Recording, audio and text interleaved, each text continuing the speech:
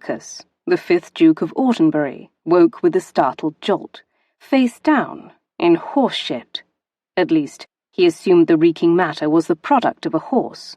Several of the beasts could be heard neighing around him, and he had spent a good amount of his life in the stables around horses. He knew the stink of horse excrement. Pain splintered his skull as he pushed himself up. Bloody hell! What happened to him? Wiping his face with the cuff of his jacket, he sat up fully and looked around, finding himself the subject of scrutiny. Several pairs of eyes stared at him through the slats of the stall. Children, he surmised. The eyes did not appear to be over 5 feet in height, and they talked in high-pitched voices. Of course, that could be his overly sensitive ears. "When do you think he's going to wake?" "Oh, he's been in that horse muck for hours now." "No, until tomorrow. Whenever my pa drinks, he sleeps for days." "He's big, isn't he?" "Good morning," he greeted drolly, trying not to breathe too deeply of the surrounding stench. The eyes blinked at him. "Oh, he talks funny," the small one exclaimed. "I don't suppose you could tell me where I am?" he inquired, glancing down at himself and wincing. There was a good amount of dung on his once pristine jacket. Several giggles and titters met his question. "You don't know where you are?" one child demanded rather boorishly. "What kind of dolt are you?" "A spectacular one," he grumbled, rising to his feet and ignoring the knifing pain in his skull. More giggles. He staggered a step toward the stall door. The children on the other side of the door shrieked and ran. Their footsteps pounded a swift retreat that matched the hammer in his skull. He attempted to lift the latch. No luck. It was barred from the outside. "Of course," he muttered, leaning against the stall wall and appreciating the support. He burrowed through his inside pocket to locate a handkerchief. He mopped off bits of hay and muck from his face, wondering how he had fallen so low. Had his life really come to this? He could not recall having ever slept in so undignified a situation. He'd woken in all manner of locations, but always on a bed or a chaise. Once at school he'd fallen asleep on his desk when he stayed up late studying. This was an ignoble first. Heavy, dragging footsteps approached. No child, he presumed. A jingle of keys preceded a scratching at the door, and then the stall door swung wide. A face peered inside at him, the eyes small dark beads in a broad flat face. "You're awake," the fellow announced inanely. "I am," he returned mildly, scratching his jaw through an itchy growth of hair as he stared down at his boots. Their high-shine buff had long since faded. His valet back in London would be horrified, but their lack of luster felt appropriate. He felt like his boots, dull and dusty. "Thought a night locked up might take the wind out of your sails." Ah, so he had been incarcerated, for what infraction he could not recall. He glanced around again, seeing the stall for what it was, a jail. He recalled stopping at an inn, yesterday, in some remote village. He could not remember the name of the village. They had all begun to blur. He'd passed through many of them on his journey north. He lifted his head and stared at his jailer. "Might I inquire of my crime? You have nae memory, then?" The man swiped at his red, bulbous nose. "You practically destroyed old Alvin's taproom when John Smithy objected to your handling of Rowena." Rowena? The name rang familiar. He fluttered his fingers near his head, as if that might help conjure forth the details. "Was she a black-haired lass?" "Aye." The man nodded. Rowena was aptly named. The serving wench had roving hands.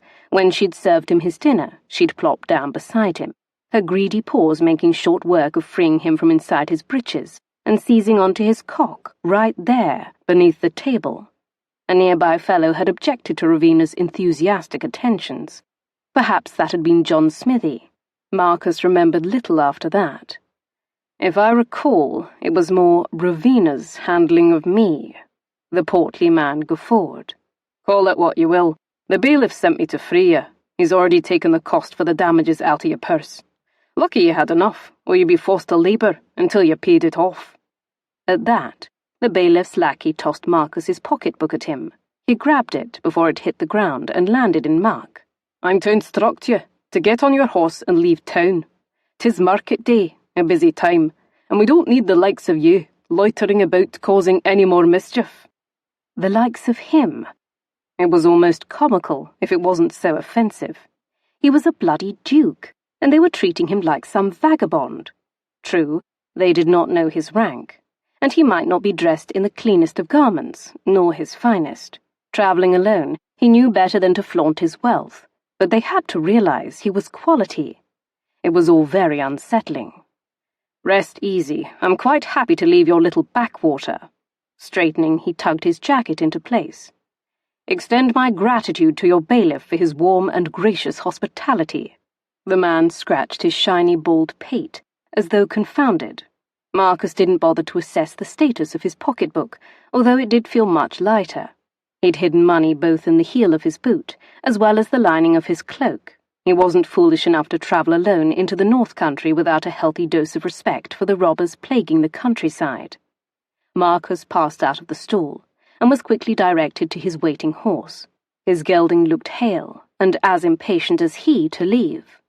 A wide-eyed youth handed him the reins. Marcus nodded a curt thanks to the lad, and mounted without the aid of a block. Without a backward glance for the stables that had caged him for the night, he nudged his horse forward into the bustling village, vowing to bypass it on his return journey home. As far as he was concerned, this wretched little place was cursed, and he should avoid it and its inhabitants in the future. Alyse circled the small loft, eyeing her narrow cot pressed against the single gable window. She'd slept in that bed for 7 years without fail, staring out the window into the night sky, counting stars and spying on the moon as she waited for the day her life would be her own. Tonight, it would begin. Tonight, she would sleep somewhere else. She'd made the bed today, as she did every morning. The grey wool blanket was tucked neatly around the mattress. The thin pillow, positioned precisely where her head had rested for 7 years. The pillow was worn flat, a permanent indentation at the center of it. Perhaps where she was going, she would have a full, plump, down-stuffed pillow. It didn't matter. She'd accept a blanket on the hard ground, as long as it meant she was away from here, as long as she was free of this place. She approached the window and peered down into the yard. Mr. Beard waited in the carriage for her, bundled in his coat against the cold. His thick, work-roughened hands anxiously worried the reins. He, too, was eager to be on his way, and she was fairly certain that it had everything to do with the widow Macpherson. Mr. Beard and the widow had grown close since Mr. Macpherson passed away. The only thing stopping them from growing closer was Alyse. Turning, Alyse studied the small slope-ceiling room a final time. She had shared this chamber with the Beard children for a long time. When she first came to live here, at the tender age of 10 and 5, still raw with the grief from losing Papa, there had been 6 boisterous children, all clamouring for her attention and care. She had been responsible for them while Mr. Beard worked his farm. Only 3 of the children still lived here, and they were scarcely children any more. The boys worked the farm with their father. They could tend to themselves now. The rest had married and left. She'd served her purpose. She was no longer needed here. Her purpose would be her own from here on. Alyse exhaled, feeling much lighter than she had in years. This was it then. She was almost free, only one more thing left to do. She lifted her small valise, which held all her belongings in the world, a nightgown, 2 spare dresses, a mother-of-pearl comb, brush and mirror set that had once belonged to her mother, her late father's pocket watch, her parents' wedding bands, a few hair ribbons, and her family's Bible that held a record of her family history. It was all that was left to mark the Bell family tree, the only thing that proved any of them had even existed. Well, and Alyse. Turning away from the small gabled window, she left the room and descended the narrow, uneven steps. Nellie waited below, bouncing a baby on her hip, and armed with the same question she'd pelted at Alyse all week. "Are you certain about this?" "Yes," she insisted. This was always the agreement between me and your father. Nellie scowled. That doesn't make it right. Doing this thing today, as awful as it seemed, was the only way she was going to make everything right in her life. She'd worked toward this moment, when life had been its most challenging, and caring for 6 boisterous children all day definitely qualified. She'd endured. She'd donned a smile. She persisted, because she knew this day would come. Freedom would be hers. She covered Nellie's hand with her own and gave it a squeeze. Nellie's young daughter leaned in and swiped at Alice's hair, mussing her hard-won coiffure. When she'd first joined the Beard household, Nellie had despised Alice and resented her presence. The late Mrs. Beard had passed away a few months before, and the last thing Nellie had wanted was someone taking her mother's place. Reprisals had been swift. A frog in Alice's boot. Her hair whacked off while she slept. Her good Sunday dress ruined. She'd quickly hidden her few valuables for fear that Nellie would destroy them. It warmed Alice's heart to think how time had changed all of that. Nellie was like a little sister to her now, even though she had married and lived on the other side of the village with her growing family. Yardley will be there, she told Nellie with assurance. Nellie snorted and rubbed at her swollen stomach. Yardley? She rolled her eyes. What do you know of him truly, Alice?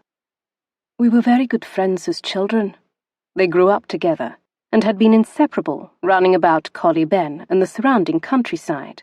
Papa was not yet ill when Yardley left and joined the Navy. As children, they had exchanged promises. He would return for her. They wrote to each other. He told her of his travels. She told him of the marriage Papa arranged for her with Mr. Beard. It did not deter him. He still promised to come for her, and he had. They would be together, share a life, live in London. He would apprentice for his father's cousin, a poulter, in 7 Dials. She would find work as a seamstress, or even a maid. They'd have a life together, and be free. That was the most important thing.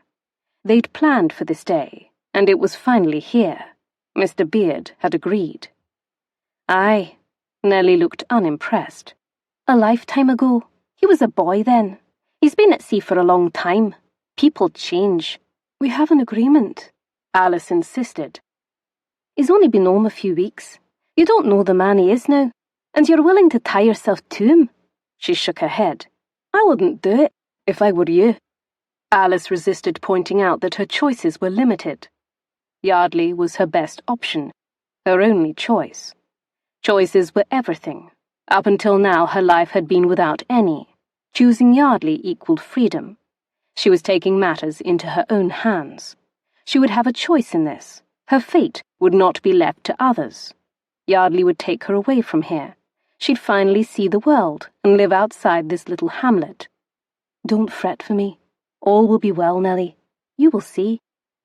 Nellie's scowl only deepened. I hope you're right. You deserve good things.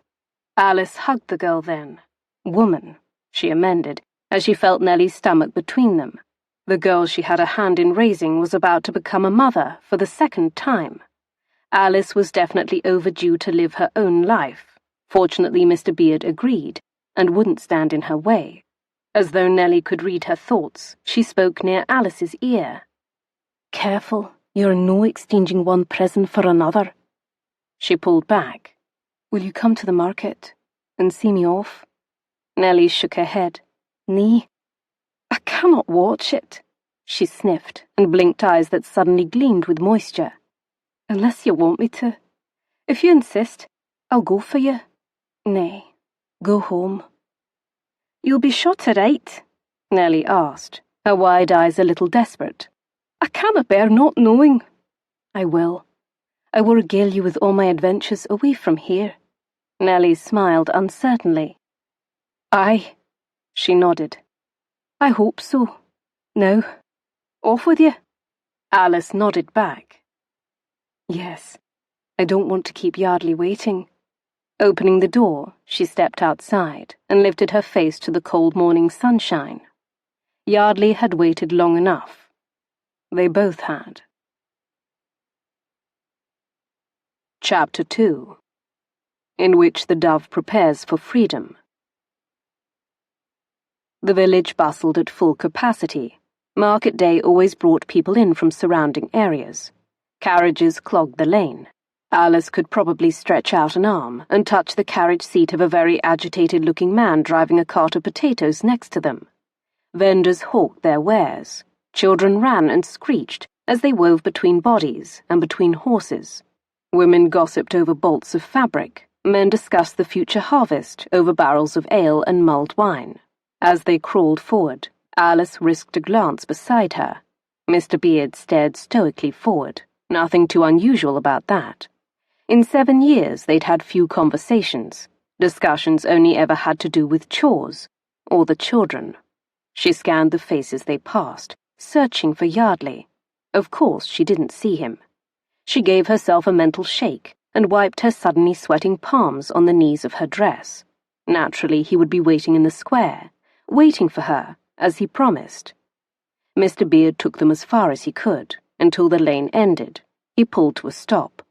His knees creaked as he climbed down, tied off the horses, and rounded the back of the cart. Reaching her side, he held out a hand for her to descend.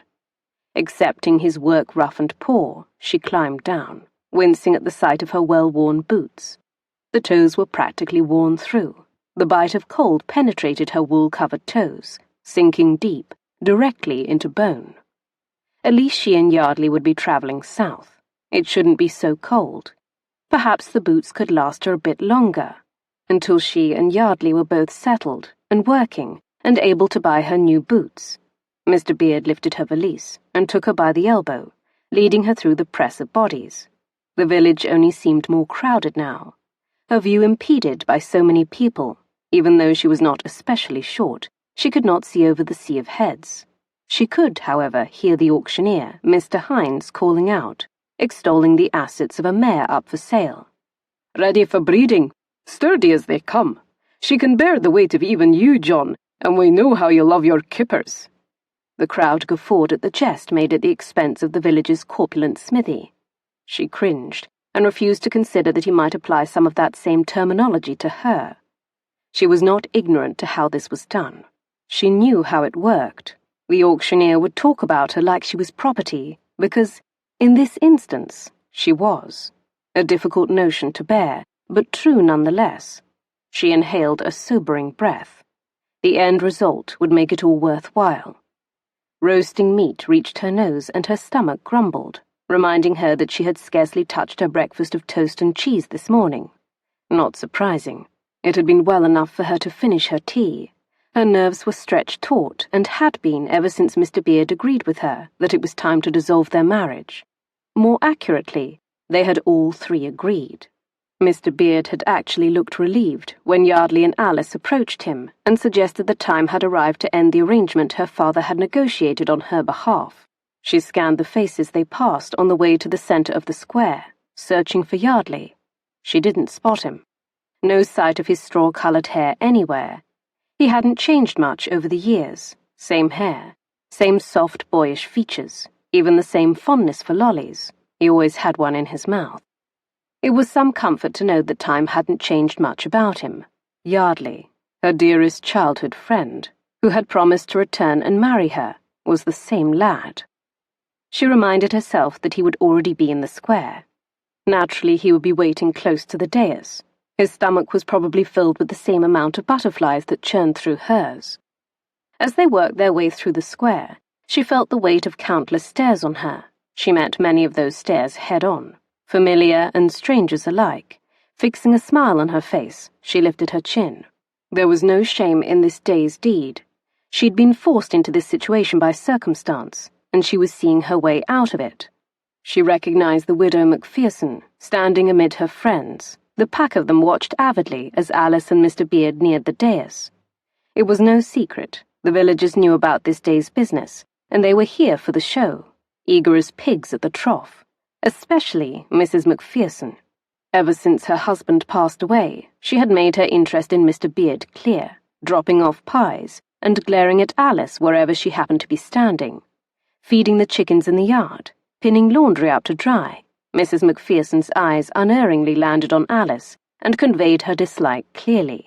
Alyse craned her neck, skimming the familiar faces of her neighbours, all positioned close to the dais for the best vantage, searching for a glimpse of Yardley. Still no sight of him, and her churning stomach took a dive. Where was he? They waited at one side of the dais, as Hines closed out the sale of the mare. While the owner and the buyer moved forward to sign the bill of sale, Hines spotted them and descended the dais. "Ah, Mr. Beard, you've arrived just in time. I was starting to wonder if you'd changed your mind." At this, Mr. Beard slid a glance to where Widow Macpherson stood. Clearly not. The woman stared back, unblinking, and yet communication passed between them, as audible as words. Mr. Beard had no choice. If he wanted a life with the widow, it had to be done this day. There was no going back. Nor did Alyse want to. She'd slept her last night in that gable room. With an increasing sense of panic, Alyse scanned for Yardley's familiar flaxen-haired head, searching for him. If he was here, why wasn't he making himself visible? He had to know she would be uneasy until she saw him. "Mr. Beard," she leaned close to whisper, "I don't see Yardley." Mr. Beard frowned and glanced around the crowd, his heavily lined face presenting more lines than usual. "Yardley McRoy?" Hines inquired, overhearing her. "Aye." Beard nodded, scratching his grey hair. "Oh, I saw him ride out of town early this morning, before the crowds arrived." That said, the auctioneer turned away to address the seller and buyer of the mare, as though he had delivered news of no import, as though her entire world had not been shaken and stripped to its core bits. Her stomach bottomed out, dropping to the soles of her feet. Yardley rode out of town. That made no sense. She shook her head. "What did you say?"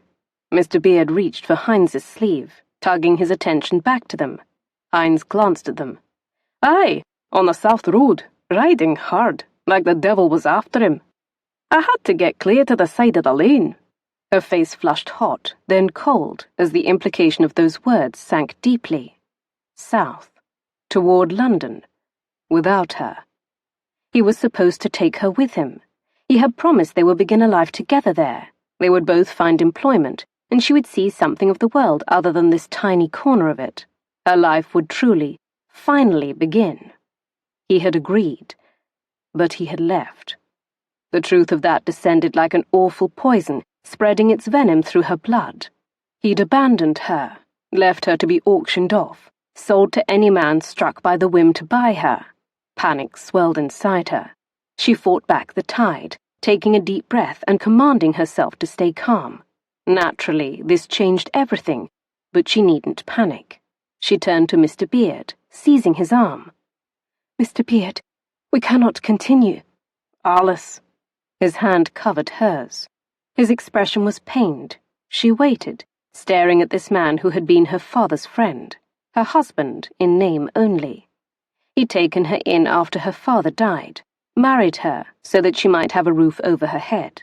In exchange, she had looked after his children, kept his house, cooked his meals, did his laundry. It had been a tolerable arrangement, fair, a solution to both their problems at the same time, not meant to last forever. She had clung to that knowledge amid the drudgery and loneliness.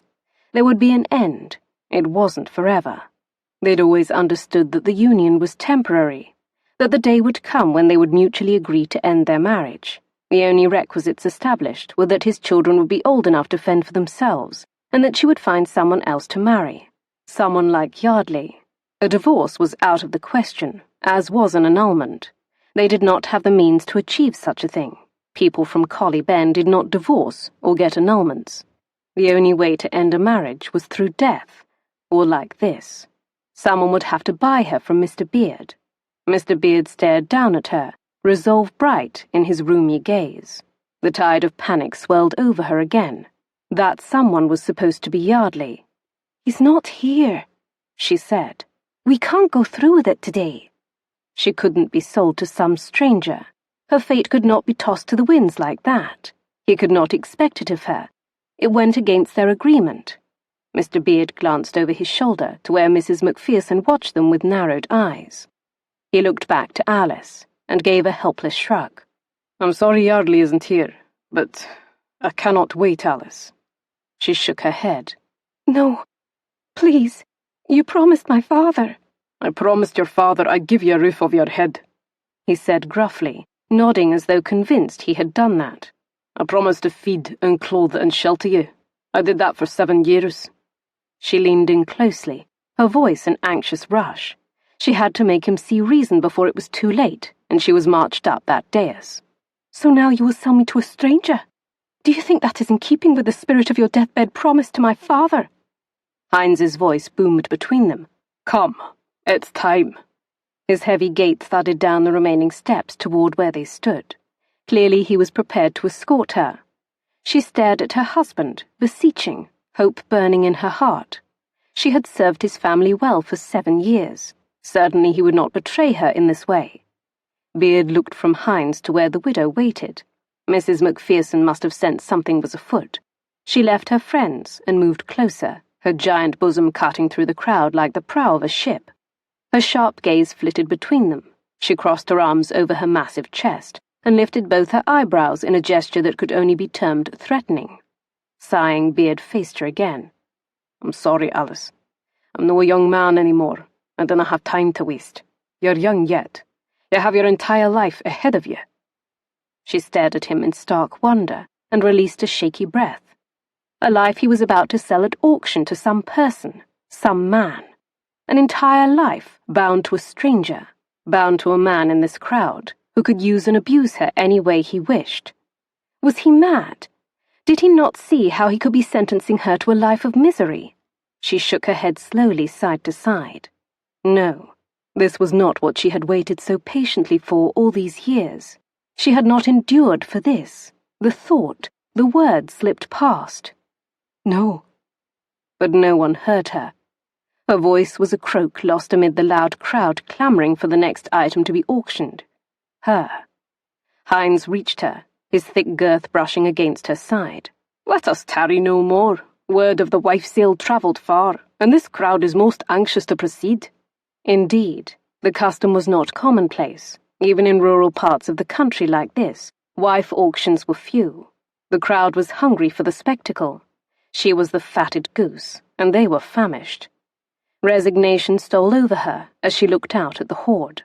She hadn't shed a tear when her father died. She cried enough before that day, during the months he had been ill. She had loved him more than anyone in her life, and nothing had been as terrible as losing him. Not even this. She flinched as the rough hemp rope dropped over her head and settled about her throat.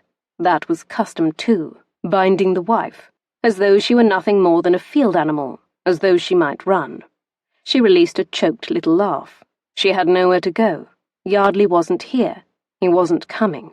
She needed to let that dream go and focus on the reality of now. She had to keep a cool head and brace herself for whatever was to come. She lifted her chin and reached down deep, grasping for her composure. Perhaps it wouldn't be that bad. Clearly she couldn't go on living as a non-wife to Mr. Beard.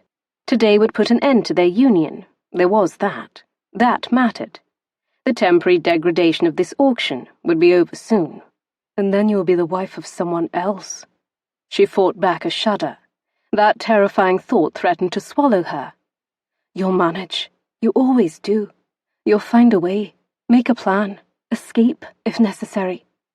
She was sensible. No sense panicking until she knew what she was up against. As this internal dialogue played out in her head, Heinz yanked on the rope, propelling her to move. The frayed hemp bit into her skin. She caught herself, one of her hands flying out, and landing on the rough wooden step, breaking her fall. Mr. Beard reached for her, his hand circling her elbow to lift her up. She pulled her arm clear of him, shooting him a hot glare. Don't! She would not give him that satisfaction. He would not get to walk away from this day thinking he had helped her in any way. Not after 7 years. Not after promising. Come! Heinz snapped, looking back down at her as though she were a troublesome child who couldn't keep up.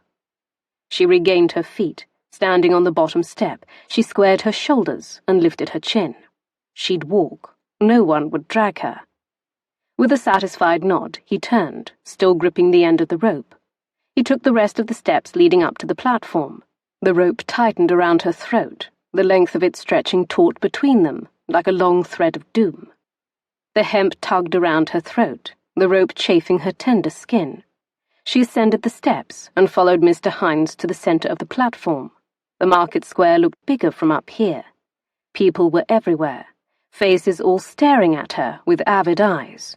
There were more people than she had ever seen in one place before. She swallowed against the giant lump in her throat and told herself to be strong. Don't let them see how very scared you are. Even if she was, she'd survive this, as she had everything else in her life. She'd make it through this day. Chapter 3. The Hungry Wolf Spies the Dove. Fate was conspiring to keep him in this cesspit of a town. Marcus guided his mount through the village lane, weaving between carriages, darting children and carts of steaming meat pies, blood-dark kippers, and shanks of roasted pork. He was forced to stop several times. His gelding, Bucephalus, tossed his head in annoyance at the crowd, clearly hating being fenced in and wanting his lead. Marcus could appreciate the feeling. That's why he was on this journey, why he'd departed London. He'd felt fenced in, choked, surrounded by people he could not seem to like anymore, himself included. He patted Bucephalus's neck.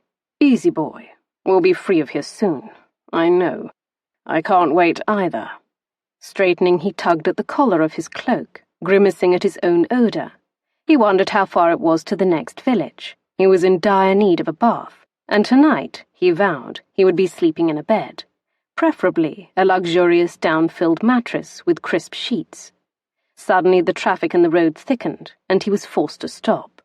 He stood in his stirrups and craned his neck, attempting to see what was transpiring ahead to impede his progress. He could see nothing beyond a throng of bodies, all turned in one direction, their backs to him as they pushed forward in an attempt to gain better view of something happening ahead. Sighing, he glanced back behind him, wondering if it wouldn't be easier to turn back around and find another way out of town. A heavy-set woman with a face that reminded him of the bulldog his headmaster used to walk around the grounds charged ahead with no mind to anyone in her path, including him and Bucephalus. She landed a hand on the rump of his horse as she passed. He called down to her. "What is all the fuss?" She paused and lifted her jowly face up to him. She motioned ahead, her cheek jowls swinging. "Don't you ken? There's an auction in the square." Almost in response to her words, the crowd rumbled, and shouts carried forth from the public square. "It's startin'!" She forgot all about him and pushed her notable girth amid bodies, determined to clear a path for herself. An auction warranted all this frenzy. He sent another glance behind him. It wouldn't be easy venturing back that route. He'd be going against the flow of people. Best continue on his path moving forward and make his way around the periphery of the square.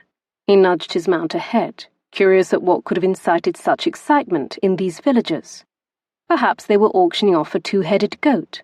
He snorted at the thought as he nudged inside the entrance to the square. He pulled up to a stop. People bumped into each other, but were indifferent to the contact, their gazes fixed on the livestock pens ahead. He followed their gazes, looking to see what these rustics found so diverting. At the far end of the square, at the forefront of the pens, a dais was erected. His attention fell on a single individual standing on that platform. It was a female. A rope encircled her neck, the end held in the grip of a man who cried out to the audience. "Still in her prime? The lass will make a fine bedmate on these cold nights, and in the winters to come." He went still, watching. Even Bucephalus stopped his restless pawing at the ground as though understanding something remarkable was transpiring. It was unthinkable. Shock rippled through him. They were selling her. Selling a woman. A human. The auctioneer continued. "Now I have her husband's word that she is as pure as the day she came to him. The lass is untouched, and waiting for a good man to break her in. Now who will it be? Do I hear a bid?" The audience tittered, necks stretched, heads craning to see if anyone would answer the call to action. One man broke the crowd's reticence and shouted, "What wrong with her?"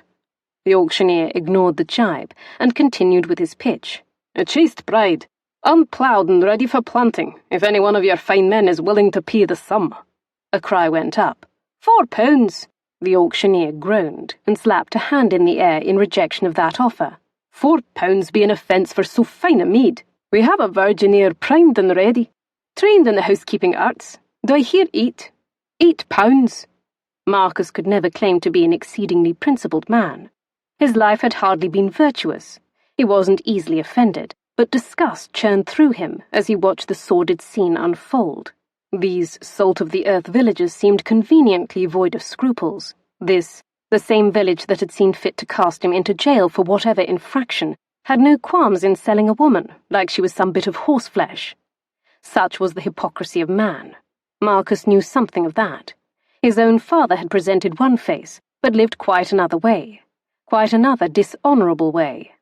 As though to hammer home the depravity of the scene, someone called out, "Show us our titties! We got a right to see what's being offered." The auctioneer scowled and pointed a damning finger in the direction of the voice. "Mind your tongue, Liner. This be a proper business. One more foul word from you, and I'll have you locked up. You ken?" The threat must have done its task. There wasn't another word from Liner. The auctioneer continued to extol her virtues, remarking on her youth and cooking skills. "The lass is fit, and can labour along any man in the fields. She might be young, but I've no fear she be missish about getting her hands dirty." He grabbed one of her hands and held it up as though the crowd could see. "These little hands bear the calluses of our labours." Marcus studied the female. She stood with her hand gripped in the auctioneer's grasp. There was no ducked head or lowered eyes. She stared out at the crowd, eyes scanning, searching. For what? Help? An escape? It seemed too late for that. How was it possible for a man to sell his wife? It was slavery, pure and simple. And how could these villagers support such a thing? He felt as though he had entered another realm, where all manner of bizarre things existed. For all he knew, elves might prance past him. "Can we bid on her, Pa?" A boy nearby begged, tugging on his father's coat. The father looked down at his son before looking back up at the girl on the block. "Nay, lad, we canna pay such a sum." Marcus looked down at the man, unable to help himself from asking, "Is this normal practice?" The father looked up at him, his nose wrinkled, confirming Marcus did indeed reek of a dung heap. Even so, the cut of his clothing and fine horse he sat upon had the man doffing his hat. "A wife auction, you mean?" "I never heard of such a thing." "Oh, aye, not very commonplace, but 'tis a way for a husband to rid himself of a wife. I seen it a time before many years ago, an older woman then." He nodded at the slight figure on the platform. "No so young as this. She'll fetch a fine price." The man glanced at the girl wistfully. Marcus turned his attention back to the hapless girl. The bidding had reached £9 now.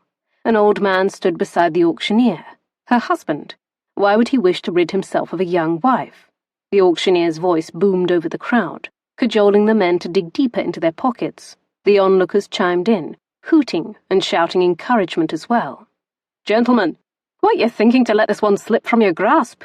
He stood behind her and gripped her by the shoulders, forcing her to step forward as though they all needed a better view of her. Something stirred in Marcus's stomach at the man's thick hands on the girl. Despite all his extolling of her hardiness, she was thin. She could easily break beneath someone bigger and ruthlessly inclined. A description that fit a fair number of men in this crowd. The auctioneer snapped back her cloak, parting it to reveal her body, still mostly hidden within a sack-like wool gown. She snatched at the edges of her cloak and covered herself again, glaring at the auctioneer. Marcus felt himself smile. There was fire in her. His smile slipped. How long would it last after this day's unpleasant business? After she was crushed beneath the boot of a man who bought her as though she were a broodmare? How long until the fire was snuffed out completely? "'Tis a fine body. She'll give you countless sons to work in your trade. At 22, she has many a year left to breed. No green girl here, nay. She can work your farm, run a house, and care for bairns." He forced her to turn in a circle. She stumbled slightly as though her shoes were too big. "But can she work a cock?" An anonymous voice cried out. The crowd erupted into laughter. The auctioneer stomped his boot on the platform. "What scoundrel said that?" A bent-backed old man in a vicar's collar rebuked the crowd. "Mind your tongues! I'll not stand for it." Marcus shook his head. But the vicar would stand for such an exhibition as this, as long as there were no obscenities. The girl's face was fiery red as she faced front again. Marcus stared at that face, thinking of his sisters, Clara and Enid, safe back in town, pampered and genteel, shopping and taking tea in the parlour and rides in the park. He hoped that would always be so, that this side of life would never touch them as it touched this wretched creature. The bidding stalled, and the auctioneer looked displeased. "Come, men! You will let such a fine lass go for so paltry a sum as £13. Why didn't you plough her, Beard?" a man heckled. "You weren't man enough for the task, or the lass be squeamish." The old man turned red-faced. The auctioneer shouted, "Enough of that! Bite your tongue, MacDunn, or I'll have a word with your mam," a heavy matron called out. MacDunn wasn't to be fazed. He hollered back, "And tried as she is, we've a right to ken if the lass can perform her duties. Aye, £13 should get us a sampling, Hines." Hoots of approval followed this. The girl actually looked alarmed, her gaze flitting over the surging crowd as though Hines might agree to such a thing. Frustration flashed across the auctioneer's face. He was losing control over the hoard, and he knew it. In an impulsive move, he grabbed her by the chin and forced her face higher. "She be fair enough." He peeled back her lips. "And a fine set of teeth, a proper sign of health." Marcus's stomach squeezed anew, and he had the urge to vault onto the platform and give the man a good thrashing. He never could stomach the sight of a woman being manhandled, no matter her rank, farm girl or lady. He supposed his stepmother had something to do with that. She'd raised him to be a gentleman, more than his father ever had. His father always accused him of being weak, too soft. He pushed thoughts of Graciela and his father aside. His stepmother was part of the reason he was out here in this god-forsaken little backwater. He would not think of her now. The girl's head sprang forward at Hines. The auctioneer lurched away suddenly, yanking his hands from her as though she were afire. "Ouch! The little hellion bit me!" The crowd laughed in approval. "Oh, there be some spirit in her." Marcus grinned. Served him right. The auctioneer glared down at her crossly, nursing his wounded hand. A man suddenly cried out, "Take off her dress!" The auctioneer flipped her cloak back off her shoulders, revealing her in her ill-fitting brown wool gown. Despite his disgust at the sordid scene, Marcus couldn't look away. He should turn and leave. One voice commanded that, but another part of himself was rooted in place, taking it all in, taking in her, this proud girl, with fire in her eyes. The auctioneer gestured at her. "Aye, she be endowed well enough, gents, more than an handful there." The crowd had fallen eerily silent. Lust gleamed in the eyes of the men, and several licked their lips. Every man here was evaluating her, stripping her of her modest attire, and imagining her on her back, deciding if she would be worth the coin. The auctioneer persisted. "What say ye? You'll have to use her for life. This be no temporary investment, lads." At that, the girl's face went even more pale, if possible. She'd suffered all the insults and indignities thus far with admirable mettle, but that declaration made her look as though she might disintegrate into the boards of the platform. A man called out from one of the stalls at the edge of the square. £16. Marcus examined him. He wore a tanner's apron, covered with blood and gore and bits of offal. His skin had a waxy yellow appearance that bespoke of a poor constitution. When the auctioneer's voice rang out in approval, "John Larkin, my good man," the girl's pale face turned a shade of green. "Of course you ken a bargain when you see one. Fine businessman, such as you be."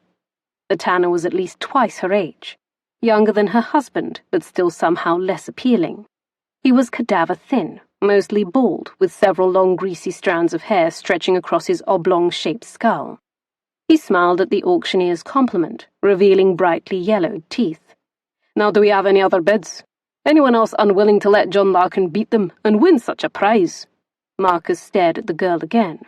Several strands of long brown hair dangled around her face. Her eyes were large beneath a set of eyebrows, several shades darker than the brown of her hair. She looked so young. Those wide eyes scanned the crowd anxiously, as though still searching for someone, still hoping for rescue, escape.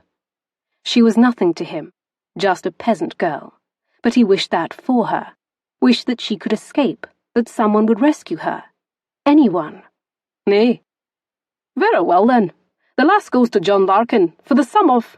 I'll give £50 for the girl." Chapter 4. and the dove finds herself freed from one cage and placed in another. Sold. The word reverberated in her head. Sold like livestock, like goods at market, like a slave. Slave. As awful as that word was, the other words were more awful. All those words shouted by the jeering crowd that made her feel less than a person. A man had bought her. This fact was no small thing that went unabsorbed in her consciousness. The knowledge of it bitterly coursed through her. He was out there somewhere, a face in a crowd of hundreds. He'd stared at her, evaluated, judged her, and found her worth the coin. Perhaps his voice was one of the many who yelled horrible, demeaning things at her. Her heart raced. Her pulse jumped at her throat.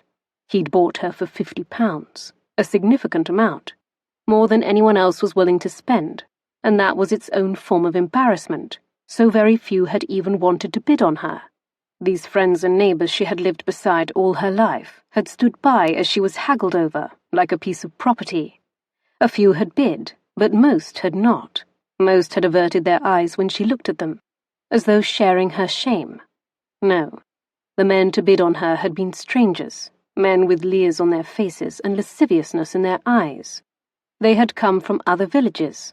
Maybe it was easier to buy a woman when you did not know her, when her father had not been a respected member in your community, a teacher to the village children. All except John Larkin, the tanner. She shuddered.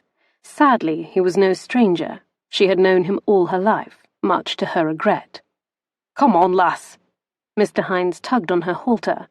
The rope cut into her throat, the rough hemp abrading her skin, forcing her forward. She grabbed the lead and tugged back. He tossed her an annoyed look, as though he were the one being mistreated. She held on to the lead as she followed him down the platform steps, lifting her gaze to scan the crowd, searching, as though she would somehow know him when she saw him, this man who had claimed her to wife, as though there would be a sharp moment of recognition when she clapped eyes on him. She may not have seen who bought her, but his voice still resonated inside her ears. She knew instantly he wasn't from around here. He had been English, his voice deep and impenetrable as a dark wood calling out, "I'll give £50 for the girl." She hadn't seen his face, but sweet relief had rushed through her to have escaped the clutches of John Larkin. The tanner would not own her. Her fate would not be with him. It would not be that. Her nostrils twitched in memory. She could almost smell his stench even now. He always reeked of coppery blood and rotting animal carcass. Another shudder rolled through her. £50. It was a small fortune. Mr. Beard's eyes had bugged out from his head. She sent him a quick glance. Even now his eyes gleamed with avarice. He shifted anxiously, clearly eager for his money. She knew he had never seen a sum like that in his life. She always budgeted the household accounts, and she knew he could never call that amount of money his at any one time. She was good with numbers. Always had been. Papa had schooled her from a young age. From the time she had learned to walk, she had been taught Latin and French. Her bedtime stories had been Chaucer and Shakespeare. There were only a few books in the Beard household, but she had read them countless times. She missed books. She had been looking forward to moving to London, where she could visit libraries. She'd heard they had libraries where anyone could walk in and have access to books. It boggled her mind. When Yardley had abandoned her, he'd taken that dream with him. She swallowed against the lump in her throat. Now she couldn't even imagine what her future might be. This way. Mr. Hines led Alice and Mr. Beard to the rear of the platform, near the animal pens, where a small table was positioned. Mr. Hines's son sat at it, with ledger books spread before him. He wouldn't meet her gaze. He busied himself scrawling inside one of the ledgers. She glanced around again, wondering if any of the curious onlookers watching the proceedings could be him. Her salvation or doom. "Where's the buyer?" Hines demanded. "Here he is," an anonymous voice called. The tiny hairs on the back of her neck prickled. "Anyone is better than the tanner. Anyone is better." The mantra whispered through her, and she grasped for it, needing it for strength. For all her curiosity, she could not turn, could not look. She was too nervous. She felt ill. He was behind her now, the man whose voice had cracked over the air, saving her moments before she was sold to the likes of the wretched Tanner. Nothing could be worse than him. She felt certain of that. Even the unknown had to be better. John Larkin always made her skin crawl. As far back as when she was a little girl and she accompanied her father to his shop, the Tanner always made her uncomfortable, luring her to the side with a sweetmeat as Papa browsed, petting her hair, remarking what pretty braids she had and how far they went down her back. The few times she had accompanied Mr. Beard to Larkin's shop, he'd always found a way to get close to her, a way for his hand to brush or grope some part of her body. Never, in her worst imaginings, could she envision him as her husband. She shuddered again. She could not seem to stop the reaction. Even though she had escaped that fate, it was enough to make her shake and the bile rise up in her throat. Who knew the untold miseries he would have inflicted on her before she managed to escape? She sucked in a breath and fought back another shudder. She had vowed to stay strong. Whatever happened today, she'd survive it. Just because she was being cast into the unknown as the wife of a stranger did not mean her life was over. This stranger would be better than the Tanner, who smelled of rot and animal carcasses, and whose touch made her recoil. Hopefully he was a reasonable man. She could talk him into releasing her, or she could work off the money he spent to procure her. If that failed, well, she would tackle that obstacle when she came to it, but she'd existed as a glorified slave for long enough. She was done living that life. Suddenly the stench of manure reached her nose. For a moment, she wondered if thought of the foul-smelling Tanner had conjured the aroma. Then a deep, decidedly English voice asked, "Where do I pay for the girl?" Turning, she found herself pinned beneath a deep blue gaze. For a moment, it was all she could see. A dark ring of blue-black surrounding cobalt. Those eyes stared back at her. The air froze in her chest, and she had the utterly ridiculous thought that no wrong could be committed by a man with eyes like that. And yet, even as mesmerizing as those eyes were, nothing could distract her from the fact that the man smelled like a barn. No, worse. She enjoyed the smell of a barn when it was full of fresh-cut hay. This man smelled like the back end of a mule. Her gaze swept over him. He was a big man, tall, bearded. She could see little more than those impressive eyes and the straight slash of his nose above that heavy growth of hair. It was difficult to determine his age, but his hair was a rich dark brown, very nearly black. Not a strand of grey, so he couldn't have been very old. "And this man is your husband." She was now bound to a man, at least temporarily, that didn't look like he had taken a bath in the entirety of his life. "Ah, there you be. Come this way." The auctioneer led them to the table, releasing his grip on the infernal rope, much to her relief. She pulled it over her head, flinging it to the ground as though it were a poisonous serpent. She rubbed at the skin of her throat, where it had chafed. Her skin prickled again, and she looked to the side to find the stranger studying her again. Stranger. Husband. She did not even have a name for him yet. He looked away then, and stepped past her, joining Hines and Beard at the table. "Just need both you to sign these documents, and then here again in the ledger. My son has already detailed the sale. Your signature is the only requirement." He paused to laugh. "And the money, of course." The stranger reached inside his jacket and pulled out a pocketbook. He opened it and removed the money, handing it over as if it were nothing to him to part with such an exorbitant amount. The glimpse she managed told her there had been more inside that pocketbook, too. Mr. Hines accepted it and handed it to his son. After taking out a small fee for their services, Mr. Hines handed Mr. Beard his cut. "I trust you are pleased, Beard. She bought a hefty sum." He turned his attention to the buyer. "And I hope you're happy in your purchase." Mr. Hines sent her a stern look.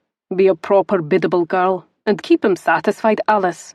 She seethed, inhaling through her nose. "You'll not address her by her Christian name." At this deep-voiced rebuke, Alice blinked, looking at the dark-bearded man. Ironically, she didn't even know her surname. She was Alyse Bell, originally. She still felt like Alyse Bell, even after she married Mr. Beard. She always would. Hines blustered, his face reddening. Mr. Beard hastily pocketed his money, clearly eager to finish with a lot of them, especially Alice. He bent over the table and picked up the quill, quickly making his mark. She knew it well. It was only his initials, J.B., something he had perfected over the course of his life. Those were the only letters of the alphabet he knew. Her husband-to-be stepped forward and took up the quill next. Unlike Mr. Beard, he took his time reading the document, and there he hesitated. He looked at the words, then to her, then back to the words again. She couldn't read them from her vantage, but she well imagined the substance of the document. They severed her ties to Mr. Beard, and made her the stranger's wife now. "Well, on with you then," Mr. Hines snapped, all goodwill he had felt toward the stranger gone. "I've things to do yet, many more animals to be auctioned." The man leaned over the table, quill braced tightly between long fingers. Filthy or not, she could not help noticing he held himself differently from other men, at least differently from all the men she had known, the men of the village. His bearing was almost dignified, too dignified, as though he held himself above everyone else. This place, these people, yes, that would even include her. At last he signed, first the document, and then the ledger as directed. The scratch of quill on parchment seemed loud. And then it was done, documented for posterity. Like chattel, she was conveyed from one owner to another. She thought of Papa then, and it almost hurt.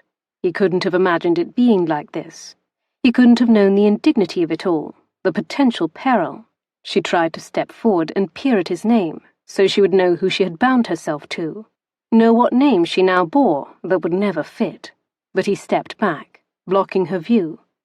Mr. Hines's son quickly sanded the parchments, and then folded them, slipping each inside an envelope with neat movements.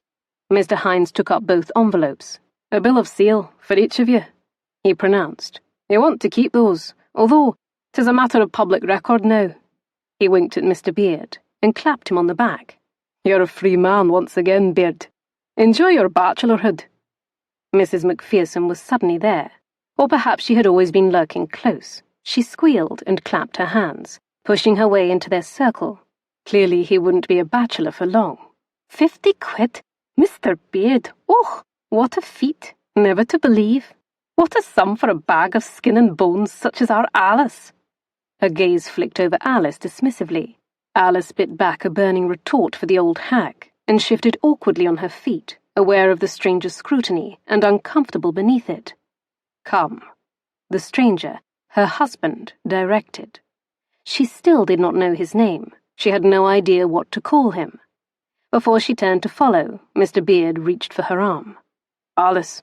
She stopped and looked at him, bracing herself for his farewell, hoping that she maintained her composure and didn't lash out at him as every ounce of her being willed her to do.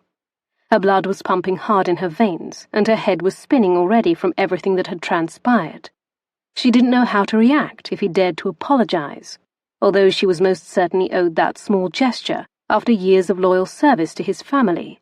He may have given her a roof over her head, but she had earned twofold every courtesy he had ever extended her. She doubted she could accept such an apology graciously. "Here you go. Dinna forget this." She looked down. Mr. Beard extended her battered valise for her to take. There was no farewell, no forthcoming apology, and as much as she didn't want to hear such a thing from him, she was also irrationally angered that he did not care about saying goodbye. He didn't want to apologize. "Oh," she said, the words strange on her numb lips. She accepted the bag, nodding mutely as her clammy fingers gripped the handle. Turning back around, she saw that her new husband waited. Her eyes briefly met his before looking away. He pressed on, and she followed, adjusting her grip on her bag and walking stalwartly, shoulders squared, chin high. Mrs. Macpherson wrinkled her nose as they passed. "Phew! Hopefully he has enough blunt left for a bath." Alyse followed behind her new husband, eyeing him carefully, noting the hard set of his shoulders. He did not turn around, however, nor did she.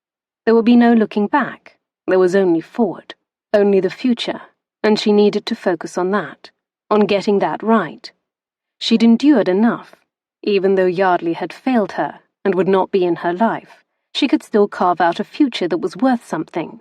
She wouldn't give up until she had that for herself. The crowd parted a path for his tall figure. She didn't know if it was his intimidating size or the foul smell of him, but everyone gave him a wide berth. They departed the square, walking a short distance until he reached a young boy holding the reins of an impressive gelding with a gleaming black coat that her fingers itched to caress. "Here, lad." Her husband tossed him a coin. Husband. She blinked at the strangeness of that, at the wrongness. "Thank you, sir," the boy exclaimed before darting away to buy a treat with his sudden earnings. The man pulled himself upon his mount with ease, and then peered down at her from his great perch, his deep blue eyes inscrutable. She looked up at him, hoping he did not intend for her to ride astride with him. She was loath to press her person against his rank body. She would rather walk. "I'll take your valise." He extended a hand. She lifted her bag up to him. He secured it to his saddle. "Follow me," he commanded in those cultivated tones before turning his mount around. She hesitated only a moment before moving after him. For now, she would obey. She would be the perfect image of submission, temporarily, until she devised a plan. As difficult as it was for her, she would bide her time, assess, strategize. It was not difficult to keep pace with. The lane was crowded and more narrow than usual, with stalls and vendors erected along the edges. Her stomach grumbled at the aroma of roasting meats and fresh-baked breads. She really should have eaten more this morning, but then she might have retched during the awfulness of that auction. Nellie had been right. Never in her life had she felt so degraded. Damn Yardley for abandoning her. She would never forgive him. The horse ambled along, unable to move very quickly, but it was still no small embarrassment to walk down the street of her village, meekly plodding behind the man who had just purchased her. Eyes and indiscreet whispers followed her. It all added to her humiliation. Perhaps it was a good thing he was from out of town, and they would be going somewhere else, some place where people would not know the demeaning details of their beginning.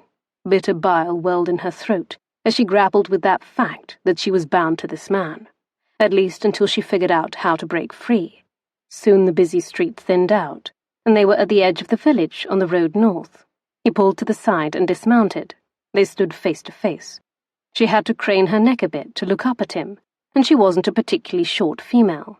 She and Mr. Beard had been of like height, and Yardley was only a little taller.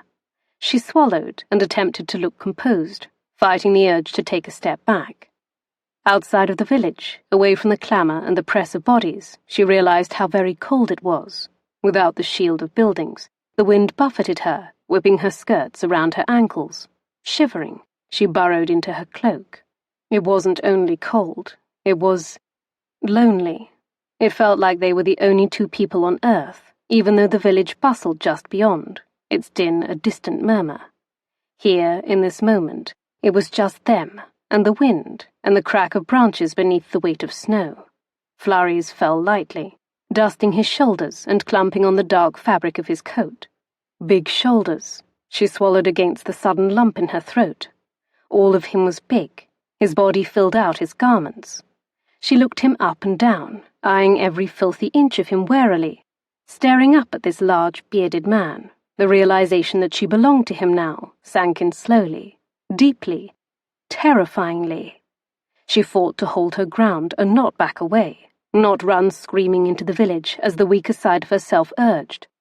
How had she ended up here, in this place, this scenario? She had such different expectations for how this day would end.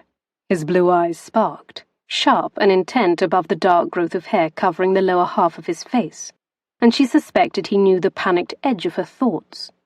Silence throbbed between them, matching the pulse racing at her throat. She was bound to this man.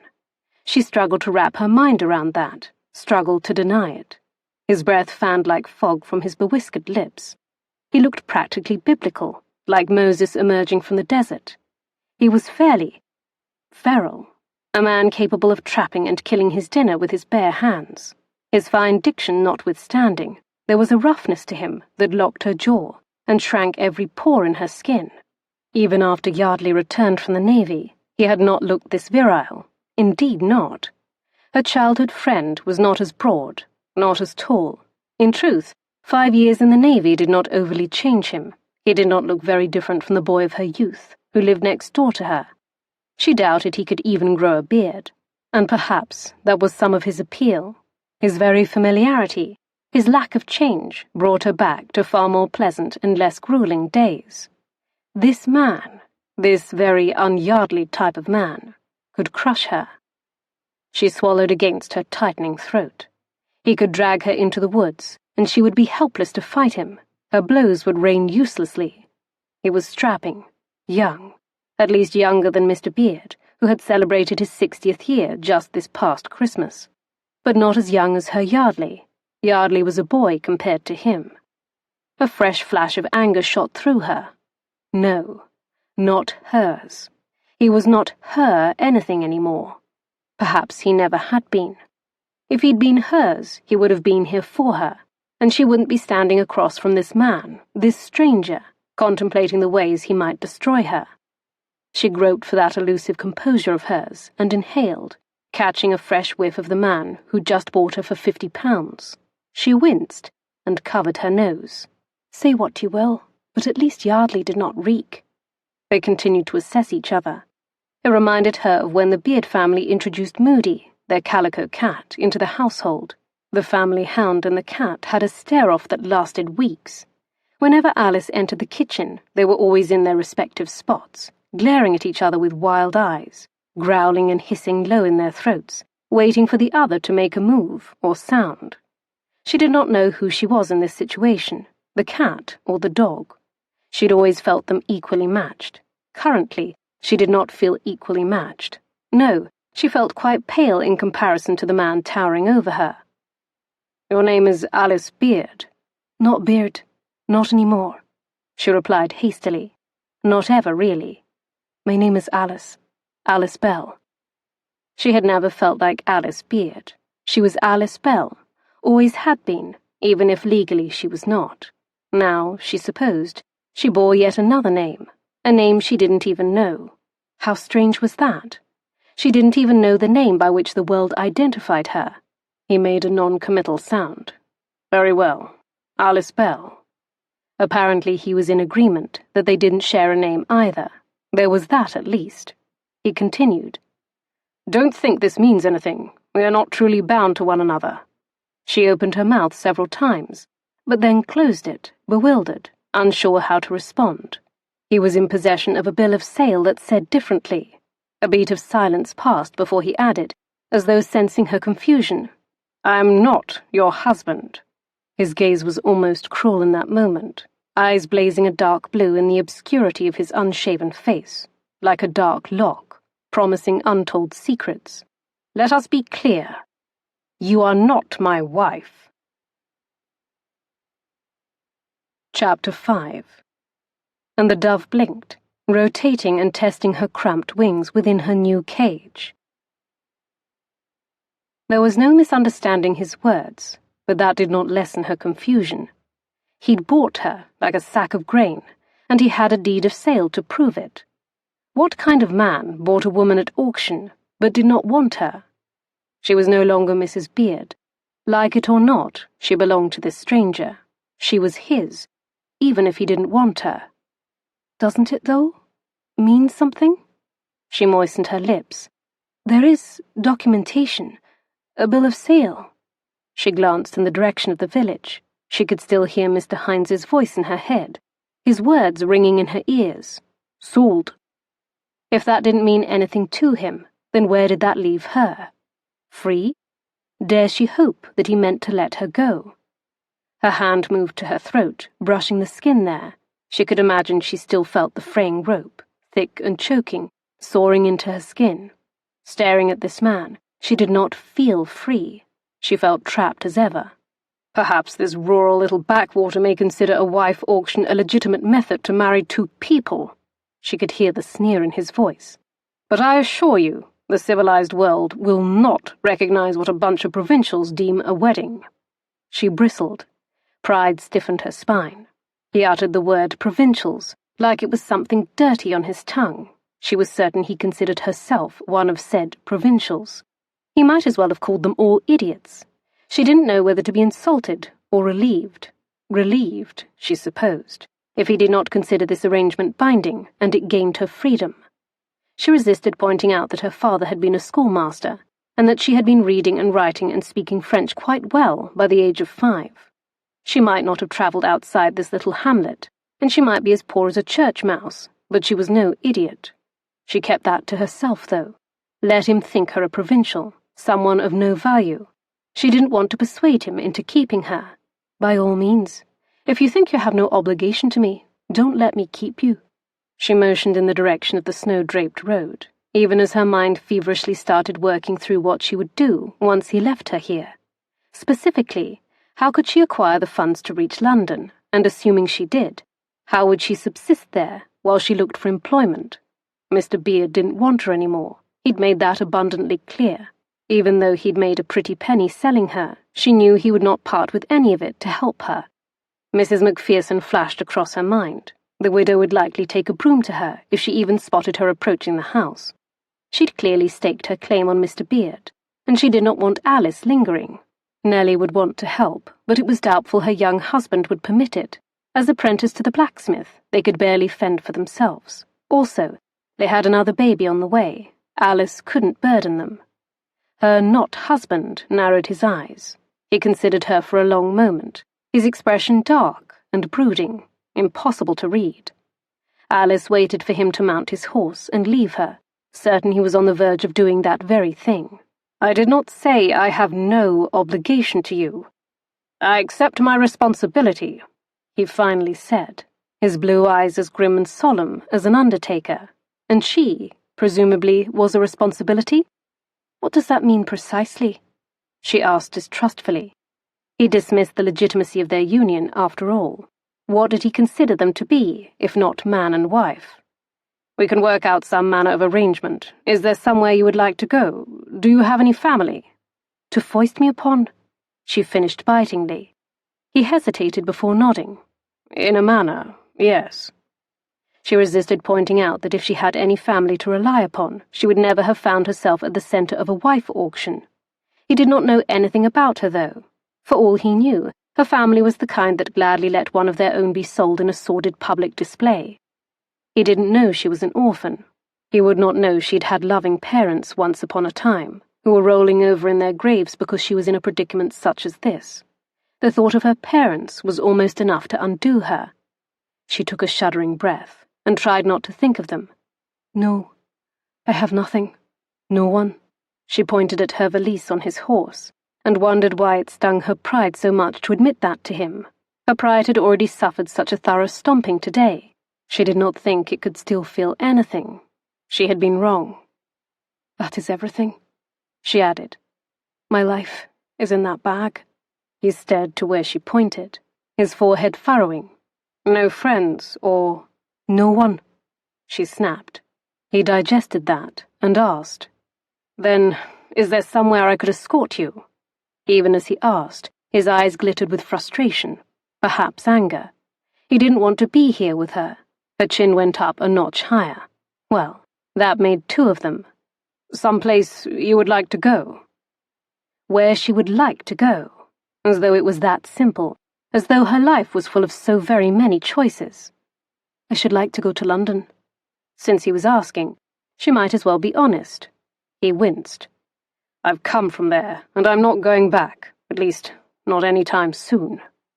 She laughed once roughly, the sound pulling at the back of her throat. That would be her luck. He came from the place she most wished to go. Any place, then, preferably a larger city. Somewhere she could lose herself, so that she might find herself. He gave his head the slightest shake. So, am I to understand you have nothing? No distant relations? No funds? She fidgeted. Yes. So I could take you somewhere, but there would be nothing waiting for you once you arrived there.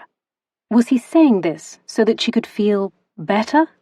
She held his stare, knowing she was soliciting his pity and hating him right then. She suspected she had already done that once today when she stood on a block wearing a halter. Her dignity begged for a reprieve, and she didn't want him feeling obligated toward her. Yes, she answered slowly. That would be true, but I can fend for myself. Can you? Skepticism laced his voice. He crossed his arms, as though he really were seeing her, seeing how very pathetic and alone she was, and she despised that. She squared her shoulders, trying to look more, bigger, stronger. He scanned her, unmoving. Have you any skills that would make you desirable for employment? She angled her head sharply and suppressed a snort of derision. You were at the auction, were you not? I think you heard the extolling of my attributes. He nodded slowly. You worked a farm, did you not? You can cook, clean, sew. He clipped each of those words, as though counting off a list. Aye. She had essentially been the family servant, no task too menial or grand. She did them all, including managing the household ledger. She mentioned that then. I managed the household. Ah, he snapped his fingers. A housekeeper, then. You sound aptly qualified to that task. Housekeeper? That would be an improvement over unwanted wife, she supposed. She eyed him suspiciously. Was he implying he would help her find a situation? It was almost too much to hope. I have a position for you. I'm on my way to my property in the north, on the Black Isle. The Black Isle was far north indeed. It was quite the opposite of where she wished to go. Inverness was the closest city, and it was hardly London. And yet he was offering her work. She looked him up and down again. You've property there? I do. Kilmarky House. It's at the top of the peninsula, near the point. Her mind immediately tracked back to her geography lessons with her father. Is it true you can see dolphins there, in the sea? Scotland might be surrounded by sea at every side, but she had never seen the ocean, much less dolphins. That's what I hear. She blinked. You've never been there yourself, and this is your property? No, I haven't visited, but I've heard dolphins are visible from the shore. Whales too. What manner of man owns a property he has never before seen? Was he very rich then, and simply averse to bathing? I've heard it's very beautiful, she admitted, mulling over his offer, the Black Isle. It wasn't London, but she would be seeing more of the world, and she would like to see dolphins. That was one incentive. Would I earn a wage? She could work until she saved enough money, and then move to London, or anywhere at all, hopefully with a glowing reference in her pocket. Of course, he replied, with no inflection to his voice. Of course. He acted as though she should expect fairness when life had taught her to expect very little. If life were fair, then she wouldn't be here with him, and rope burns on her neck. I didn't bid on you in that auction for free labour, he added with a touch of indignation. She resisted asking why he did bid on her. Sometimes it was best not to ask questions. She nodded decisively. I accept your offer. She would not be getting any better offers at this time, and well he knew it. The dark whiskers surrounding his lips twitched. Very well. He looked her over quickly. Turning, he swung up onto his mount again. Wait here. With no further explanation, he turned about and headed back into the village. She watched him ride away, wondering what precisely was happening. Why was he going back to the village? Certainly he was returning for her. He'd taken her valise with him. She shivered a little and hugged herself, hating how reliant she was on this man, her non-husband. A man whose name she still did not know. She bristled. Apparently he had not deemed her significant enough to properly introduce himself. She stood at the edge of the road for some time before she stepped to the side and leaned against a tree. As much as she wouldn't mind sitting, the ground was covered in snow. Her dress and cloak would be soaked, and then she would really be cold. She looked down, considering her too tight boots and tattered garments. She was not attired for travelling north into the Highlands. It would only get colder. Minutes ticked by, and she glanced up at the cloudy sky. The afternoon was well on its way. Her stomach grumbled, and she wondered if they would eat any time soon. Whatever the case, she knew she would not ask him. Alyse! At the sound of her name, her gaze popped up. She scanned the road. Nellie approached on foot, holding her very swollen belly with one hand. Alyse sprang away from the tree and hurried to meet her friend, her heart immediately clenching in concern for the girl she had looked after for so many years. Nellie, what are you doing walking all the way out here? It's far too cold for you. You should be off your feet. Nellie breathed heavily. I heard what happened. Oh, that damn Yardley. I wish he'd never come back. I'm a father. I'll never speak to him. Shh, now. Alyse rubbed a comforting hand over Nellie's back. Don't distress yourself. You cannot go with him. Her gaze darted around. Where is he? Did he abandon you here? Nay, he'll return. I'm just waiting here for him. At least she thought he was returning. Nellie's face crunched up with tears. I heard he was a giant and reeked like a barn. Alyse winced. Aye, but he can bathe. One would hope. Nellie shook her head, her face crumpling. Fat tears spiked from her eyes and tracked down her cheeks. Nay, you cannot go with him. Shh, don't distress yourself. You deserve better, Alyse. Better than my father. May a blight fall on him. Her lip curled in a sneer as she continued her tirade. Better than Yardley, and better than some monster of a man. Right then, the monster returned. They turned in unison at the sound of clomping hooves, her non-husband trotting along the road, kicking up a small spray of snow. Another much smaller horse trotted behind him with an unwilling air, as though the beast resented being pulled out of whatever warm stall he'd occupied. No. She peered around her non-husband atop his great beast. It was not a small horse. It was a mule. He led a mean-eyed mule. He stopped before them, and before she could inquire about the mule, Nellie charged ahead, ready to resume her tirade. Listen here. Dinna think you can abuse her? She shook a fist, her other hand holding her swollen stomach, looking rather absurd in her intense ire. Certainly not a visage of intimidation. I'll find you if you do. I'll spend all my days hunting you down. I'll make you pay. God help me. It was impossible to read if his expression cracked beneath the dark pelt of his beard, but he only gave a mild blink. He inclined his head once, and she couldn't help thinking that nod rather regal. Arrogant, but regal. I give you my word no harm will come to your friend. Nellie held his gaze for a long moment, as though measuring the value of that promise. The silence was uncomfortable, and Alyse cleared her throat. Sniffing and looking partially satisfied, Nellie turned and embraced Alyse with a clucking sound. You take care of yourself. Where will I direct my letters? She cast another suspicious glance over her shoulders. I expect to hear from you, and assure myself of your well-being. I'll be at Kilmarky House, in the Black Isle. She gave Nellie's gloved hands a reassuring squeeze. Don't fret yourself. Outside Inverness, he contributed. Nellie cast him a glare, clearly unwilling to warm to him. It would take more than his promise not to harm her to accomplish that. I will write you, and if I didn't hear back, I know. You'll send an army. She squeezed Nellie's hands again. Nay, I will not need an army, she said loudly, looking at him and speaking to him rather than Alyse. I'm a good shot by my own right. Alyse nodded, her lips twitching. Thank you, she whispered to her friend. For what? For making me feel loved in this world. This morning she would have said she had more than Nellie to call friend. She'd thought she had Yardley too. Nellie released a strangled little cry and hugged her again. Alyse laughed and patted her on the back. I look forward to your letters. I want to know all about the baby. Now go on with you. Get somewhere warm. Nellie stepped back with a sniff, swiping at her red-tipped nose. She nodded. Aye. Alyse faced her non-husband, looking up at him perched in his saddle. Am I to assume the mule is for me, Sarah? He nodded once. She peered around the gelding to consider the smaller creature. The mule's large dark eyes seemed to stare back at her in equal consideration. She paused, and ducked her head to peek under the animal. He seems small. You expect me to ride him? Are you certain he can hold my weight? Mules are sturdier than you think. Still she hesitated, staring at the animal as though it might suddenly transform into something else before them, something resembling a full-sized horse.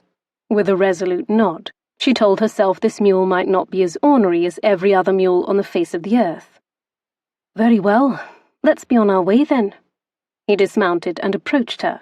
She took several steps back before she could stop herself. Nellie hissed where she stood, looking ready to pounce on the bigger man regardless of her condition.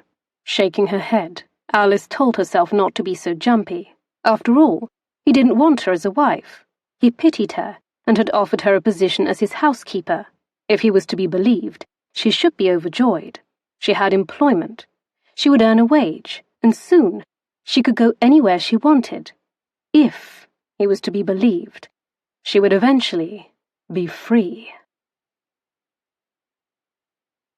Chapter 6. The wolf had no notion what to do with a dove. The creature was so clean and fragile. He came from a world of wolves, where doves did not exist. Marcus helped her mount, although she could probably have done so without assistance. As she pointed out, the beast was not very large. Perhaps I'll call him tiny, or a little bit, she muttered as she arranged her skirts. Even though he didn't want to be amused, his lips twitched as she settled herself atop the mule he'd purchased for far more coin than the nag was worth. Bloody extortion! The animal was all to be offered in the stables, and only through much coaxing had the stable-master parted with the mule. All other horses available for sale were being auctioned in the square, and nothing would have prompted his return there. His taste for auctions had been efficiently dispatched. He doubted he would ever attend one again. He stared at her for a long moment as she finished arranging her bedraggled skirts and cloak to cover her legs. Even so, the barest amount of thick wool socks peeked out above her worn boots. No woman of his acquaintance would wear such meagre garments, nor would they bear the indignity of riding such a creature. It would be absurd. The soles of her boots might actually graze the ground. His father had owned greyhounds that were taller than this mule. And yet she didn't utter a protest. Of course not. She was of lowly roots, was she not? He'd bought her for £50. She wasn't going to complain about her manner of conveyance. She was accustomed to far worse. Even as he told himself this, his stomach knotted. The entire mess made him uncomfortable. He did not like to think of himself as a procurer of humans, even if pity and altruism had motivated him. He looked away from those unusual eyes of hers, feeling nearly as uncomfortable as he had watching her on that block with a harness around her neck. He didn't own her, nor was she his wife. No court of law would decree their marriage valid. He could imagine, however, a court would pronounce him responsible for her. He winced. He did possess a bill of sale, incredible as that seemed. Tucked inside his vest pocket, the paper felt like an unrelenting weight pushing against his chest. Not that he needed that bill of sale to tell him he was responsible for her. He'd opened his mouth and purse for her. He accepted his duty to her. She was penniless, and without a roof over her head. He couldn't abandon her. Your father would. His father, were he in Marcus's shoes, would take full advantage of her, use her up, and then toss her aside once he'd slaked himself. Not me. I'll not do it. I'll not touch her. And that reminder bolstered him. The last person he ever wanted to be like was his father, not since he'd learned the truth about him, not since he discovered the precise nature of the man who had sired him. He exhaled. As of now, she was his employee. That's all she was. All she would ever be. There were only minimal servants at Kilmarky House. A caretaker and his family managed the property. He'd gotten a sense from his last correspondence with Mr. Shepherd that they would appreciate the help. His wife was in poor health. Alyse could slide into the role of housekeeper easily enough. Resolved, he gathered up the reins and handed them to her. She bent, reaching for them. As she did so, her nose wrinkled. He glanced down at himself and was reminded of the fact that he spent the night in a stable. It was rather humbling. Women desired his company. It was the simple state of his life. Not that it should matter to him. His ego wasn't so fragile as that. She was not even to his tastes, even if she were available. Here you go, he snapped. Take them. She accepted the reins. He moved ahead and mounted, ignoring her friend who still stood in the road, gawking, as though he were some two-headed spectacle, intent on devouring Alyse. He heard the muffled sound of their voices behind him as she exchanged hushed words with her friend. Then the mule followed, its hooves clomping over the snow. Come on, little bit. She clicked her tongue. The mule issued a braying whinny of protest. Ow! She exclaimed. He bit me. An apropos name, then. He slowed his pace slightly with a grimace. You must show him you're in control, he called back. I don't think he agrees. Ouch! Stop that little bit. At this rate, it would take them months to reach Kilmarky House. Perhaps he takes exception with his name. Oh, should I just address him as Mule? What makes you think that impersonal designation would not offend him? Sighing, he dug in his heels, and circled around to check on her. Just this once, he'd help her. She was his employee. He should not dote on her and give her unreasonable expectations that their relationship was anything beyond that of employer and servant. He needed to keep them both carefully in their respective roles. A challenge, perhaps, considering they would be travelling together in such close proximity, but not unmanageable. He hadn't bought her off that auction block for any nefarious reasons. Pity drove him. She had looked so hapless and tragic and unnervingly courageous standing before that unsavoury mob. His father would call him weak for giving a damn what happened to some peasant girl, especially a scrawny thing like her. She was hardly the type of female Marcus preferred. It should prove no struggle to resist her, proximity or not.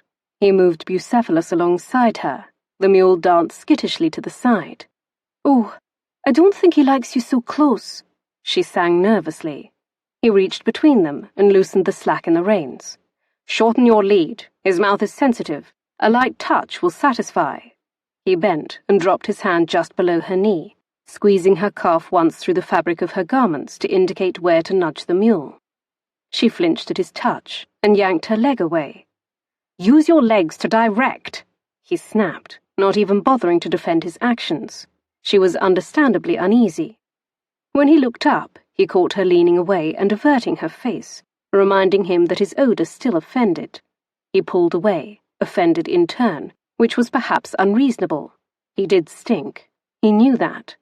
He didn't want to feel offended, but he didn't want to repel her either, this girl he had saved. It very well might be the one good selfless thing he had ever done. So yes, it mattered to him, he supposed. It mattered what she thought of him, or at least that she realized he wasn't some groping lech. "Keep close," he snapped. "He should follow Bucephalus." He trotted ahead as she called behind him. "Your horse's name is Bucephalus." "It is." "He's a lovely animal." It took him a moment to reply. He was still seeing her flinch in his mind. She continued, "The name suits him, even if it is a mouthful." After a few moments, he heard himself explain. "Bucephalus was the horse of Alexander the Great. Yes, I know." He had to resist sneaking another look behind him. The peasant girl he had bought from that little backwater knew ancient Greek history. He never would have thought such a thing. It made him wonder what other surprises she hid. He saw a flash of her on that block again, her wide topaz eyes set deeply beneath darkly arched brows, snow falling lightly around her.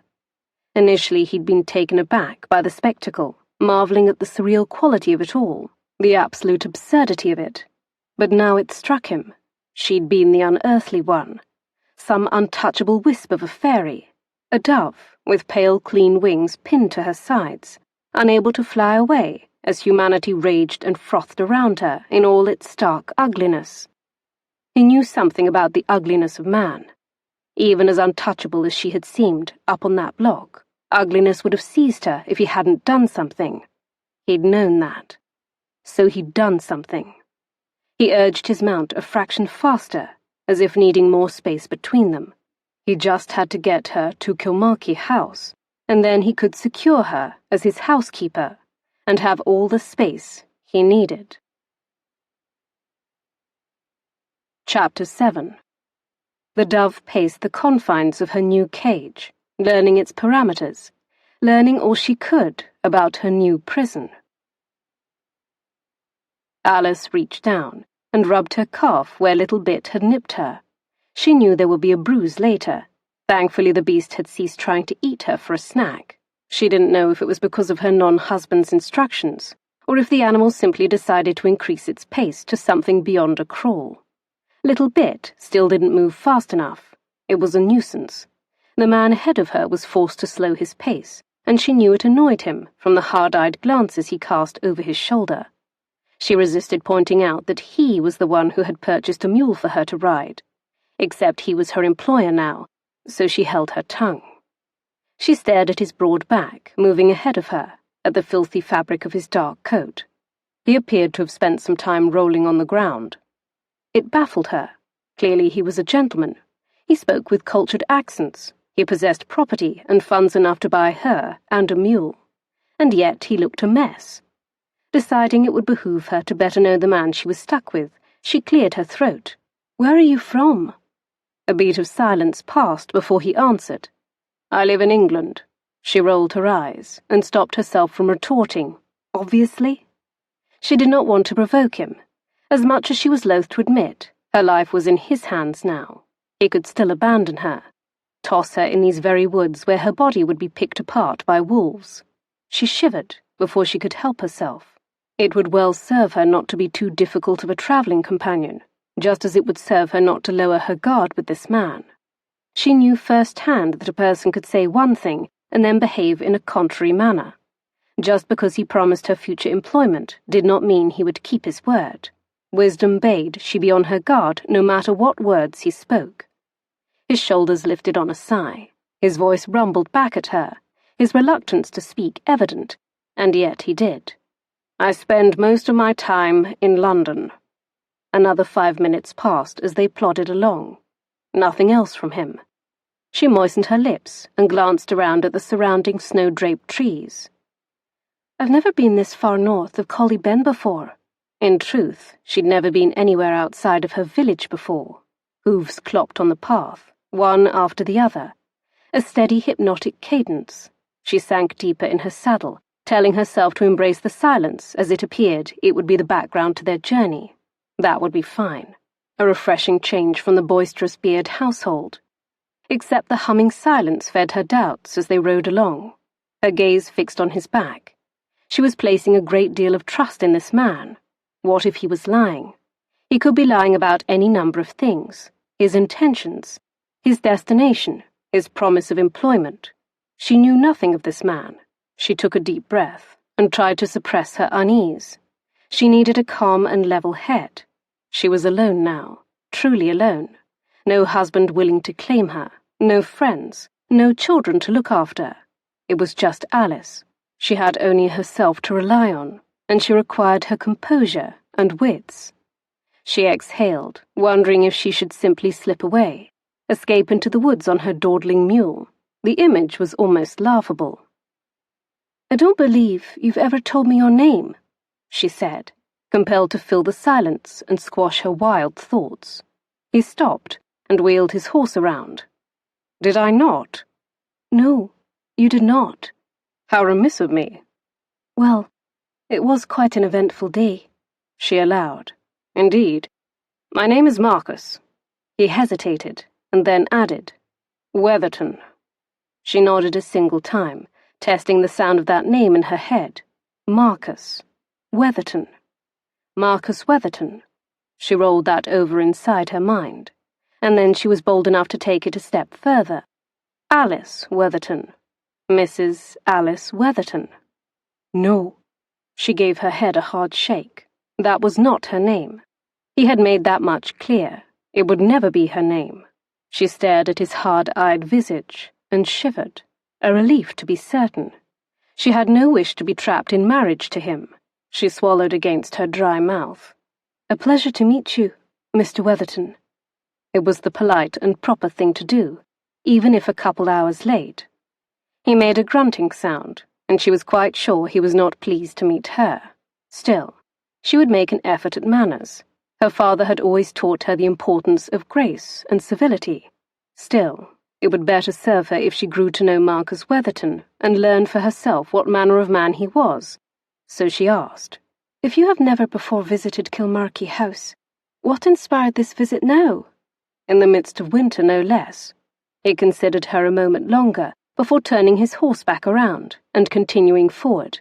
She urged her mule to follow. He protested with a braying neigh, but reluctantly obliged. She could relate. "This is not the most hospitable time of year in the Highlands," she added, hoping it would invoke more response from him. Her suspicious mind worked busily. What if there was no Kilmarky House? What if he lied? Her pulse throbbed at her neck, and her gaze darted to the trees again. Moments slipped past, but he still did not respond. The trees felt thicker, pressing in, blotting out the light.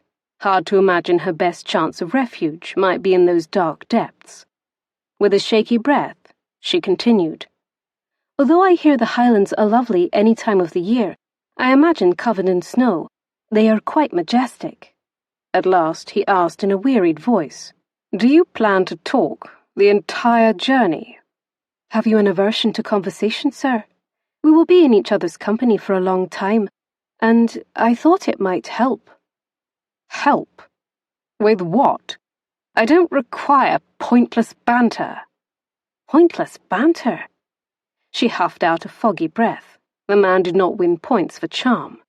She reminded herself that he was not a friend, not a companion, not even anyone she could trust. She wanted only to know him, so that she might better arm herself, not because she cared to personally know him. She supposed she needed to expect less from him. He was simply her employer. "I confess there is one matter that has been weighing on my mind," he said. "And what is that?" "How did you come to be on that auction block?" He didn't look back as he asked the question, but she could still almost imagine those dark blue eyes on her, measuring her, judging her. It was so easy for him, a man of means, to ask something like that in a voice rife with judgment. For him, it was unthinkable. He could never fathom himself in such a situation, because he would never be in such a situation. The truth of that angered her unaccountably. Why should it be her lot in life, or any woman's? "I married Mr. Beard when my father died. That was the arrangement they made when Papa took ill, and it became clear he would not live long." "Your father did this to you? Auctioning you for any stranger to buy?" She stiffened in her saddle, her hands suddenly damp where they clenched her reins. He didn't understand. Again he was full of scorn, passing judgment without all the facts. "He did it to protect me," she said tightly. He made a sound, part laugh, part grunt. "Well, that worked out, didn't it?" She shook her head slowly. Her father loved her. He'd tried his best. "We should all have a crystal ball to see into the future. He thought he was doing the best for me. I would help Mr. Beard raise his children and work around the farm, and when I was old enough, I would choose a new husband for myself, and he would buy me from Mr. Beard at market." It had seemed the perfect solution. She nor her father imagined it would end like this, with her bound to a stranger. "Incredible," he muttered, loud enough for her to hear. "It should have worked." "But it didn't." She sank back in her saddle, stung at that truth and feeling deflated. "He was supposed to be there," she whispered, the betrayal of Yardley's abandonment cutting deep, the wound still much too fresh.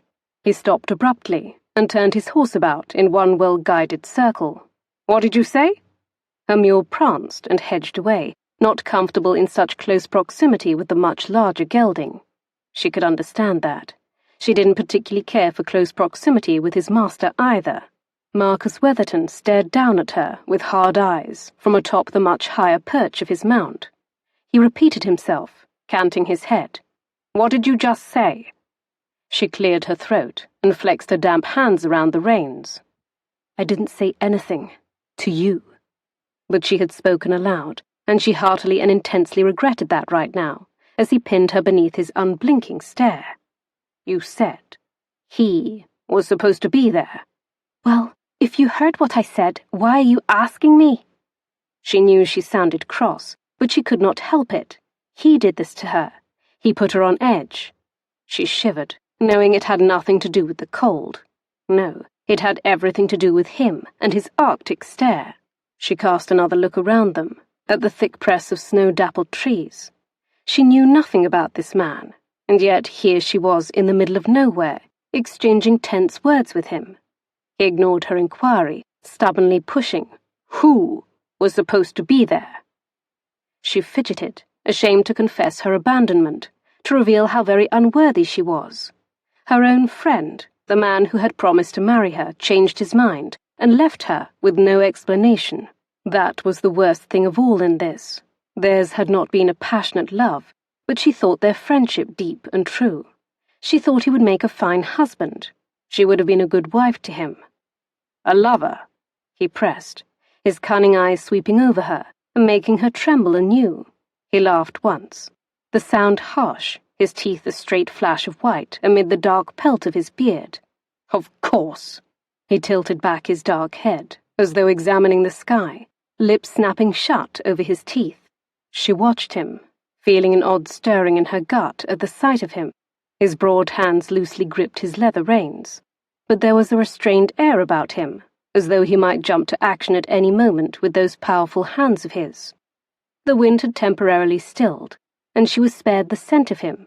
He was quite the virile specimen, with that lush dark head of hair and his large frame. Those blue eyes far too calculating, too observant. She shifted upon her saddle. They saw too much. What did he do? Make all sorts of promises, and then fail to appear? She sniffed, and moistened her wind-chilled lips. How did you know that? How could he guess so accurately? He snorted. I know something about the manner of men. He looked angry then, his eyes fierce. Your lover promised you the world between kisses, and then would have let you be sold to someone like that Tanner. That should teach you. Trust no man. She shuddered, remembering the repulsive Tanner, and how very close she had come to becoming his wife. He would have wasted no time claiming his husbandly rights, and perhaps more. He would have claimed her soul too. Then she would have been as dead inside as all the animals whose hides he tanned. She didn't bother to correct that Yardley had been more friend than lover. He'd been her longest friend, her truest, she'd thought. His letters to her during the years of her marriage had been her one light in the darkness. She'd read them again and again, until the parchment cracked. She'd absorbed his every word, memorizing his descriptions of the far-off places he visited, and drinking in his promises of their future away from Collie Ben. Yes, there had been a few kisses between them. Her first kiss when she was 14 before he left, then one just a few days ago, sealing, she thought, their commitment to each other, both chaste. Obviously neither tempting enough for him to commit to being her husband at the final hour. Trust no man. She mulled that for a moment. So, I should not trust you then? She studied him for his reaction, waiting and expecting his assurances that he was a good man, that he was a gentleman, that he would never harm or deceive her in any way. That seemed the natural response, but it never came. Chapter 8. The wolf wasn't like other wolves. He craved solitude. He had nothing in common with a dove. He feared he might crush her. The village was similar to the one they'd just left. Similar thatched roof buildings, a smithy shop where loud clanging could be heard, a stone church with a neighbouring graveyard. Hopefully this time he would make it through the night and not end up in a jail. At least it wasn't as crowded. They manoeuvred through a few streets easily enough until they located a large inn. As they arrived before the building, the delicious aroma of roasting meat reached his nose. His stomach grumbled, reminding him that he hadn't eaten since the hunk of bread and cheese he'd bought off one of the vendors in Collie Ben. He glanced over to where she sat atop her mule, swaying slightly. She looked exhausted. Likely she was hungry too. She could definitely use a little more meat on her bones. He felt a stab of guilt for not seeing better to her comfort. He should have acquired food for the both of them before he left Collie Ben. He would order them a hearty meal. Hopefully that would help fortify her. He didn't need her to sicken. The instant the thought passed through his head, he cringed. There he went again, overly concerning himself with her welfare. It was hardly typical protocol between employee and employer. He needed to keep perspective on who she was, who he was, and most important, who they were not to each other. So, I should not trust you then? He hadn't answered her question. He'd told her to trust no man. He wasn't about to contradict himself and tell her he was the exception. It was better if she knew to stay on her guard. Better for her. Better for him. They turned their mounts over to a stable lad, who made no effort to hide what he thought of Marcus's aroma, taking several steps back. Damn it all. Finally, he'd have that bath, and everyone could stop treating him like a leper. "We're very full. I haven't got 2 rooms. We've only got 1 room available," the innkeeper said to his request for 2 rooms. 1 room. That silenced him for a moment. He glanced at her face as he digested that. She turned to stare at him, her eyes wide and unblinking, questioning and fear-tinged. He hated that fear, hated that he was the one who put it there. Clearly she hadn't thought this far ahead. Neither had he. He hadn't considered sleeping arrangements. He had assumed separate rooms would be available. "Take it or leave it." A man glanced between the two of them with a curious light in his eyes, clearly marking the tension. Glancing back at the innkeeper, Marcus slapped down his coin on the counter. "Well, take it." It couldn't be helped. There was only one room. She might be nervous about the situation, but he wouldn't so much as brush a finger against her. He did not intend to endure another night in a barn, however, or even outdoors. It was far too cold for that. "Can you send up a bath too?" As the innkeeper led them upstairs, he casually remarked how the market day in Collie Ben brought forth more business than typical. "Nae compliment here, though. Always happy for business." He unlocked the room and led them inside. It was comfortable enough, airy. Fading sunlight streamed through the curtained window. The bed wasn't nearly as large as the mammoth contraption he slept in, back in town. But he wasn't one to thrash and kick about. At least none of his bed partners had complained of that before. He'd keep a wide berth. The innkeeper took his leave, promising to have a bath sent up forthwith. The door shut behind the man, and they were alone, again. Only this felt different. This was different. They were alone in a bedchamber. He deliberately avoided glancing to the bed again. He could taste the tension in the air. She was nervous, her fear as tangible as copper on his tongue. She moved to the center of the room and rotated in a small circle, her worn valise at her feet. Her gaze flitted about, assessing, marking, it seemed, for potential escape routes. She always had that way about her, the way of a cornered animal looking to take flight. Exhaling, he turned to the fireplace that burned at a low dwindle. How in bloody hell had he ended up in this situation? It was a sad, sorry state. He'd left London and all his family and friends behind in a fit of temper. Most of his temper had worn off, but now he just felt tired, jaded, in no mood to see any of his family. He knew he couldn't hide forever. They were his family. He couldn't turn his back on his sisters. For weeks now, he had claimed his solitude, time for himself to get away from society, except he had cast that aside today when he had bought this girl. He could be alone right now, kicking off his boots and stripping off his clothes in a room to himself, reveling in his isolation. Instead, he had to worry about being a well-behaved gentleman and conducting himself as a proper employer would. He stoked the nearly banked flames to life. It gave him something to do and gave her time to compose herself. He suspected she needed that. He stabbed at the logs until they crackled, flames licking over their gnarled skin. Rising, he turned to face her. She hugged herself, her arms tight around her torso. "You needn't look so frightened." She nodded jerkily. "I know, I'm not." Her words said one thing, but those gold-brown eyes another. "You're not convinced of that," he countered. "But then, that's a good thing." Her chin went up. "Never trust, correct?" He nodded. "That's correct." He sank down into a wing-back chair that was surprisingly more comfortable than it looked. The cushions were worn, but plump, and he released a gratified sigh. He waved at the other chair across from him, flanking the other side of the fire. "Have a seat." She shook her head. "You said we were not to be—" Her voice faded, but he knew what she was thinking, what she could not bring herself to say. She worried he was going to demand intimacies. "Not what? People who sit in chairs." She flushed. He continued. "I meant what I said. We're not married. I have no designs on you." She gestured around her. "But we're sharing a room." "You heard the innkeeper. There were no other rooms to be had." "And you've requested a bath be brought up," she challenged. "Would you prefer I not bathe?" He arched an eyebrow at her, knowing full well everyone in the world preferred he did. At that, her lips pursed, and he knew she could smell him even from where she stood. Of course. Only, where am I to go during your—" At the moment, a knock rattled the door. He rose and passed her to open it. Several lads carried in buckets of steaming water.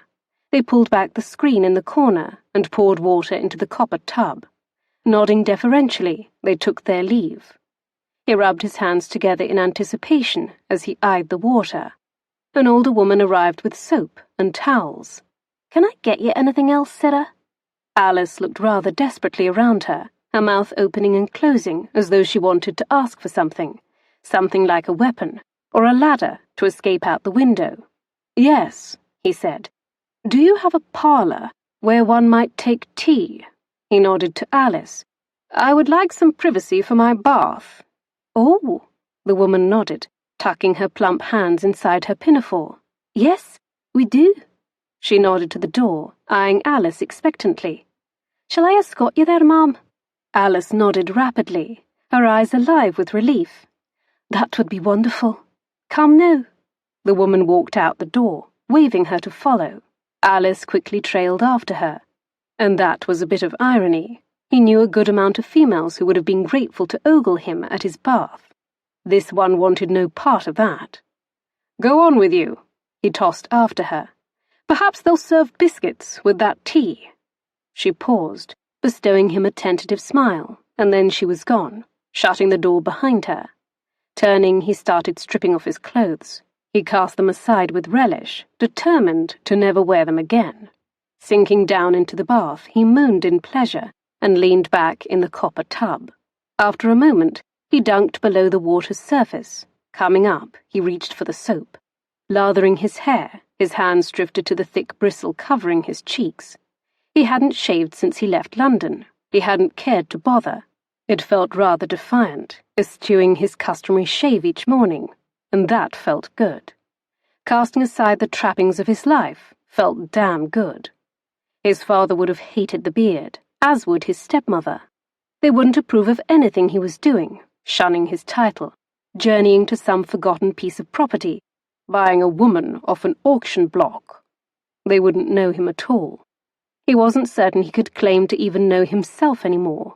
He dragged his fingers through the beard. It was damnable itchy. They didn't serve biscuits with the tea, but the room was cozy, and the chair thick and comfortable, and her cup warm in her hands. As crowded as the inn happened to be, the small parlour was unoccupied. Voices and the clang of dishes carried from the neighbouring taproom full of patrons. That seemed the popular place to be, and she was glad for the privacy of this room, glad that she was not forced to be above stairs with him as he took his bath. As she sank deeper in the plush chair, she contemplated leaving this place, this village, bolting, fetching the mule from the stables and going back to Collie Ben, where she could prevail upon Nellie or Mr. Beard. Except the idea made her flinch. It was problematic. Nellie was in no position to offer assistance, and Mr. Beard was unwilling. She sighed. The more viable recourse was to stay, keep on with Weatherton, and hope that she remained unmolested in his company, hope the offer of employment was legitimate, hope that this was the only night they would be forced to share a room. It was all a risk, of course, one she would take while staying ever alert and ready to protect herself. Her gaze narrowed on the tea service beside her chair. Even though the maid had not bothered to supply her with any biscuits or sandwiches, there was a small butter spreader, hardly the sharpest of knives, but it was something. She reached out and picked it up, tucking it inside her bodice. She actually dozed off in front of the fireplace, waking abruptly when the garrulous pair of women entered the parlour. "Oh!" one of the women exclaimed, looking Alyse over critically. "Didn't know the room was already occupied." She tugged off her fine-looking gloves with a sniff and glanced at the innkeeper as though he needed to rectify this. Alyse glanced at the clock above the mantel. She'd been gone nearly an hour. She rose, brushing a hand against her bodice. The butter spreader was still there. "I was just leaving." The innkeeper looked relieved that he did not have to ask her to leave. She exited the parlour and made her way up the stairs and down the corridor to their room. Their room. She cringed. Weatherton should have had enough time to finish his bath by now. She knocked on the door tentatively. Muffled footsteps sounded, and then the door swung open. She looked up, expecting to see the familiar sight of Weatherton. Only it wasn't him. A younger man stared back at her, the tall, lean lines of his body filling the threshold to capacity. He was so handsome, she actually blinked, as though needing to clear her vision. Smooth-shaven, square-jawed, aquiline nose, lips well-shaped, the bottom full, like he'd just finished kissing someone. She stopped breathing altogether at that unsolicited thought. She held it in for several punishing moments. It had been a long, messy day. She exhaled. He was quite certainly the prettiest man she had ever seen, and the sight of him addled her head. I'm sorry, she stammered. I must have the wrong room. He angled his head and looked at her curiously. Then his voice came, cultured and deep, a rub of gravel on her skin. Gooseflesh broke out over her skin, and she rubbed at her arm. Alice? The instant he spoke, she knew. His deep tones washed over her, and her gaze darted to his eyes, those familiar blue eyes. There was no mistaking them. Dear God, this was the man who bought her, her employer. He'd bathed and shaved, and was positively transformed. He was beautiful. No, no, no, no. He could not be this. He could not look like this. She could not be stuck with this. She wanted to disappear into the floorboards. He wore fresh clothing, dark trousers and a white lawn shirt without a cravat. It gaped open at the neck, hinting at a well-formed upper chest. In fact, all of him was well-formed. If she had any doubts as to the validity of their union, this confirmed it. She could not be married to this man. She wasn't. He was as far removed from her as the moon itself. It was as he said. They were not man and wife, and she would do well never to forget that, to never let herself be so seduced by his looks that she dared to dream for more from him. Forgive me. I did not recognize you. His lips twitched, and she knew he was enjoying this, enjoying discomforting her. Men who looked as he did could not be unaware of their impact on the female gender. He was aware that he had unnerved her, she who had made no attempt to hide her distaste for his aroma, and he was amused at the reaction. He stepped aside so that she could enter the room. Grasping for the fraying ribbons of her composure, she crossed the threshold into his room. Their room for the night. Did you enjoy your tea? He shut the door after her. She nodded mutely, struggling to find her tongue as she drifted forward and stopped before the fireplace. She held her hands out to its warmth. I trust my person does not offend your nose any more. Oh, he was really enjoying this. She nodded jerkily, not allowing herself to look at him again. Not yet. That first look had been bad enough. His beauty was imprinted on the backs of her eyelids. Of course, the man had no wish to be her husband. With a face like this, and pockets that ran deep, why would he want someone like her? He continued, I've asked that dinner be served in our room. I confess, I did not sleep well last night. My accommodations weren't idyllic. Even with her back to him, she could hear an edge of derision in his voice. I would not mind retiring early tonight, so that we might get an early start in the morning. Her gaze swerved to the bed at his mention of sleep. She nodded in agreement. What else could she do? Did she think he would molest her? He had established that he had no interest in her for base purposes. Clearly he could find any number of willing bedmates far more attractive than she, if that was his inclination. Except she knew that cruelty defied logic. He could hurt her simply because he could. His pretty face changed nothing. She needed to remain on guard. Sucking in a deep breath, she rubbed her slightly warmed hands together. At her inhalation, she felt the press of the butter spreader inside her bodice. Silly as it seemed, it was a comfort. Somehow just having the cutlery in close proximity made her feel stronger. Turning, she faced him again, telling herself that he didn't need to know just how little she trusted him. Blast! The sight of him was no less astonishing than it had been when he first opened the door. You're looking at me, as though you fear I might gobble you up. Apparently she was more transparent than she thought. She relaxed her features. Not at all. Thank you, she managed, aware that she should probably at least appear to be appreciative. She hadn't gotten the words out before. It was probably overdue. He arched an eyebrow as though mildly surprised. You're thanking me. Why? She swallowed thickly. You saved me from a wretched fate. She motioned around them. You're caring for my needs. You've offered me employment. It was all true, she supposed. If he delivered all he claimed and didn't perpetrate any dastardly deeds against her person, she owed him her gratitude. His expression turned inscrutable again. She could not fathom his thoughts, specifically whether he believed in her show of appreciation. If you execute your duties well at Kilmarky House, then it shall all be repaid. She nodded. I will serve you well as a housekeeper, and pay you back for your kindness. Kindness, he mused.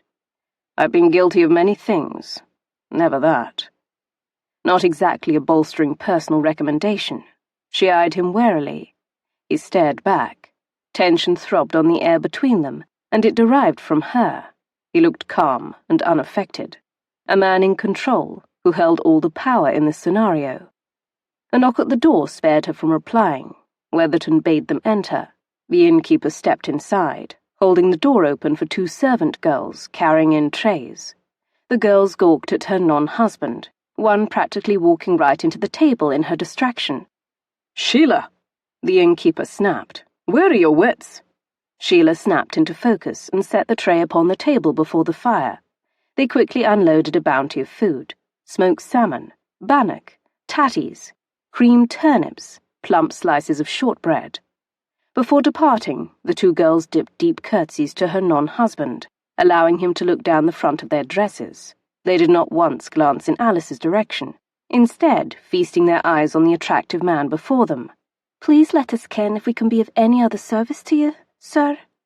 Any at all, the other girl seconded, her eyes looking him up and down, as though he were a tasty morsel she might like to bite.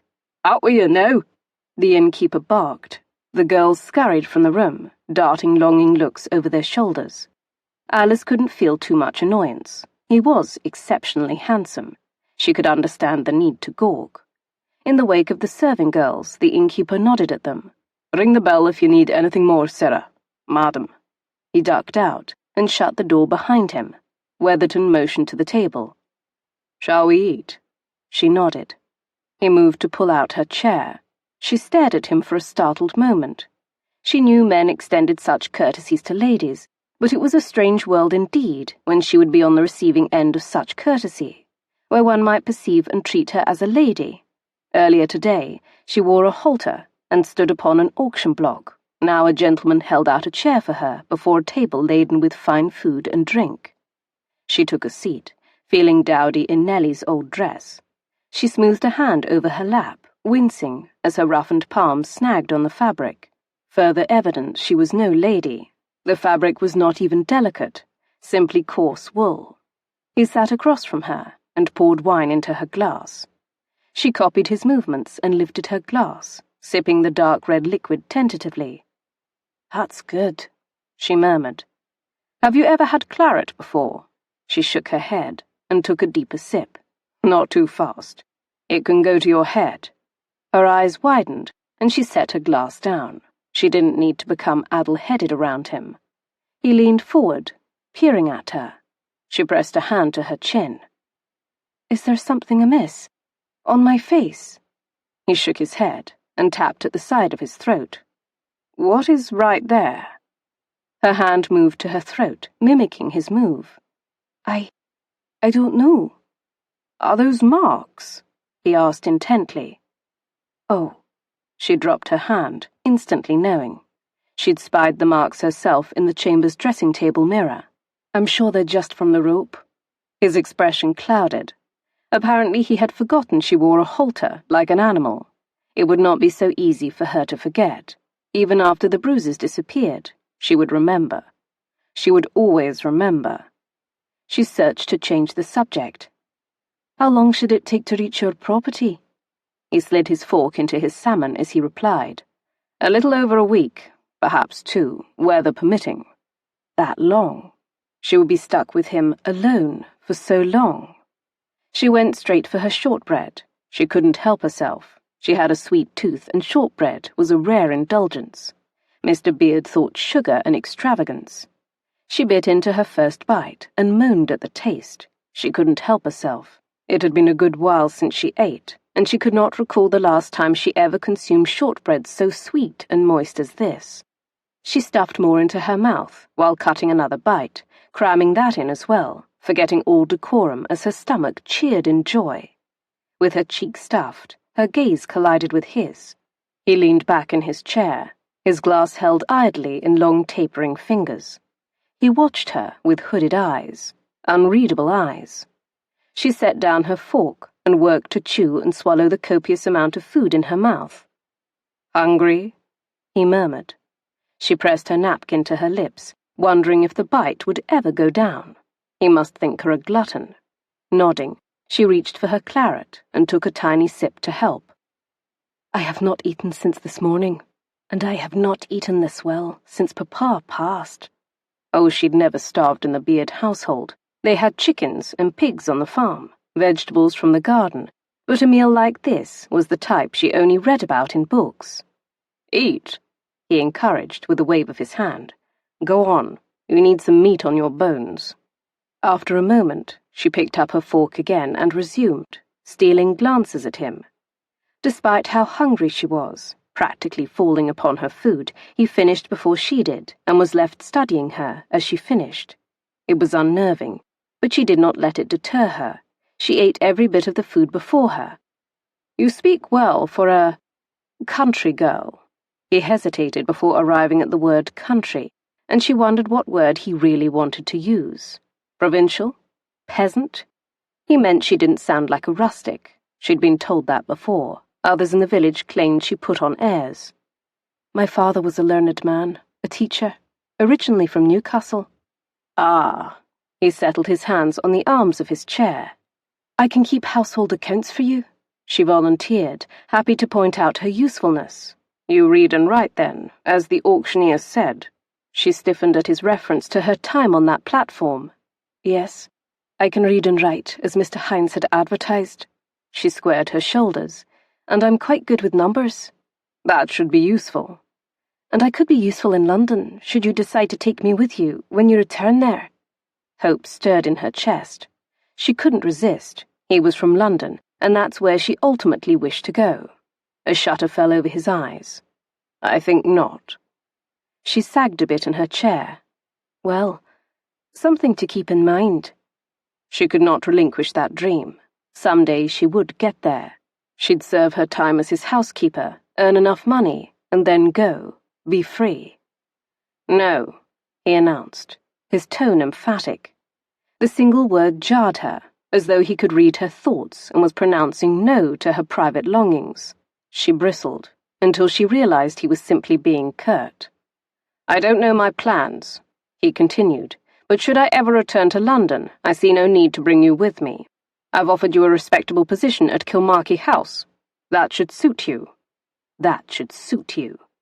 She stared at him in mute frustration. The skin near her eye twitched. Here was another man deciding her fate, telling her what should suit her. Papa, as much as she loved him, had done the same for her at the age of 10 and 5. Then Mr. Beard made all the decisions, and now this Marcus Weatherton was deciding things. She lifted her chin and fixed her gaze on the crackling fireplace. "The position shall suit me, for the time being." He snorted, and her gaze shot to his. "As though you have so many options, Miss Bell." She inhaled sharply. Flinging her helplessness back at her did not endear him to her in the least. He might look like some knight from her girlhood dreams, but he was quite the bore if he had to remind her of her helplessness.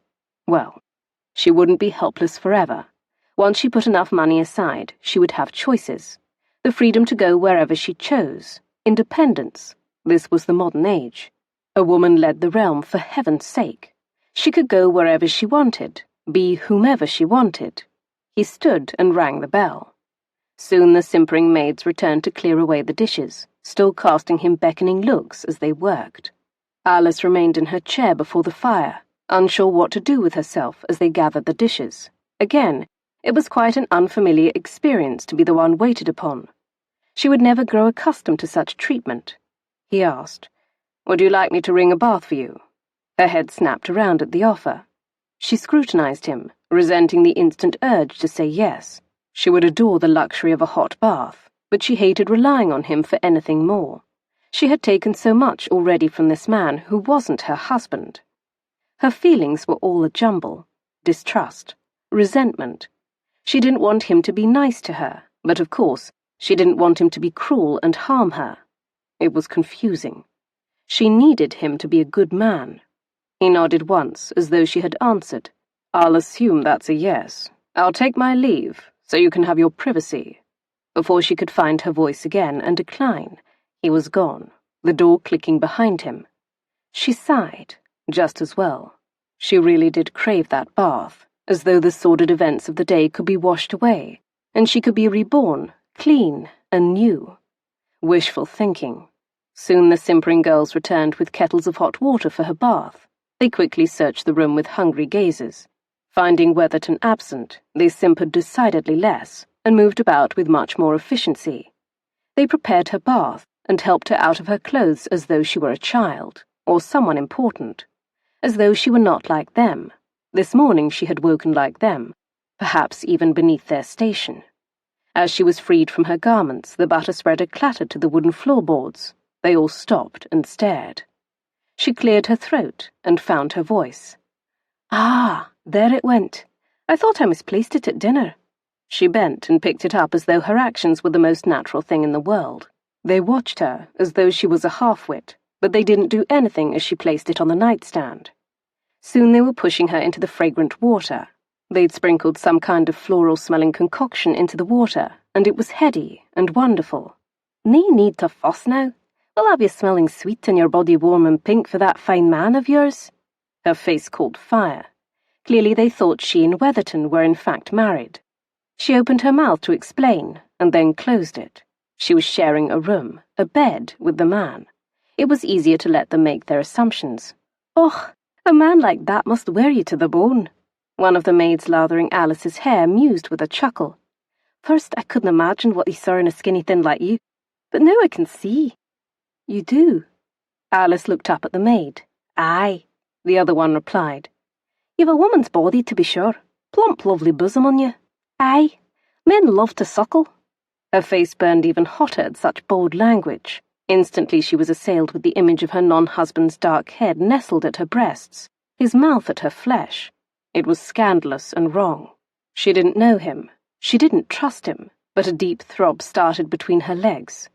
She pressed her thighs together in an attempt to assuage the ache, but that only seemed to make it worse. Oh, she was wicked to have such thoughts. "And men love to be suckled in turn," the other girl reminded with a giggle. Blast! Would they cease talking? "What man dinna love that?" the other maid agreed as she dunked water over Alice's hair, rinsing it free of soap. Alice frowned, struggling to imagine such an act. How could a man be... She gasped. Now it wasn't only her face burning. Understanding dawned, and she felt as though her entire body might combust.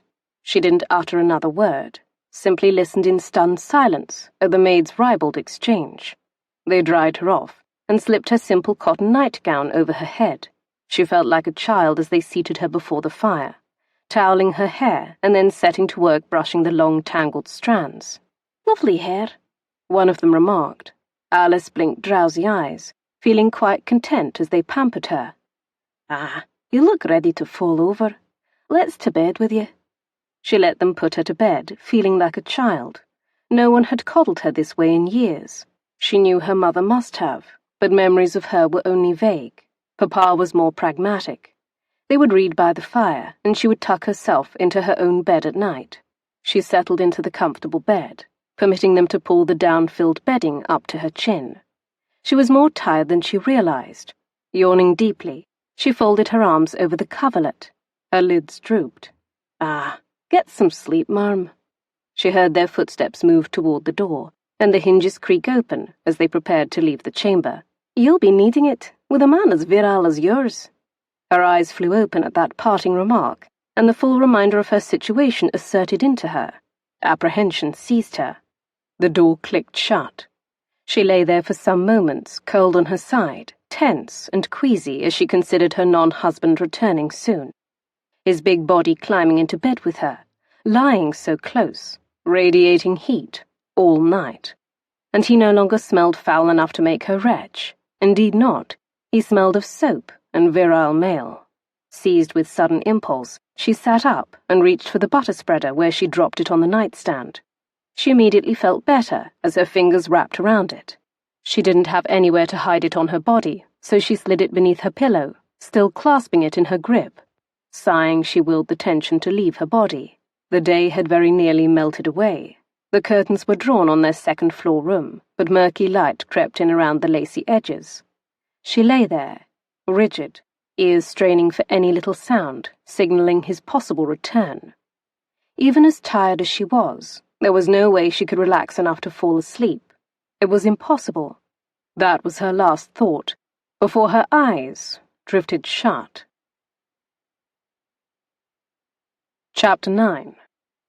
The wolf's father taught him how to hunt, because, as he had explained, that's what wolves do, hunt prey. He stayed downstairs longer than he intended. The innkeeper invited him to use the private parlour, and he sat in front of the fireplace, drinking a damn fine glass of whiskey as he contemplated his situation. Life was strange, to be certain. Not long ago he had very nearly died from an injury to the head. He had succumbed to a false sleep for days. The physician had warned his family that he may never wake.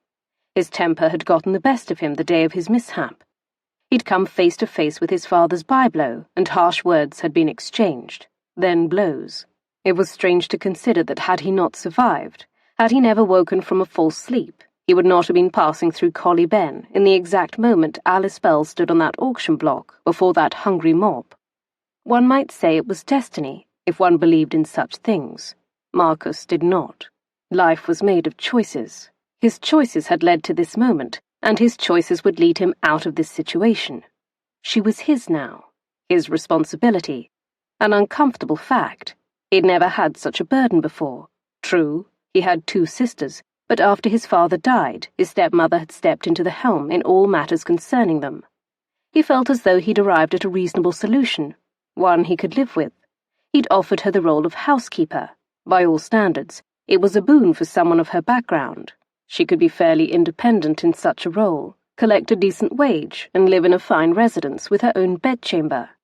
It was far better than her previous prospect as wife to the tanner. She'd be safe, and that was something she couldn't have said before. So why did he still feel uneasy? The bill of sale burned a hole inside his jacket pocket. He felt it there, like a brand against his chest. It was simply parchment and ink, except it claimed the woman upstairs was his wife. Downing the rest of his drink, he set it down with a clack on the side table. Enough. It was done. He'd freed her and given her employment. He'd let it trouble him no further. He wanted a bed, and to see the backs of his eyelids so badly he could taste it. She'd had ample time to finish her bath. He made his way upstairs, knocking lightly, and waiting several moments before entering the chamber. Just as he suspected, she was already in bed, a lump beneath the covers. The fire crackled, casting the room in a red-gold haze. He closed the door behind him, locking it. After a night spent sleeping in a barn stall, the bed beckoned. He settled into a wing-back chair and removed his boots. Standing, he followed with his shirt. His hands hesitated at his trousers. Naturally, he didn't sleep in his breeches. He usually didn't sleep in anything at all.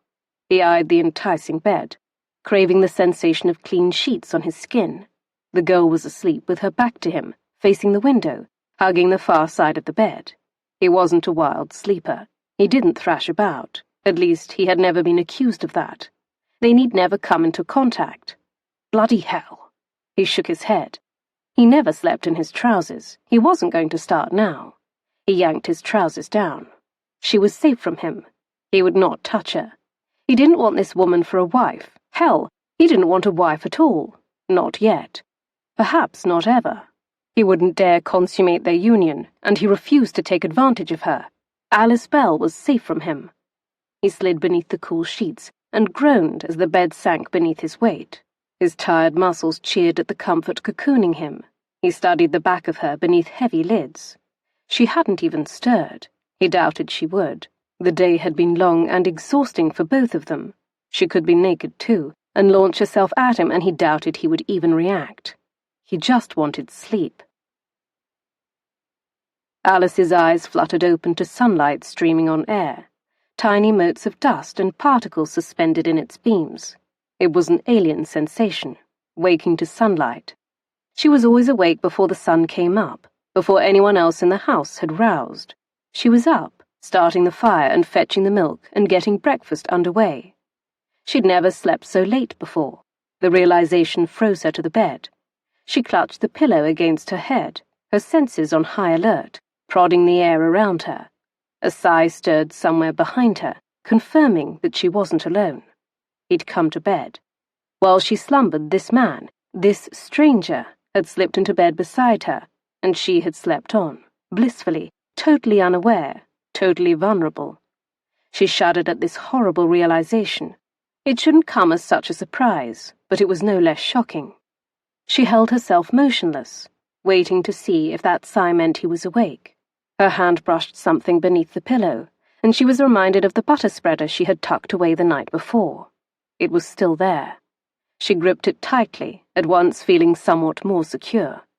It might not be the most ideal weapon, but it was better than nothing. After a moment of continued quiet, she pushed back the covers and eased away from the body at her back that was radiating heat in a strangely welcoming manner. Welcoming, she would guess, because it was so cold outside of the bed, and for no other reason. The fire had burned itself out sometime during the night, and when she expelled a great breath, she could see it like fog on the air. "Awake, are you?" Her feet hit the floor, and she whirled around at the deep voice, her long plait of hair flying like a rope and landing with a soft thud over her shoulder. He was all casualness, lying flat on his back, with one hand tucked behind his head. Her gaze crawled over him, all over his naked chest. He was unclothed. Her breath caught. At least, what she could see of him was unclothed. The bedding was bunched and gathered around his narrow waist. She gawked again at that chest. She couldn't help herself. It was nicely formed with ridges of muscle along his stomach, not an ounce of fat detectable. Unusual for a privileged gentleman. He had the means for indulgence, food, wine, ale. She'd seen enough of the gentry in her life to know that a good many of them were on the portly side. Not him, though. Her gaze skittered along the shape of him, hidden beneath the counterpane. Surely he was wearing something beneath. "What have you there?" he asked. She followed his eyes to the butter spreader clenched in her hand. In her scrutiny of him, she had forgotten she had it. It was rather ridiculous. Warmth flushed her face, and yet she did not lower her arm. It felt the thing to do, brandish a weapon with this man so near, and in such an obvious state of undress. She wasn't exactly attired modestly either. The entire scenario felt precarious and ripe for tragedy. Her tragedy, if she were not careful. A corner of his mouth curled, and he added, "Is that for protection?" She gave a stiff nod. "From me?" She nodded again. "It seems advisable. One can never be too safe." His smile faded, and for a moment she thought she had offended him, until he replied, "Indeed not." Of course he would agree. Trust no one. Was that not his sound advice? Abruptly he moved, launching himself from the bed, flinging back the counterpane and revealing that he was, indeed, naked. He marched across the chamber. Her mouth dropped open with a croak as she gazed at his bare buttocks. "You slept beside me without a stitch on!" He stopped beside the chair where he had draped his clothing. Turning, he sent her a quick glance, arching a dark eyebrow as he reached for a garment. "I always sleep naked." She jabbed her butter spreader in the air toward him, careful to keep her gaze trained above his waist, a tricky task. "Not with me, you don't." As this was the first time we slept together, I did not realize we had established protocol. He was maddening. "It is common sense, common decency. I may have agreed to be your employee, but I did not agree to such—" She waved her butter spreader madly, sputtering. "To such intimacy." "You agreed to share a bed with me," he replied with utter equanimity. "That amounts to intimacy." "I might have agreed to that on this one occasion, but I did not expect you to disrobe. This is wholly unacceptable." Even as the words spit from her lips like arrows, her gaze swept over him, over all of him, including south of his waist. Good heavens, her face erupted in fire. He wasn't the first nude male she had ever seen. Stepping in to play mother to young boys, she had, of course, observed the male body, and yet none had looked as he did, so large and very virile. Her gaze locked on his manhood, so very. He shrugged as he riffled through his garments, searching for something. "Sorry," he announced without the slightest apology to his voice. "It is my custom. Should the occasion ever occur again, you shall just have to close your eyes." He moved toward her then, his strides easy, but all of him was still very much naked, and very much distracting. "Would you please dress yourself?" she snapped, with a small stomp of her foot. His arm stretched out to her, offering something for her to take. She frowned, flashing a quick glance down, too wary to take her gaze off his face for long, as though his expression determined everything, specifically whether or not his intent toward her was ill-disposed or not. "Here, take this. As long as you are going to arm yourself, you might as well do so with something that could actually draw blood." She inched closer to peer at what he was holding in his hand. It was a sheathed dagger. The hilt looked interesting. Gem-studded? No, leather with colourful threading. "You're giving me a weapon?" "Yes, I am. An effective one." A long beat of silence passed between them before she reached out to accept the dagger. He released it to her, and then turned away. "Now, if the occasion should arise again where we share a bed, you will be properly armed. Just be certain not to stab me in your sleep." She watched mutely as he dressed himself, trying not to appreciate the way his muscles and sinew flexed with his movements. It was rather hypnotic. She told herself she could admire him clinically. It didn't mean anything. Dressed, he faced her fully again. "I'll go downstairs and see about getting us some food for the journey. We're getting a later start than I intended. Ready yourself while I'm gone." She nodded wordlessly. Then he was gone. She stood unmoving for a moment, staring at the door, and then down to the dagger in her hand. She'd never seen such fine craftsmanship. It was a costly piece. She pulled it free of the sheath, assessing the blade. It looked sharp enough, glinting in the light. He was correct. It would serve as a much better weapon. With a grunt of satisfaction, she secured the dagger and dressed for the day. Chapter 10. Above all, wolves are survivors. They are even known to gnaw off their own limbs when caught in a trap. He regretted their late start. They should have gotten on the road much earlier. Marcus knew that within an hour. It was colder than yesterday. The snow was coming down harder, and the mule did not favour the conditions, braying loudly as though that might result in a change of circumstances. Their progress was agonizingly slow. Alyse Bell, however, didn't complain. He couldn't see much of her face. She'd burrowed inside her cloak, and only her eyes peered out in thin slits at the world. He checked on her several times, circling around in an attempt to prod her mount forward. He liked to think it helped propel them onward, but even so, it became increasingly evident that they would not be reaching the next town before nightfall. A definite dilemma, stuck out in these conditions after dark, was certain cause for alarm. He scanned the road and surrounding countryside through the flurry of snowflakes.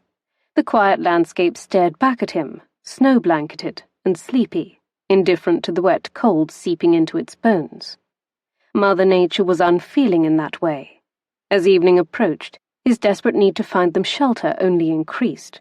They couldn't bed down out in the open, unprotected from the elements. He was on the verge of circling back around again and lighting a fire to that mule's stubborn arse when he spotted the smoke above the treetops, a grey plume against the darkening sky. The sight of it lifted his spirits. He called to her over the howling wind and gestured ahead. She gave a nod of understanding. He led them off the road and through the trees, hoping it was a dwelling ahead that they might prevail upon for shelter. He broke through the foliage and paused on a rise that overlooked a small crofter's cottage. He released a grateful breath, not fully realizing until that moment how worried he had been. "There!" He nodded to the small house sitting at the base of the hill. Smoke chugged from its chimney. A slapdash structure beside the cottage hardly qualified as a stable, but it could be nothing else. The mule rolled up beside him and stopped. "Do you know the people who live here?" she asked doubtfully. "No, but they will board us for the night." He said the words matter-of-factly, without looking at her. How can you be so certain? They're crofters. I'll offer the proper incentive. She made a sound that was part snort, part grunt. He slid her a look. Something amuses you? You are so confident your money can buy you anything, aren't you? Take a look about, Miss Bell. He gestured to the house. They appear to be in need. Why would they not leap upon the opportunity to earn a few coins? Her eyes sparked with something that resembled resentment. Money can't get you everything, she grumbled. The words were scornful, but there was a stubborn refusal to them too, as though she wanted them to be true, and yet she had her doubts. It got me you, he snapped. Her hissed breath was the only reaction she gave, but it was enough to tell him that he had hit a nerve. Feeling rather foolish, he looked away from her, his chest tight with discomfort at this sudden flash of introspection. The girl made him think about things he would rather not. Money had given him a life of leisure, power and position others could only dream to live. He knew that, but he had never really contemplated it at length. His life was simply one of privilege. It's all he had ever known. And yet he was running from it, leaving that life behind. The place was even smaller up close. He couldn't imagine a great many people lived under its roof. A dog barked somewhere inside the house. The front door opened as he dismounted. A young man stepped out, clearly alerted of their arrival by the beast that charged out with him. The mule let out a long bray of disapproval at the sight of the sheepdog. The canine must have taken the sound as an invitation to rush forward, because he lunged at the mule with several wild yips. "Fergus, come!" With a whimpering of longing, the dog obediently trotted back to its master, tail tucked. With a quick pat on the dog's head, the man reached behind him to close the door to his house. He hadn't bothered to don a coat. Even so, he didn't shiver as he stood in his wool shirt and suspenders, snow falling down on him. His boots scuffed over the ground as he advanced a few steps, eyeing them cautiously. The dog inched forward as well, surveying them in mutual yet restrained suspicion. "Good eve," the crofter greeted, squinting flew flurries. "Good evening," Marcus returned. "Frightful weather." "Aye." The man nodded slowly and looked to the sky. "Storm coming." "Indeed," the girl muttered behind him. You mean it's only going to get colder? Ignoring her, he fixed his attention on the crofter. The man was younger than Marcus, but his face was weathered and lined, testament to a hard living. "Might we impose on your hospitality and take shelter here for the night?" Marcus reached inside his coat for his pocketbook. "I will compensate you, of course." "But a mite crowded." The crofter paused, his gaze skipping over them, considering, taking in everything. "How much?" he asked, clearly tempted despite his reserve. Marcus glanced at the small house again. It was badly in need of repair, a new roof. Even the door needed replacing. Drafts doubtlessly slipped in through the cracks in the wood. "Enough for you to make all the repairs necessary on your home." The man said nothing, but his nostrils flared slightly as he continued assessing them. Alyse muttered something more under her breath, but this time Marcus could not make out the words. He was beginning to suspect the lass had a great many things to say on all manner of subjects, whether anyone wanted to hear from her or not. Even when her mouth wasn't speaking, her eyes were. Not an ideal characteristic for a housekeeper. The role usually required deference. Nothing of this girl smacked of that particular character trait. "Very well," the Scotsman replied at last. "Settle your mounts for the night." Marcus nodded. "Thank you." Before moving to the barn, he caught a flash of movement in one of the windows. A young woman peered out, a babe in her arms, and two more barely out of nappies crowded beside her. Now Marcus understood what the man meant. Crowded indeed. Where did they all sleep? Where would he and Alyse sleep? With a mental shrug, he told himself as long as they had a roof over their head, it would suffice. It surpassed freezing to death on some desolate road. "Did you have to say that?" He faced Alyse. She glared at him, looking most aggrieved. "Say what?" "That remark about his house needing repairs." He motioned to the cottage. "It's no secret. Anyone with eyes can see that." "Aye, he is undoubtedly aware, and didn't require the reminder. You needn't have humiliated him. Some people have no control over their situations." High colour crept into her cheeks, and he suspected she was not merely talking about the Scotsman. Indeed, situations can be out of one's control, which is why he needs my money. He snatched the reins and started guiding Bucephalus to the stables. And for the record, I don't think I embarrassed him. He didn't so much as blink an eye. Of course he wouldn't want to appear embarrassed. He has his pride. You act like you know the man. I know. His kind. Again her eyes told a greater story, that she was not purely talking about the man back in that cottage.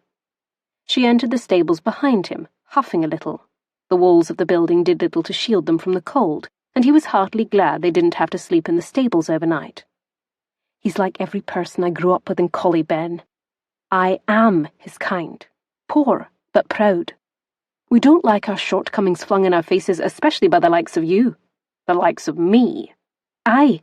She nodded her head, looking him up and down as though he were some manner of vermin. And pray enlighten me. What am I that is so very unsavoury to a poor crofter? A gentleman. Someone born with a silver spoon in his mouth, that has never known a day of deprivation in his life. Her chest lifted on laboured breath, and there was a slight rush of pink to her cheeks that had nothing to do with the cold. That's what he sees, is it? He asked, pausing before adding. Or is that what you see? Staring into those strange topaz eyes, he read the truth there. This is what she thought of him. She didn't even know how true her words were. He was as blue-blooded as they came. Perhaps it's what we both see. Perhaps, he allowed, feeling unaccountably angry. He wasn't certain why. She spoke the truth. He didn't know what it was like to go without.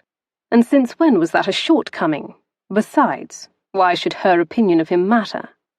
He stroked Bucephalus on his velvety nose. And yet I offer something you both need. For her, it was freedom. For the crofter, an improved home. See here, he began. I don't regret saying what I needed to in order for us to achieve shelter for the night.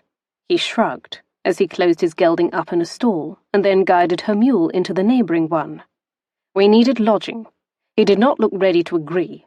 Forgive me if my candour hurt his feelings, but in case you didn't notice, this isn't the kind of weather you want to get stuck in overnight. That said, he turned his back on her and fetched some hay, reminding himself yet again that he shouldn't care what his soon-to-be housekeeper thought of him. Without being directed, she copied him and fed her mule. She was no delicate miss. She knew work. He watched as she lifted a pitchfork that he knew was substantial in weight. She didn't so much as grunt from the effort. Satisfied that their animals were tended, they walked back out into the evening. The temperature had dropped in just those few minutes they were in the stables. They crossed the yard. Just as he was about to knock on the door, the young woman he had spotted in the window pulled it open for them. Come in, and warm your bones, she commanded. They stepped inside the single-room cottage. She closed the rickety thin door behind them.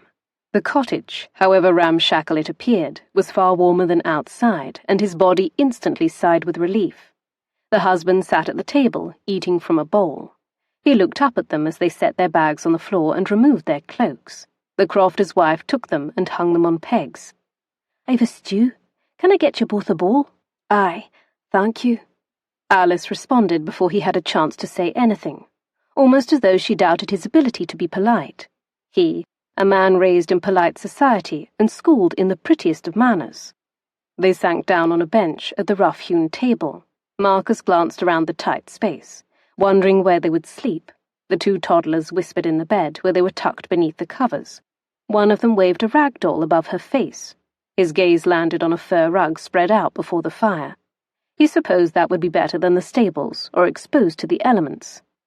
"Where are you travelling?" the husband inquired. "The Black Isle. This time of year?" He tisked and shook his head. "You wouldn't have seen me heading that far north." Alyse slowed the stirring of her spoon in the bowl. She looked at Marcus, an eyebrow lifted in inquiry. He arched a brow, staring back at her. It wasn't difficult to read her thoughts. He knew she would prefer London. She'd voiced her desire to go there already. But he wasn't going to change his plans for her. He was going to the Black Isle, and she could bloody well like it or go her separate way. He sipped a spoonful of broth. London was the last place he wanted to go. Foolish or not for this time of year, he was going north. Kilmarky House was as close to the ends of the earth as he could get, and right now, that sounded just about right. Chapter 11. The dove was sensible. She knew other doves were free of cages. She'd heard their weeping, and knew freedom did not always guarantee happiness. That was another battle that must be won. They ate quickly, and then Alyse helped the lady of the house with the dishes. It was the least she could do. Weatherton might be paying them for their hospitality, but it wasn't like Alyse to sit idle, especially when the young woman looked so very weary. Several strands of hair fell loose and dangled around her pale face. Her hair looked like it needed a good washing, but she imagined it was a lot of work to heat water for a bath. "Thank you," Alyse murmured as they dried the last bowl and put it in the cupboard. "Of course, and you may call me Mara. We didn't get much company here. It's nice to see another woman's face." She smiled tentatively. "Yes, it is nice," Alyse agreed, smiling back, recognizing Mara's loneliness. She knew about loneliness. She'd felt it for several years under the Beard roof. Even surrounded by people, the ache had been there, gnawing deep. Sometimes it was worse when others crowded about.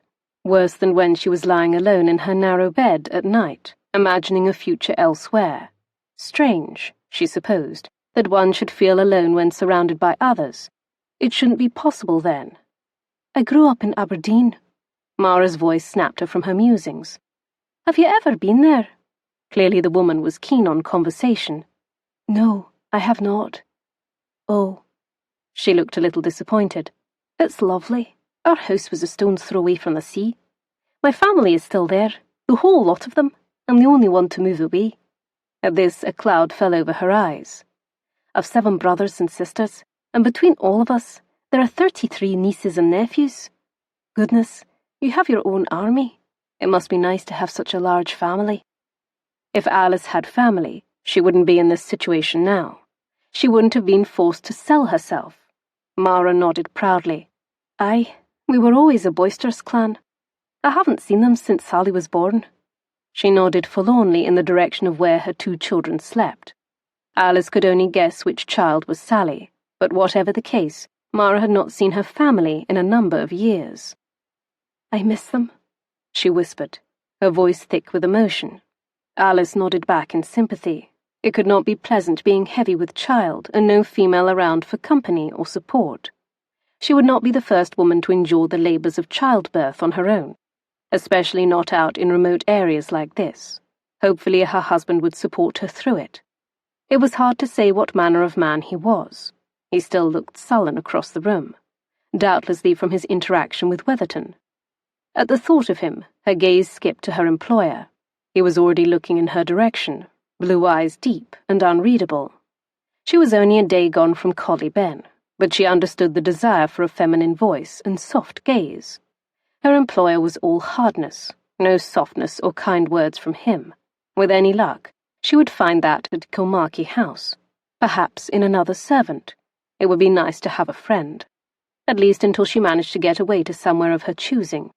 That's what mattered most to her ability to choose, to decide where and how she would live. Right now, she would do what was necessary, but someday she would have a choice. She would endure as always and not be so foolish as to expect softness from this man. In truth, any man. Not any more. She was on her own. Even if she was fortunate enough to make a few friends, she would never again fully trust. "Come. I'll see you both settled in for the night. The wee ones can sleep with us." Mara crossed the small space of the main room, her gait waddling, and motioned them up the narrow ladder to the loft. Of course they assumed she and Weatherton were husband and wife. She sighed, dread running through her, which meant another night sharing a bed with him. Everything inside her rebelled at this lie they were perpetrating, even for only one night, even if they would never see these people again. Of course, it was for the best to let Mara and her husband live under that delusion, better than explaining their complicated situation. Except, was it really a lie? Alyse shoved that grating voice aside. There would be none of that. She would not entertain such thinking, They had both agreed that buying her off that auction block did not constitute a marriage in reality. The act might have served to dissolve her marriage to Mr. Beard, but it did not bind her in matrimony to Weatherton. She didn't care what some deed of sale claimed. Mara's husband had already moved to the bed and was scooting the children to the centre to make room for the four of them. He hardly acknowledged them. After Weatherton embarrassed him, he'd avoided their gazes, understandably. "I'm sorry we cannot offer you better accommodations," Mara said. "This is quite generous, thank you," Alyse quickly assured. "Yes, thank you," Weatherton echoed as he motioned for Alyse to ascend the ladder. "You first," she insisted, and she wasn't certain why. Perhaps she wanted to be closest to the ladder, her means of escape, the one way out of the loft in case she needed to make a hasty retreat. Weatherton nodded and climbed the ladder. Alyse stared up at the shadowy ledge he ducked inside. The long length of him disappeared. She inhaled a shuddery breath. She was expected to follow him, to disappear in that dark little den with him. Her throat thickened, and her hand moved to the pocket of her skirts, where she kept her dagger. She felt the same panic pressing on her as she had when facing the auction block, the uncertainty, the sense of being penned in, trapped. Here she was again, alone all night with him. She'd done it before, and yet this time felt different. She should feel a little more at ease, more reassured after last night and this morning. He hadn't harmed her. In fact, he'd given her a dagger, should she ever feel the need to defend herself. And yet, the dark little cave looming above her was so very different than the spacious room they had shared last night. Odd as it seemed, last night already felt a lifetime ago. Her fingers closed around the rough wood ladder. She peered above her with another shaky breath. There was only darkness up there, and him. "I know it's not the most inviting." Evidently Mara did not miss her hesitation, and she misread it. "Oh no, not at all. It's perfectly suitable. We're so grateful." Alyse fixed a smile on her face and hardened her resolve to climb. "Thank you." Mara nodded amiably. "Well, good night then." Alyse watched as she ambled toward her bed. Her hand braced against the small of her back and felt a fresh stab of guilt for adding to the woman's discomfort by forcing her children into the bed she shared with her husband. With a shake of her head, she reminded herself that they would be well compensated for a single night of discomfort. That gave her some consolation. Readjusting her grip on the ladder, she lifted her skirts with her other hand and began to climb, mindful not to miss a rung. Arriving at the top, she peered into the dark loft. She couldn't even make out the shape of him in the unremitting blackness. There wasn't much to the loft other than the mattress. She patted with her hands and crawled forward a few inches before bumping into the bed. She eased down a knee, testing, making certain she wasn't going to collide with a man's body. Fortunately, she didn't come into contact with him. Evidently, he had bedded down on the opposite side of the loft, and she wasn't climbing atop him, fortunately. She winced. That would have been awkward. The space was tight. The shared air passed back and forth between them. She stretched a hand above her, fingertips meeting the ceiling that was only a scant inch above her head. Cramped indeed. He was much taller than she was. If he sat up too suddenly, he would bang his head. She lowered her arm and settled down onto her back, arranging her skirts around her. She lay stiffly, unaware how close he was to her. It was disconcerting.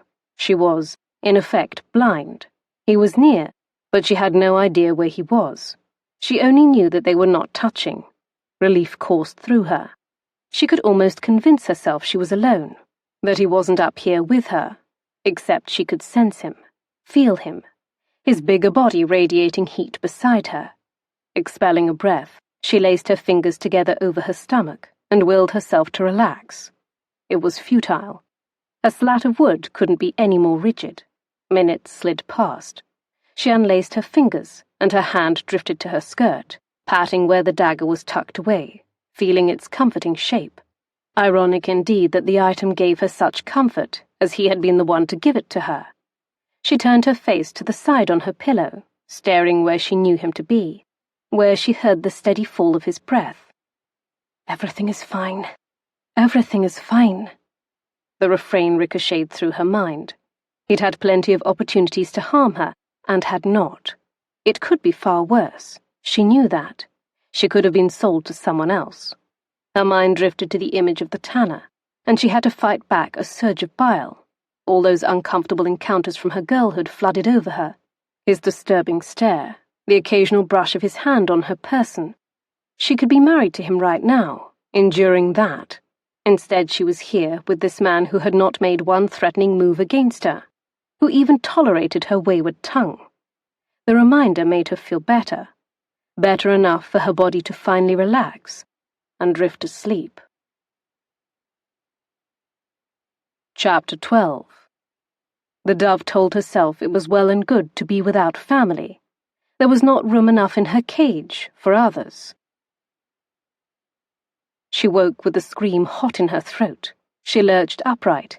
Tears scalded her cheeks as she stared into blackness, bewildered, confused, terrified.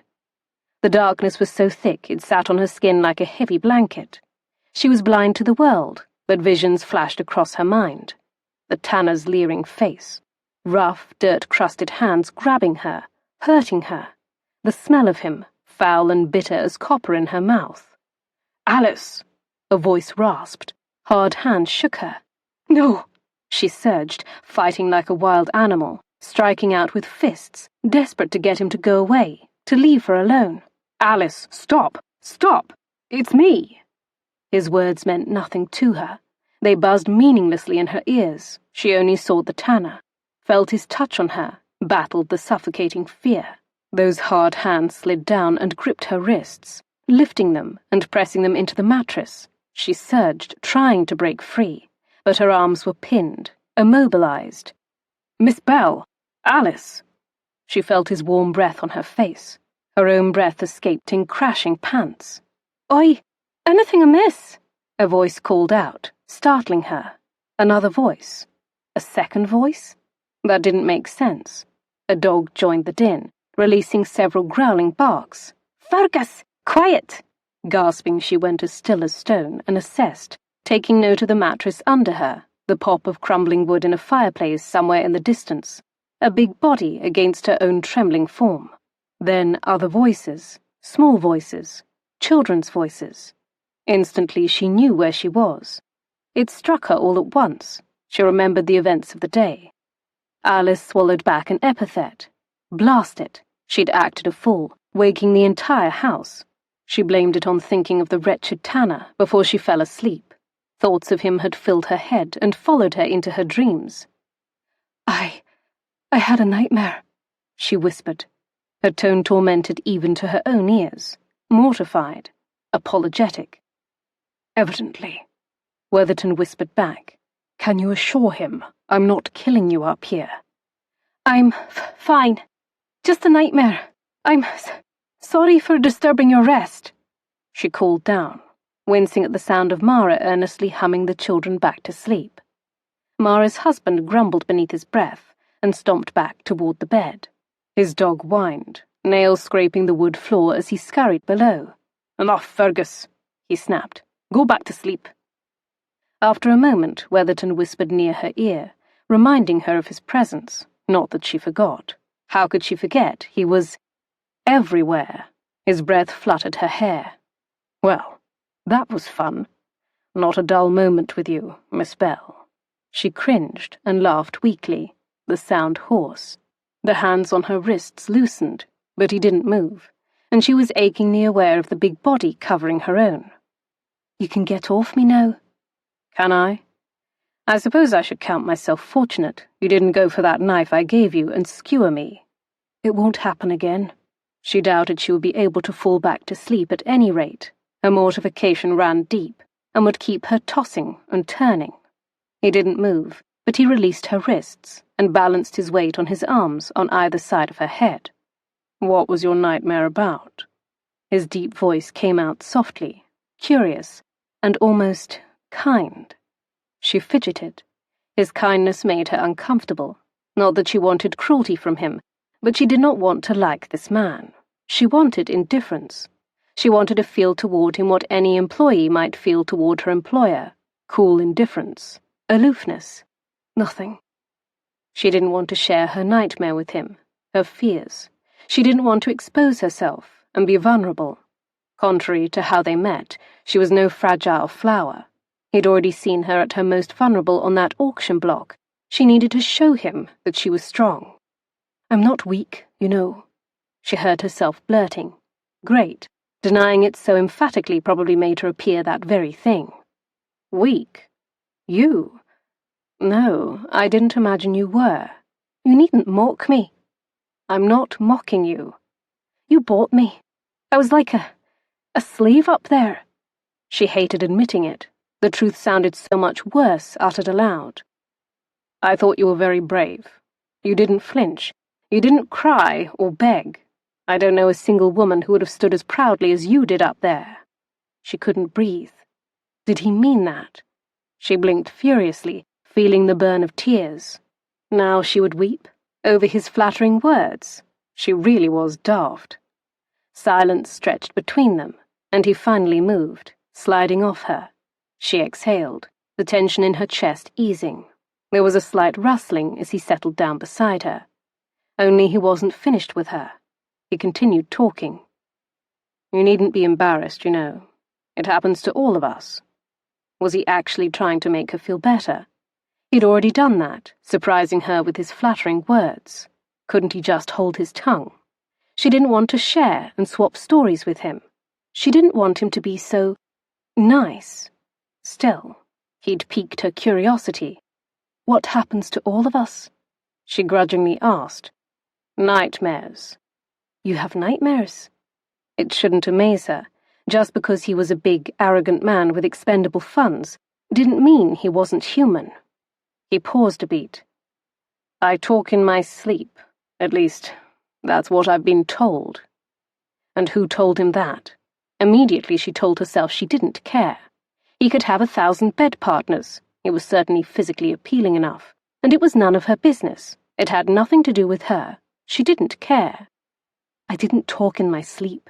I screamed," she began, "like I was being murdered, and woke up these nice people. It is embarrassing," she replied in hushed tones. "First, we take their children's bed, and now I ruin their sleep." "It's only a single night. We'll be gone tomorrow, and leave them with a pocket full of coins for their trouble." His reasonable tone and reasonable words did serve to comfort her. "Don't worry," he added. "Go back to sleep, Alyse." She sighed. "I don't think I can." He didn't respond. She stared blindly into the dark, wishing she could see his face, and then she remembered his face was far too good-looking and definitely weak-knee-inducing. Given their proximity and the intimacy of their circumstances, it was probably better she couldn't see his features. His breath fell soft and even beside her, and after a while she assumed he had fallen back to sleep until he said, "Give me your hand." Her pulse jumped at her throat. He wanted to touch her. "My hand?" "Yes." "What for?" "Come now. Just hold out your hand. I'm not going to hurt you. Besides, you still have your knife. Feel free to use it if you feel threatened." She could almost imagine the sarcastic twist to his lips. There was definitely humor to his voice. Warily she stretched out her hand, and he took it, clasping firm fingers around hers. In the dark, her sense of touch was heightened. His hand felt so much bigger than hers, the fingers long, tapering, his grip strong, the pads slightly rough, calloused. For all his apparent prosperity, he wasn't a dandy then. He used his hands. This should not affect her one way or another, but her chest lifted on a hitched breath. He flattened out her palm, stopping her fingers from curling inward. Then he began lightly stroking. His fingertips brushed back and forth over her palm, his blunt-tipped nails softly scoring her skin. It was a delicious sensation. Goose flesh broke out over her skin. Her breath caught. "What are you doing?" The physical contact was more intimate than she had experienced in years. Her kiss with Yardley had been brief, chaste. Worthington's fingers running over her quivering palms felt personal. "I used to do this to my little sister. It always put her to sleep. She was a headstrong child, never wanted to sleep and miss out on anything." She didn't know what was more shocking, that this hard man petted his little sister to sleep, or that he was petting her. Her stomach felt funny, bubbly, like she drank too much of Mr. Beard's ale, and then went sledding down a hill. Not that she had gone sledding since she was a carefree child, but she remembered the plummeting sensation in her stomach. "That feels nice," she admitted, wondering why her body was starting to hum, like all her nerve ends were tingling. Clara never lasted very long. Usually this put her right to sleep. Of course, I haven't tried this on her since she was a child of 8. How old is she now? She yawned. 14. Almost 15. Might be trickier with me. I'm not an 8-year-old little girl. She opened her mouth wide on yet another yawn that belied her words. Yes, he agreed. You're not a little girl. In her suddenly drowsy fog, she thought his voice sounded gruffer, thicker. She didn't know what that signified, if anything, but she shivered. Even though she wasn't cold anymore, she shivered. She supposed his tickle-soft touch on her palms had something to do with that. Her hand felt like a lead weight. She let it droop. He caught it and lowered it onto his chest. She felt his shirt against the back of her hand. A lethargic smile curved her lips. "Breaking custom tonight, are you?" "I beg your pardon?" "You're wearing clothes." "Ha, yes, well, this entire journey has been one for breaking tradition, I suppose." "I suppose it has." Not that journeying anywhere was a custom of hers. This entire trip, in fact, was a break in tradition for her. His fingers continued their sensual assault on her hand, creeping up her wrist and forearm in slow, measured strokes, and then back down again. Sensual? When had his touch become sensual? She gave a slight shake of her head and told herself it was relaxing, not sensual. "Is your sister in London?" "Yes," he answered. She thought about that for a bit. He clearly liked her, Clara, so he would return eventually. As though he could read her thoughts, he asked, "Why do you want to go to London so much?" Her lips worked before she arrived at her answer. "I've never been." "So, I've never been to Warsaw, but I've no overriding desire to go there." She laughed once, lightly, and then sobered. "My father visited London. He told me about it. The buildings and people. The museums and galleries. The theatres. The bookshops." "It's crowded. You can't breathe there." "What do you mean? There's air there, like anywhere else." "Not like anywhere. Not like here." She turned that over in her mind. Perhaps she had built London up in her mind. Perhaps the most important thing was to simply get away from Collie Ben, where she was known as the girl married at the age of 10 and 5 to Old Man Beard, and now where she would be known as the girl sold at auction. Anywhere else was preferable, as long as it was someplace else, as long as it was away.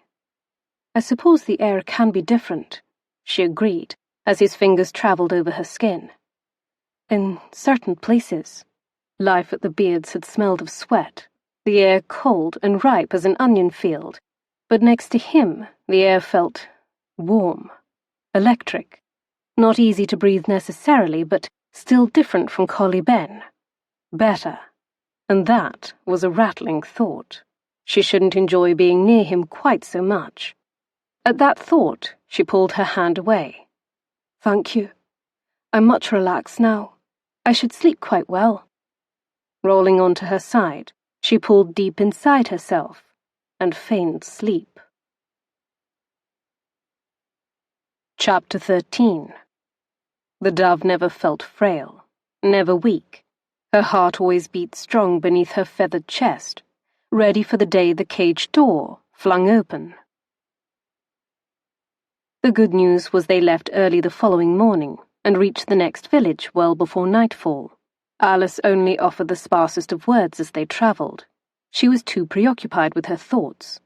She almost didn't feel the cold at all as she recalled how she fell asleep last night, with his fingers tracing her palm, and his deep velvet voice talking to her about dreams, and his little sister, and places where the air flowed clean.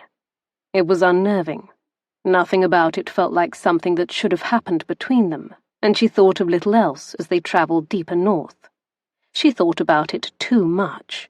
When they arrived at the village, the only lodging to be found was more of a boarding house than an inn, and it didn't boast a bounty of bedchambers. Once again they were forced to share a room. At this point, It felt par for the course, and she experienced only a momentary flash of unease.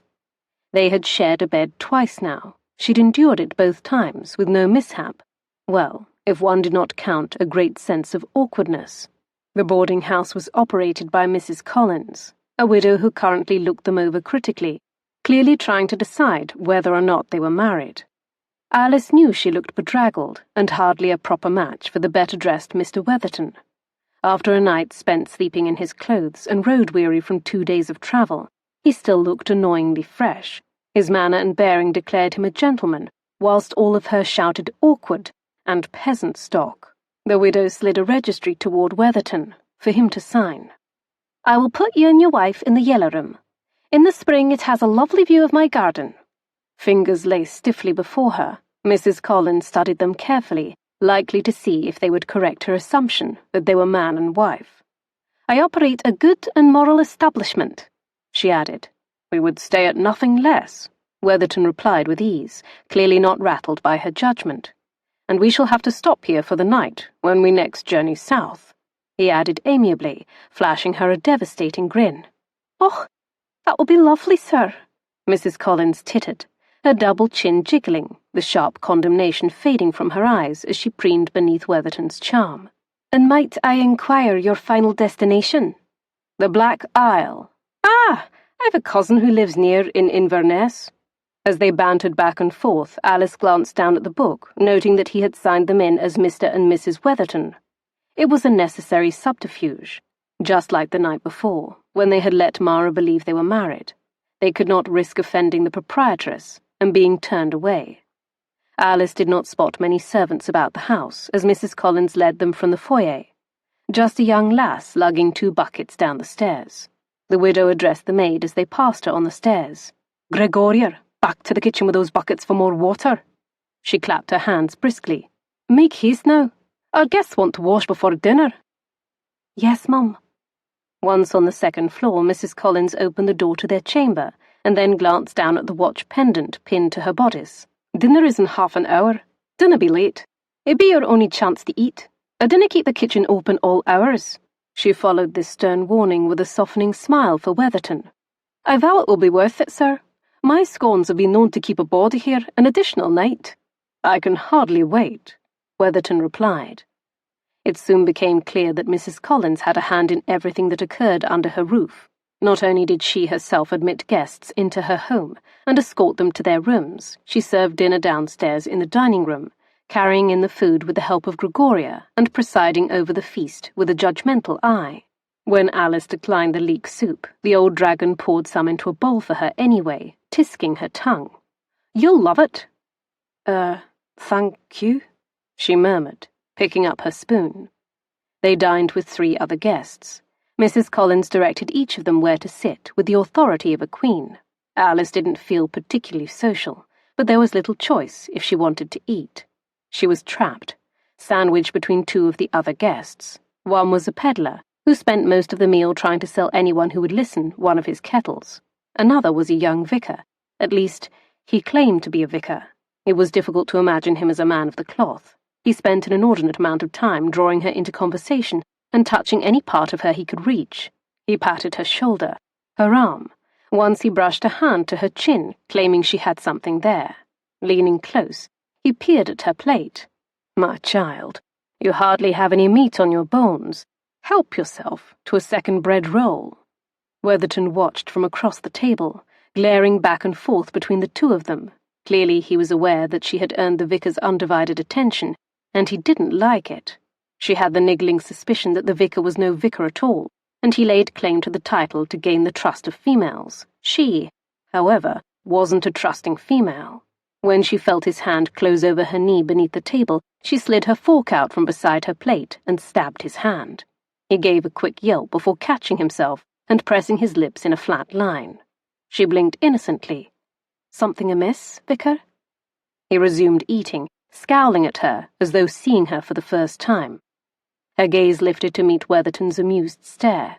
Gone was his glare, his lips twitched, and he looked on the verge of laughter.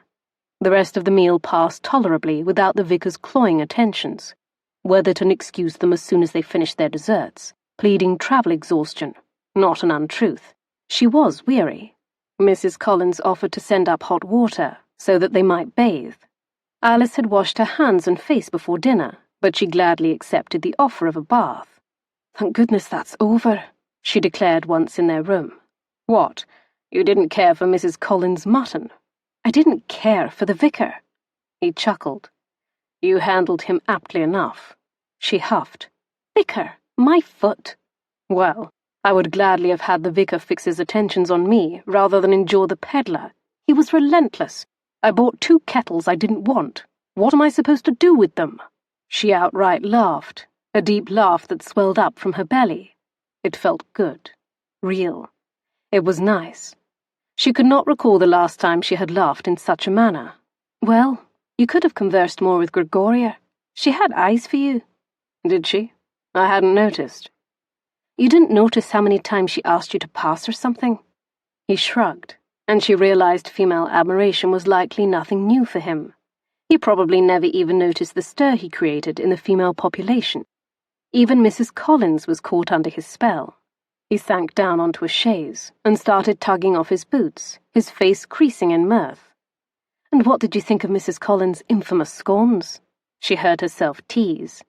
"As wonderful as promised?" His eyes widened, and he pointed to his mouth. "I think I left a tooth buried in the one I bit into. Truly, they can't be digestible. She could use them as artillery. The army should be notified." Alyse giggled. "So we won't be staying an additional night, in order to indulge in more of them? Another night of enduring those scones, and I fear I shall have no teeth left." They were still chuckling when a knock came at the door. Weatherton admitted Gregoria inside the room. He quickly relieved her of one of her sloshing buckets. "Oh, much thanks, sir." The young woman stared up at him with an expression of wonder. She moved slowly, casting him several admiring glances. Gregoria filled up the hip tub, tucked behind a dressing screen.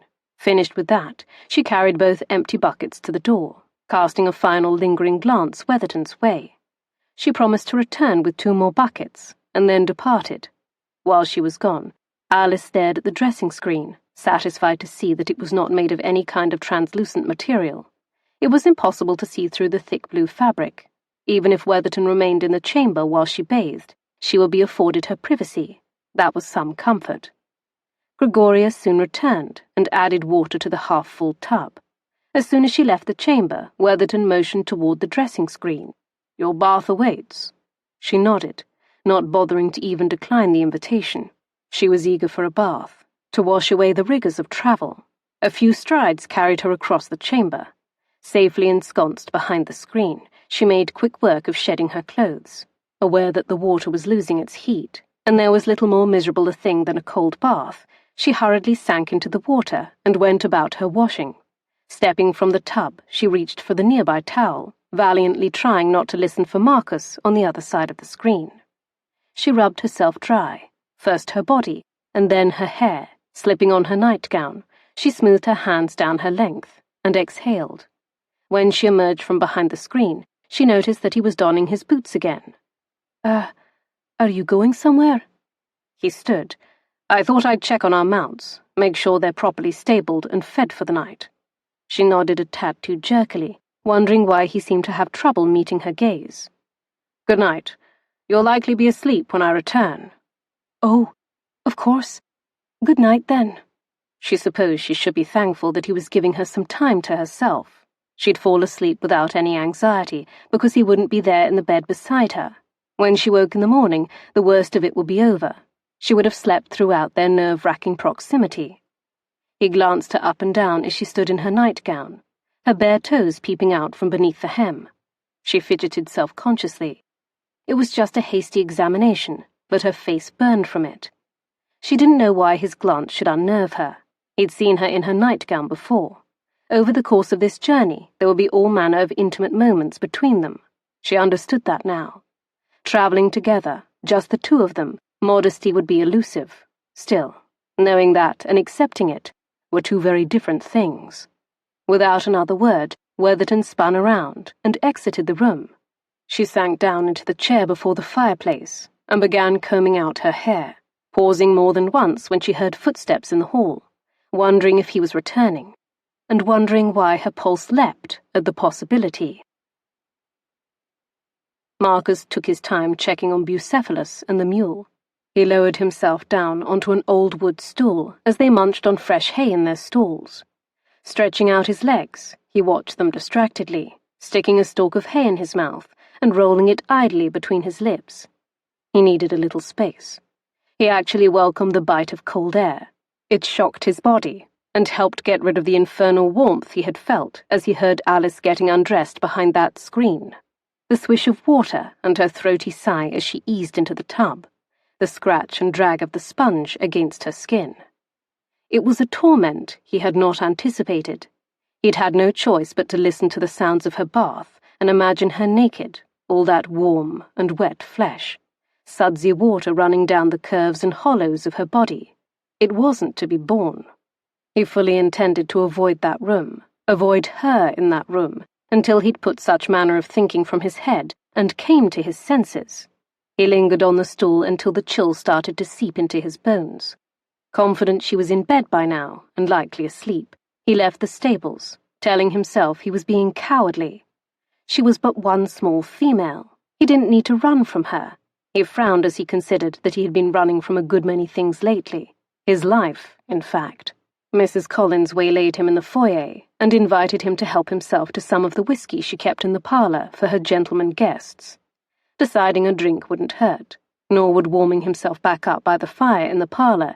He accepted the offer and settled himself in an armchair with a glass of fine whiskey and a week-old Edinburgh newspaper.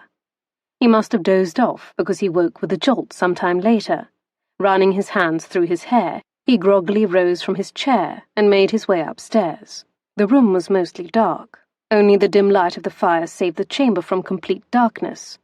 He made out the vague shape of her lying in the bed, as still as stone, although he knew she wasn't stone. She had a fierceness to her, without a doubt, but there was a softer side to her too. He'd seen it. Watched her as she interacted with the crofter's wife. There had been something in her eyes, compassion that he rarely saw in the drawing rooms of London. She'd been dealt a difficult life, to be sure, but she still possessed a tender heart and cared about others. He'd never really considered how privileged he was, never counted himself particularly fortunate, but she made him think about that. She made him feel like a churlish, ungrateful wretch. He approached the bed, his eyes acclimating to the near darkness. Peering down at the outline of her body, he identified that she slept with her back to him, her hair a loose and flowing trail, winding over the lighter counterpane. Inhaling, he caught the clean, soapy scent of her. She might be still as stone, but she was no inanimate lump.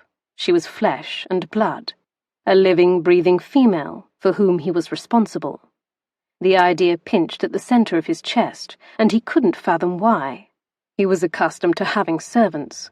Why should the addition of one more give him pause? His lips twisted wryly. He supposed she was different from the rest. He had never shared a bed 3 nights straight with any of them. That made her a little different, indeed. He moved away from the bed to stand before the fire. Holding out his hands, he let the warmth penetrate. A small sound from the bed drew his attention. She stirred, and he held his breath for some reason, not releasing it until she settled back down, falling to stillness. He removed his clothing, garment by garment, draping them over the back of a chair. Moving back to the bed, he stopped at the edge. His hands twitched at his sides as he stood there, hesitating. Damn. They really needed to stop sleeping in the same bed. Their first night together, he had simply climbed into bed with her, giving it little thought. Then she was nothing more than a woman he had bought at auction, someone he'd taken pity on and helped through a difficult time. Now she was something more. No longer a stranger. In the matter of days, it was no longer so simple to dismiss her from his mind. Scowling, he pulled back the covers on his side of the bed and slid in beside her, determined to not let this affect him. When he left London alone, it was because he wanted to be alone. And yet here he was, with her, decidedly not alone. But that wasn't the real problem. The problem was that he liked her. He was enjoying her, enjoying not being alone. Bloody hell. He was enjoying being with his new housekeeper. The sooner they reached Kilmarky House, the better. Chapter 14. The dove was unaccustomed to being touched. The cage bars were narrow and made it difficult to be reached. She didn't know what woke her, but it wasn't a nightmare. Not this time. She lifted her head with a tiny gasp. It was still night outside.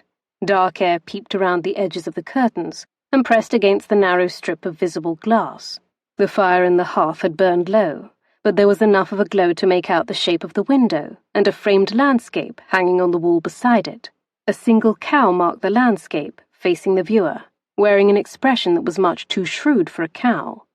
Despite the waning fire, she was warm and snug beneath the covers.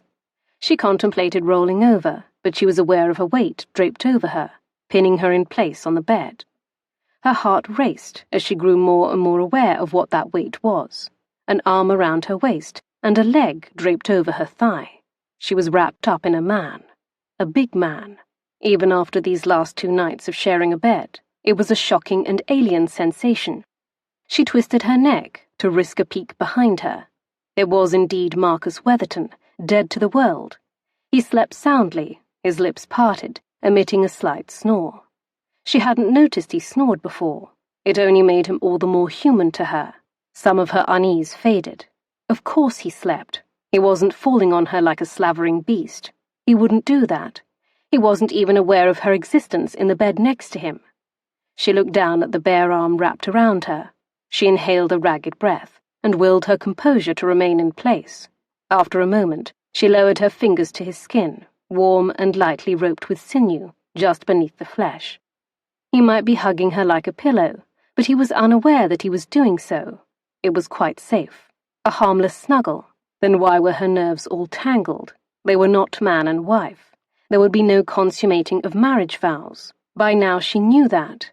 Her fingers relaxed on his arm, easing, tracing idly. She could not help wondering if this was what it would be like every night to sleep with and be held by a man who loved her. Her parents had been a love match. Once upon a time she had assumed she would marry for love, just as they had, before Papa died and life became about what was necessary. Her eyelids grew heavy again. She trailed her fingers up and down his arm, pretending, believing in the fantasy for a moment, that she had that. He released a sigh. She felt it against the back of her head, ruffling her hair. Suddenly she was pulled closer, her back dragged up against his hard chest. She swallowed a squeak, her eyes flared wide, and she stilled her touching of his arm. She shifted slightly, trying to put some space between them, but that didn't work either. He pulled her back against him. The heat of his chest radiated through the cotton of her gown. How much clothing was he wearing, or rather, how little? Had he reverted to his tradition of sleeping naked? That great leg of his still draped over her. It bore down on her thigh like a tree trunk, pinning her. And then she felt it. An increasing hardness against her bottom. It stirred and grew, nudging into her backside until she had a fairly good idea she was feeling the swell of his manhood. She sucked in a breath. She understood the mechanics of sex. She'd lived too long on a farm not to know such things. He was asleep, completely unaware of his body's reaction. She could wake him, and he'd withdraw, no doubt, with an apology. Only she was awake. She knew what was happening. She was wholly, achingly aware, and the sensations seizing her body were hard to ignore. Heady and enticing, her skin hummed very much like it had the night before when he touched her palms, his fingertips feather soft. Only this was more intense, more breath-robbing. Her flesh felt tight, as though it didn't fit over her bones. She wanted to lean into him and explore these new sensations a bit longer. Her limbs felt languid and heavy, her lower stomach tight, pulsing, and between her legs, something unfamiliar pulled there, different and frightening, but no less exciting. She surrendered to it.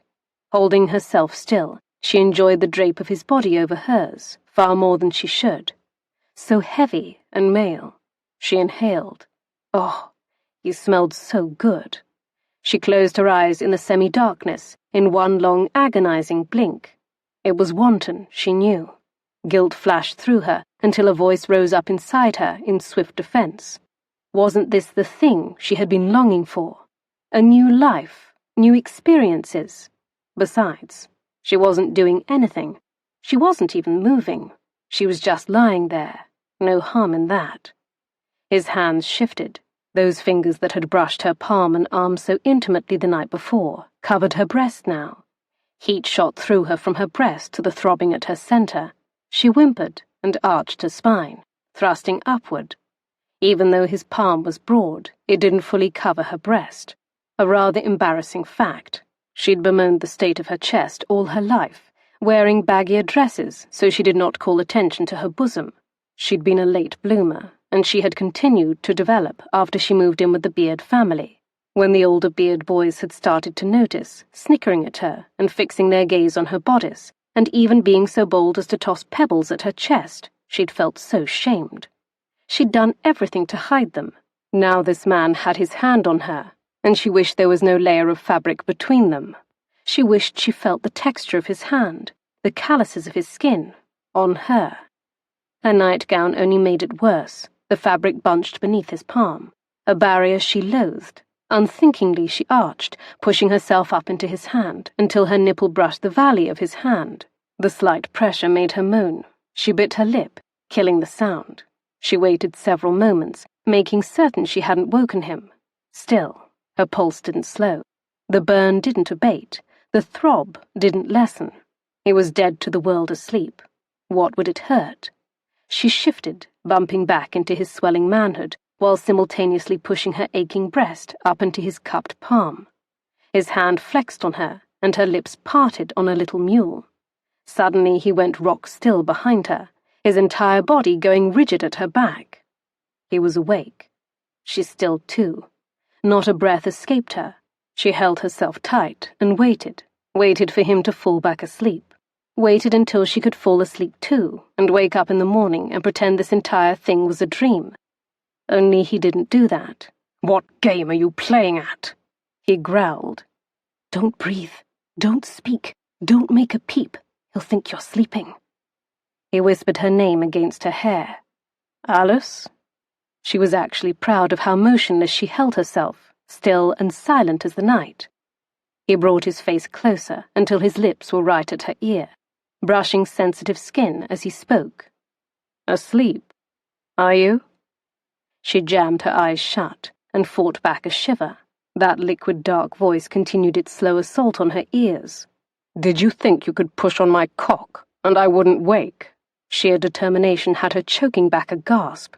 He couldn't prove she'd been awake. She simply had to feign sleep.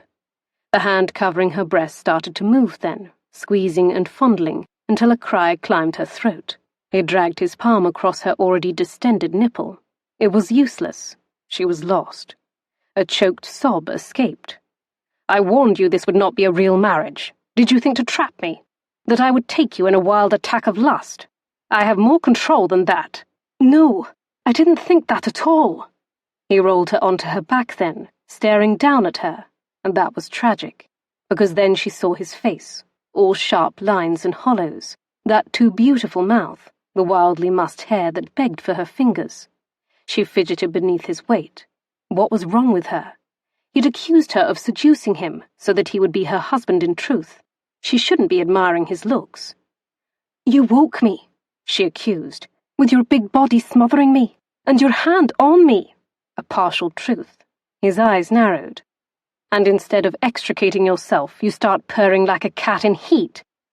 "Oh!" Before she could help herself, she lashed out, slapping him across the face. "A couple days together, a few conversations, and you decided you liked me, that I might make a good husband after all." Stunned, she stared up at him. Perhaps she had begun to like him a little bit, but he was mad indeed if he thought she had set out to seduce him. "You arrogant bastard! How could I ever want to be married to you?" He stared back, looking equally astonished, but also furious. It was the fury that made the metallic taste of fear rush into her mouth. She'd just called him a bastard. What if she had pushed him too far?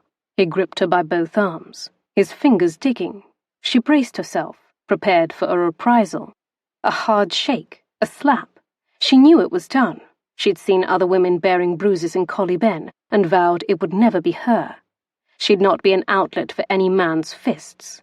He looked prepared to retaliate, prepared to commit violence. She braced herself. But it didn't happen. His mouth came down over hers, hard, punishing. She knew that was what he intended. She'd struck him, and this was his way to strike back at her. She couldn't have pushed him away or slapped him again if she wanted to. Her hands were crushed between them. She struggled to unwedge them, ignoring the way his mouth on hers made her feel alive.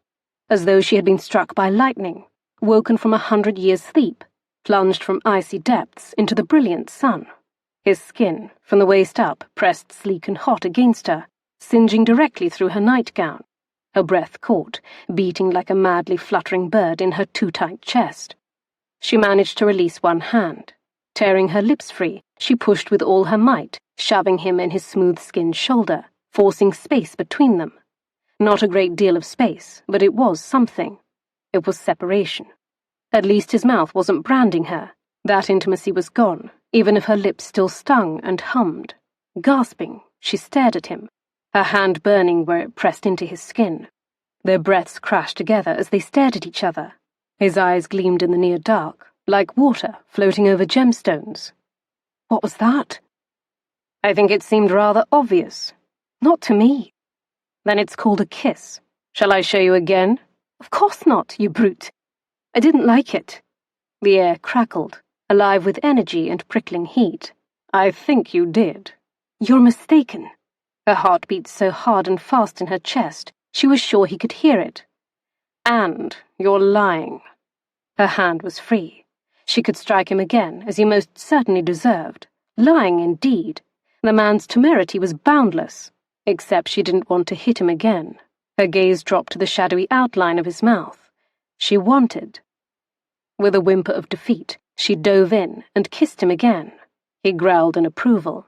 The kiss started hard, as it had earlier, but it didn't stay that way for long. His lips softened, turned to nibbling, kissing entreaties where he managed to husk against her lips. Open your mouth to me. Bewildered at her reaction, at him, at this, she obeyed. She was helpless to resist him, helpless to resist herself. His tongue entered her mouth and stroked her own. She gasped and jerked at the strange act. He pulled back slightly, staring at her with eyes that were as inscrutable as ever, but also brighter, as gleaming as polished gems. This was it. Her turn. The time to pull back before things got any more out of hand. The opportunity slipped past. He dipped his head, kissing her again, rubbing his tongue against hers until she was moaning and turning boneless beneath him at the shocking friction. He settled his big body between her thighs, his hands falling to her hips, yanking at her nightgown until it was hiked up to her thighs and no longer barring him. They kissed and kissed until her lips went numb, until her tongue felt raw from mating with his. He began moving, rocking his hips between her thighs, his manhood thick and prodding in the fabric bunched at the apex of her thighs. It would be so easy, he said against her lips. I could just lift your gown and slip inside. She nodded senselessly. He could. Want pulsed through her. Right now, it sounded like the most perfect thing ever. Can I touch you, Alyse? She nodded, knowing she would have agreed to anything in that moment, anything to quench the pulling ache between her thighs. She didn't even fully understand what she agreed to until she felt his hand forage under her nightgown and slide against her folds. She jolted at that first brush of his fingers. So wet, he declared. So ready.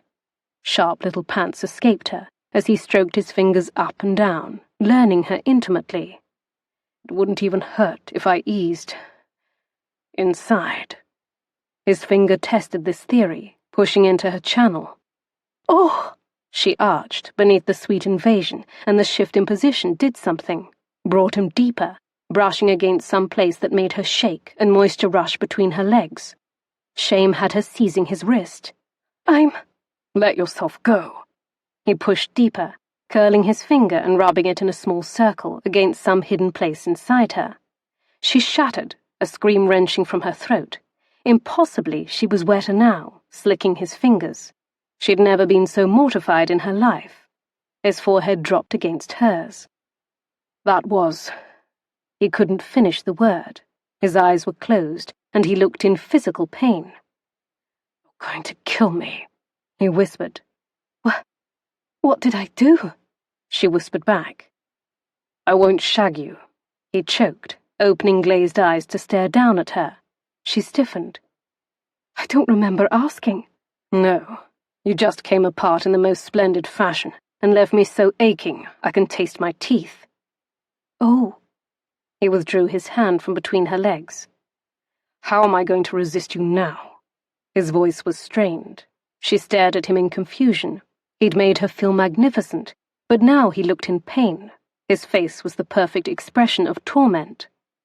You're a witch, he muttered, shifting slightly, the motion rubbing the bulge of his manhood directly into her. From the moment I saw you, I've been doing things entirely out of my character. Is it in your character to deny yourself what you want? The question popped out of her mouth before she could consider it. She was baiting him, and she knew it was ill-advised, but it stung. It hurt that she was so very objectionable to him, that he was not only angry at her, but at himself too. I'm not legitimizing this union, he growled, even though he didn't pull away from her. I didn't ask you to. A muscle ticked in his jaw. He remained above her, between her splayed legs, his arousal pressing directly against her core. Clearly, despite his words, his hunger hadn't abated. She fidgeted, both satisfied and anguished, her arousal twisting sharper as he pushed his hips forward, grinding himself into her softness with an ill-concealed groan. She clucked her tongue. If you'll have naught to do with me, then you best go find some other female to satisfy your very pressing needs, she flung out. The kitten has claws, and whilst you do that, perhaps I shall find someone who can finish what you've started. His eyes flared. The vicar is only a few rooms down, he reminded. Oh? She feigned consideration with an angle of her head. Convenient indeed. Brat, he snarled, and then his mouth claimed hers again. She gloried in it. She didn't even know herself, the woman lying in this bed with this man, provoking him into acting, into kissing her when he clearly did not want to, but then everything had changed in the span of a day. Why wouldn't she be different too? Why couldn't she be? She'd brought him to the brink. His hands went to the laces at her scoop-necked nightgown, tugging them open. Then the bodice was down, and her breasts were exposed. His mouth followed, sucking and licking, until she was writhing under him in joyous torture. Marcus, she pleaded, latching onto his name in the throes of passion, saying it when she couldn't even think it before. She ran her fingers into his thick head of hair. Please. He groaned and stilled, dropping his head between her breasts. Temptress. She? A temptress? It didn't seem possible. She was no beauty. Her hair was likely her best feature, although people often remarked about the unusualness of her eyes. Still, a gentleman like him. He had to have seen his share of beautiful women. I'll not do this, he said, his voice soft but no less firm. He pushed up to look at her. I'm not that weak. He stopped with a swift shake of his head. You'll have to appease yourself as my housekeeper. You'll not have me for your husband. She let out a breath. I don't seek to trap you. Good. He stood from the bed, staring down at her. His gaze raked over her, taking in her exposed breasts and her bared legs. I confess, you offer more enticement than I expected. She scrambled to set her nightgown to rights, covering her breasts back up and shoving the gown down to her ankles. The corner of his mouth kicked up, as though he found her attempt at modesty amusing. But your wiles will not work on me. Her eyes travelled over him, 1,000 prickles of heat flashing over her skin. You're fully naked. Truly naked. Naked from the waist down. He'd climbed into bed with her without wearing a stitch of clothing. Again. You well know my sleeping habits by now. He shrugged a shoulder. I thought we discussed you discontinuing those habits. Did we? Another shrug. Perhaps I will adjust and start wearing clothes to bed. I did not expect you to throw yourself at me. Me? She choked. You have a very high opinion of yourself. He splayed a hand against his chest, drawing her attention to that lovely chest, firm and well-formed. She'd seen it before, but it still unsettled her. She didn't know a man could be fashioned in such a way. Mr. Beard had been pasty pale, with a definite paunch. "You are begging for me quite sweetly. I didn't anticipate that." Nor did she. She yanked the coverlet back up to her chin. "You are quite safe from me." The look he gave her was full of skepticism, and right then and there she vowed she would not touch him again. Never permit him to so much as stroke her palms, never kiss him, even if he should change his mind and attempt to kiss her. She wouldn't even look at him with admiration, lest he think she was mooning over him. He reached for his trousers. Once he had those on, he sank down in the chair before the fire and tugged on his boots. "Where are you going?" "As you said, I'm sure Gregoria can satisfy my needs. You've left me with quite the raging cock." She gasped, glaring at him. "You are a foul man." "You weren't saying that moments ago."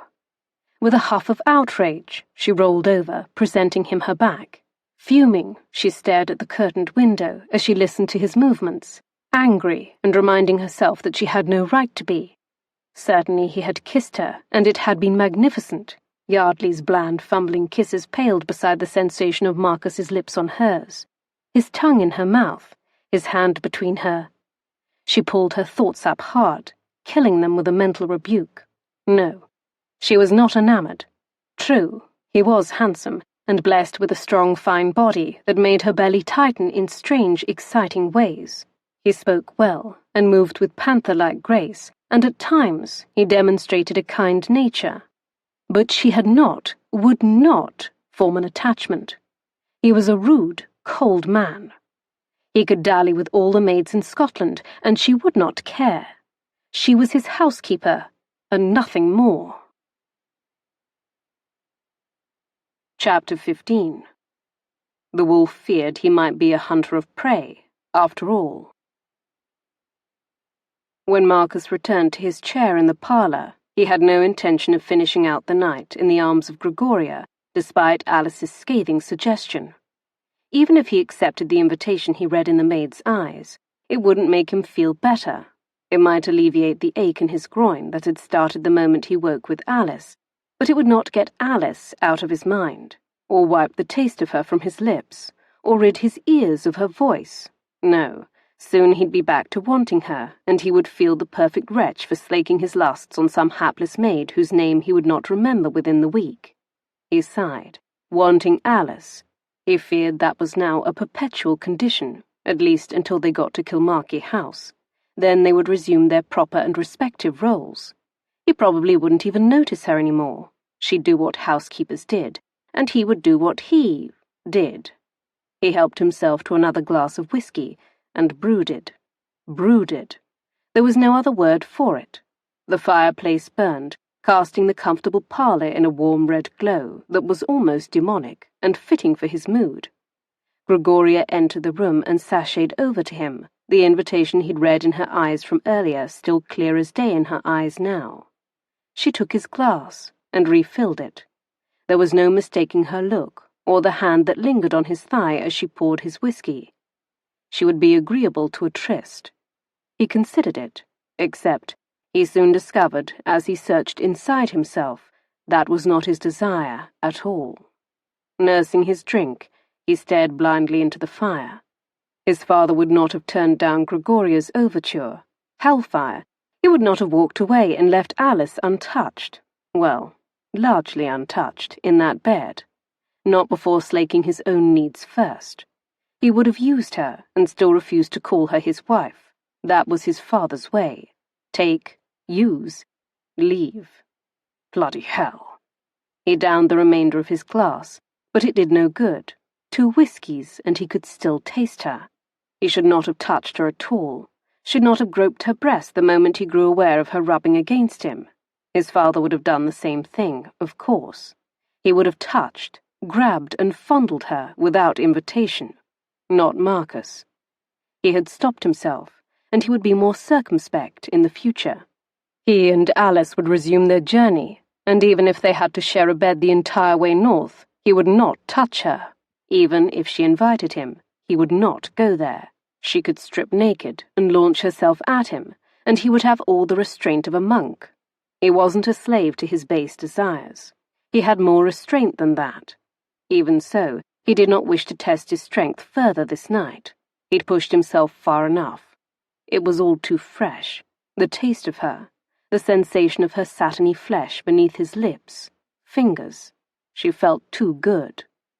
He'd never have thought the temptation of her would be so overwhelming. He'd had several alluring women over the years, and they knew the power of their allure. They worked tirelessly at it, and wielded it with utter proficiency. Their skin fragrant and soft from lotions and perfume, their hair styled to silkiness. They were artfully arranged. Alyse Bell did not require such manipulation. She was no skillfully wrought construction of feminine beauty. She was just as she was, fresh off a farm and sold at auction without any embellishment. So, contrary to his earlier avowal, he moved to the sofa. He removed his boots and set them on the floor. He was too tall for the piece of furniture. His feet hung over the end, but the discomfort wasn't enough to send him back upstairs. It was a decidedly better sleeping arrangement than the temptation of returning to that bed, with Alyse. It did not take him long to fall asleep. Only it wasn't the peaceful rest he'd craved. It was a dizzying collage of faces. Alyse, his stepmother, his sisters, Colin. They all called his name, pulled at him, and chased him. Then he saw his father's face, angry and contorted, spittle flying from his lips as he shouted. Marcus woke with a start, his ears still ringing with their voices. He was gasping, the sounds wet and ragged in his ears. He dragged a hand over his face. He hadn't trembled like this since he was a child. He laughed hoarsely. Last night he admitted to Alyse that he'd suffered nightmares before too, except it hadn't been recently. Perhaps the ailment was contagious. He glanced around the room. The fire had died overnight. He inhaled and rubbed at his chest, hoping to massage loose the painful tightness. He glanced to the room's single window, the grey of dawn pressed against the glass panes. It was time to greet the day. They left a little after dawn, taking the road north just as the sun rose to streak the sky in shades of pink and orange. It was cold, and grew only a little warmer as they moved north, a condition he expected to continue. When he had returned to their room to rouse her, she had looked at him as though he were some unwanted vermin sneaking in from the cold. "Did you sleep well, sir?" she'd asked icily as they packed their things.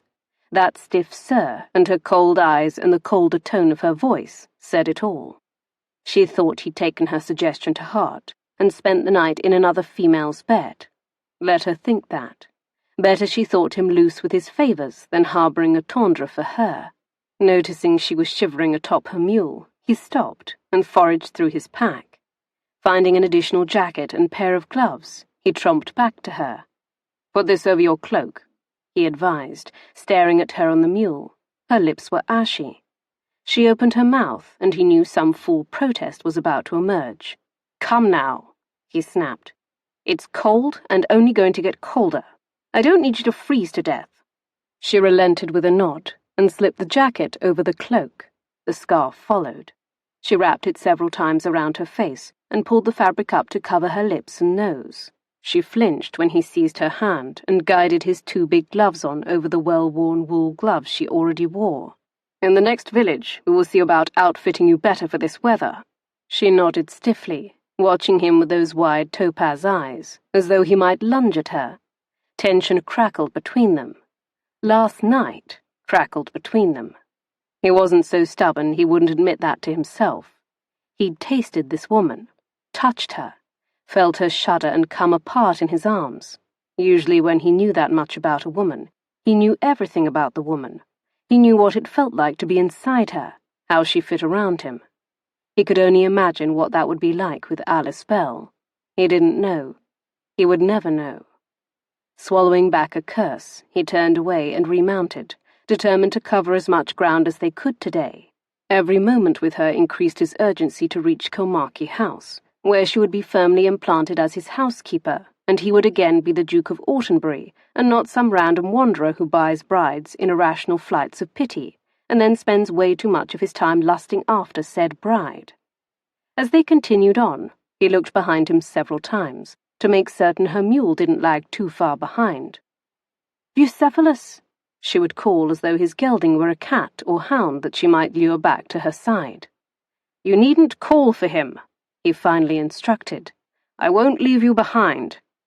"Only being cautious. You did warn me to trust no one." Yes, he had uttered those stupid words. Not that it had seemed to help. Last night she had placed her trust in him. She had responded to him, kissing him back and arching under his touch, as though he were the lover she had counted on rescuing her from the auction block, the lover who had abandoned her, the man she had known and loved and trusted. At the thought of that faceless bastard, his temper sparked along with a deep throb of possession. That man had failed her. He lost her. She belonged to him now. Him. Marcus. No one else. Shaking off the troubling line of thought, he realized she was speaking again. "Where did you get such a horse?" she was saying. "I've never seen anything like him in Collie Ben. Bucephalus is quite the mouthful. I can't quite accustom myself to it. I think I should call him Bucky." Bucky? He winced. "Please, don't call him that." "Bucky, hold up," she called, ignoring his request. A glance over his shoulder revealed that her bloody mule was lagging behind again. That, or Bucky, damn it all, Bucephalus, had increased his pace. He sighed as he forced his mount to slow his stride. Now she had him thinking of his own horse as Bucky. "Must you be so irritating?" "I'm only talking. It's called conversation." He angled his head. "Is it, though?" "Yes," she responded with a cheerful surety that grated his nerves. "I think it's called maddening," he returned. "Girls, women like to talk. Surely you know that. You have sisters, a mother, presumably." He shrugged. "Yes, 2 sisters and a stepmother." "I always wanted siblings. A big family. You're very fortunate." He shifted in discomfort in his saddle. She thought he was fortunate because he had a big family. He inhaled. A family he happened to be avoiding. "You're close with them, yes? The way you talked about Clara, it sounded like you're close." A simple enough question, and yet he took his time in answering because the answer was not so simple. And that summed up his life succinctly lately. Not simple. "I'm close with my sisters, yes," he admitted, wondering why he was telling her more than he told anyone before. "Clara is the baby. Very animated. She's easy to love. Enid is more reserved, but a wit, full of quips and clever observations. With my stepmother, things are complicated." "Complicated?" "Strained." "Strained? That sounds intriguing." Annoyance flashed through him. "Not at all. It's rather disappointing. I had admired her greatly once." He knew he'd lectured Alyse not to trust any man, but trust in general hadn't worked out for him, be it man or woman. Trust was for fools. "What happened?" she pressed. He compressed his lips shut. The last thing he wanted to do was discuss Graciella and Colin. He was doing his best not to think about them. Come, she coaxed, smiling. "It helps to talk about these things, you know." "Does it?" he asked, unconvinced. The only person he'd confided to over the years had been Colin. He was like a brother to him. They'd roomed together at Eton, and considering his best friend had betrayed him by shagging his stepmother, he didn't think all that talking had helped much in regards to anything. "Of course." He sighed. She wouldn't stop pestering him. He might as well give her an abbreviated version of events. "A little over a month ago I caught her in a compromising position with my best friend." "Oh." The single word was restrained, but rife with interest. There was no mistaking it. "That intrigues you too, does it? The sordidness of my life?" Nothing about it felt intriguing. Not then, not now. The fact that Colin had toyed with his stepmother and gotten her with child still made his blood boil. He'd had to leave town before he did something regrettable, something like challenge his former friend to a duel. The scandal of the Dowager Duchess of Autenberry taking up with the young Earl of Strickland was going to be salacious enough for the wagging tongues of the ton. He refused to add to the fires by putting a bullet in his friend. That would definitely not help his sister's marriage prospects, and he still had them to worry about. At the time, It had made sense to leave. Now he wasn't so sure. It had been rash, a reflex to catching Colin and Ella together. Perhaps he'd behaved badly, like a spoilt, privileged sot he knew Alyse Bell thought him to be. It was far from intriguing, believe me. I lost a friend and my stepmother. She shook her head. I am sorry. I did not mean to make light of it. She paused, but he could have guessed she was not done talking. But I do not see how you lost them, simply because... Because they're shagging one another? He finished bitingly, his sense of betrayal surging to the surface. Heat flared in her cheeks at his language. He shook his head. I cannot fathom how you can still blush. Days ago you stood on an auction block, whilst all manner of ribald things were shouted at you. Although that did feel a long time ago, it felt as though they had been together for quite some time now. Every moment with her felt full, significant. That doesn't mean I'm accustomed to such coarseness. Coarseness? Meaning she thought he was coarse? He, a duke, godson to the Queen? Not that she knew any of that, of course. He knew her well enough to know that it would not impress her in the slightest. Her judgment did not sit well with him. His father had been coarse, unequivocally. He was the definition of that. He did not care to be lumped into the same category. Marcus stifled a groan and dragged a hand over his face. What did it matter what she thought of him? She was a member of his staff. She should be beneath his notice. I'm only saying, she continued, perhaps they love each other. Perhaps they couldn't help themselves because of that. You couldn't blame them for love. He snorted. Lust, more like it. And I do blame them. They could have exhibited self-control, restraint. Instantly his mind drifted to last night, and his decided lack of self-control. There had been no restraint on his part. He'd acted impulsively and let his desire rule him. Could it not have been the same way for Colin and Ella? The comparison did not sit well. Love? Lust? Perhaps it's both. Do the emotions have to be exclusive of each other? Can people feel both things? He contemplated that, wondering if he'd ever pondered the subject of love and lust with anyone, much less a female. More often than not, lust is just that. Two people giving in to base desires and forgetting everything else. Propriety and obligations, friendship, family loyalty. As the mental list grew, he actually felt a familiar tightening in his gut. Graciela and Colin hadn't considered any of those things as they succumbed to their base desires. They had not considered Clara or Enid or him, not how society would react and what the consequences would mean for all of them.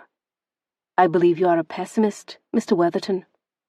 For a moment the sound of his family's surname jarred him. He'd never been addressed by anything other than his title. It's not pessimism, it's called experience. I've seen things. Hard things. Ugly things. He knew a great deal about base desires and lust, less about love. Perhaps nothing at all about love. She made a sound. It was nothing he had ever heard from a woman before, at least never directed at him. It was kind of like a jeering snort. He sent another glance over his shoulder. Her expression was scornful, one of her dark eyebrows cocked over those cat eyes of hers. So life has taught you to doubt love. In a manner. Again that sound from behind him. He wheeled around to face her. What? I don't doubt love. I was so young when my mother died. I can't even remember her. At 15, my father died, and I married a man old enough to be my grandfather. I had to work his farm, raise his children, cook and launder for him. That same man sold me at auction, so I've seen things too, you know. I've seen ugly things, and I still believe in love. Your life must have been very hard indeed for you, to be such a non-believer. She finished her tirade with flashing eyes and a deep exhale, and nudged her mule ahead, for the first time bypassing him and Bucephalus. Marcus started after her, admiring her and marvelling at this female who had just made him feel like a rebuked child. He couldn't even be annoyed with her, not when she was right. She took a fortifying breath. Little Bit couldn't keep up with Bucky's pace, and she soon fell behind again. She rocked on the contrary beast's back, staring hard at Weatherton ahead of her, sitting so stiffly in his saddle. He was a cold man. She was foolish to let such a man rouse emotions in her. Alyse was never one to despair. It was not her way. Even when life had been the hardest, when everything felt like a rock to break herself against, the last few years with her father, when he was sick and suffering, and it became clear she would be left on her own, she had not given in to despair. Not even then. When Papa died, and she had moved into Mr. Beard's small gable room, she still clung to hope. She'd grown up reading fairy tales. Papa had filled her head with them. His romantic nature had been infectious. He'd gifted her with the ability to dream. Perhaps that's why she so readily believed in Yardley. In Papa's stories, the peasant girl always found love, good always prevailed, the witch always died, and princes never failed, never abandoned you when you most needed them. She had always believed in these ideas. Except riding in this dark wood, following a dark figure, she knew her story was not written yet. She couldn't see into the darkness ahead. She couldn't know for certain if her happily ever after would come. But she had a plan.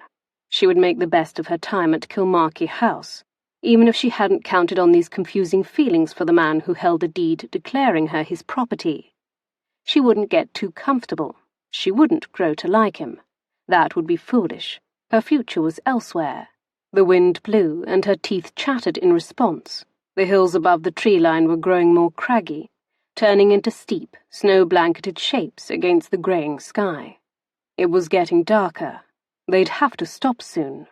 Maybe then she'd feel warm again. Chapter 16. He was a wolf without a pack, but that didn't mean he needed anyone. The next few days passed without incident. Thankfully, there were no more problems with overcrowded inns. Marcus was able to acquire separate rooms every night they stopped. The relief reflected in her eyes wounded his ego more than he cared to admit. She really didn't like him. For 3 nights, they stabled their mounts.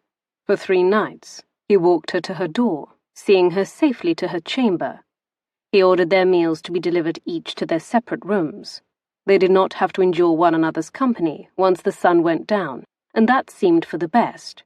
He needed the respite, and to avoid further temptation. She chattered unflaggingly during the day, her words flowing in an endless stream as they rode along. And yet when he was alone in his room every night, he actually found himself fidgeting, tapping fingers, pausing every time he heard footsteps near his door. He could still hear her voice in his head, and he actually longed for it in the humming silence of his room. He came to resent that silence. He would idly pace until his dinner tray arrived, always grateful when it did, so he could eat and fall into bed and sleep. In sleep, he could forget her, escape. For 3 nights, this was their pattern. The 4th morning continued as the others had. Even her mule seemed to know the routine and trotted along at a more obliging pace. They were nearing Glasgow now. He tried not to think about that, or the man he knew who lived there. He planned to bypass the city, except every time he managed to put thoughts of Glasgow and Struan Mackenzie from his mind, a sign would appear along the road in a cruel twist of humour, announcing the distance to the city. The sign seemed to taunt him to confront his half-brother. He wasn't certain what he would say or do in such an instance. Past confrontations between them had never gone well. After all, this feud between them had nearly killed him. As the noon hour approached, he noticed that Alyse was not as garrulous as usual. In fact, she was quiet. He glanced over his shoulder. She was lagging behind again. The mule, contrary beast, had reverted to his old crawling pace. She sat on his back rather listlessly, not even bothering to prod him forward as she usually did. Marcus wheeled his horse around and galloped back to where she plodded along, determined to nudge the mule ahead for her. Her head drooped. It almost appeared as though she were dozing. "Alyse?" Concern prickled at him as he reached for her reins, dipping his head to better view her face. At the sound of her name, she gave a small start and lifted her gaze. Whatever else he was going to say died a swift death in his throat. Her eyes were bloodshot and glazed, like she wasn't in full comprehension. "Alyse?" She swayed in her saddle. With a sharp oath, he leaned between their two animals and caught her the moment she toppled. He swept her atop his lap, cursing a fury. Her head lolled limply, as though too heavy for her neck to support. He tapped her cheek with his fingers, hoping to rouse her. Her eyes remained closed. Her skin felt hot. She was raging with fever. He expected cold in this freezing air, but she was hot to the touch. Bloody hell! Alyse! He glanced around, as though he could see salvation somewhere near, perhaps lurking in the trees crowding the road, except there was no help to be had. Wind blew through creaking and brittle limbs stripped bare of leaves.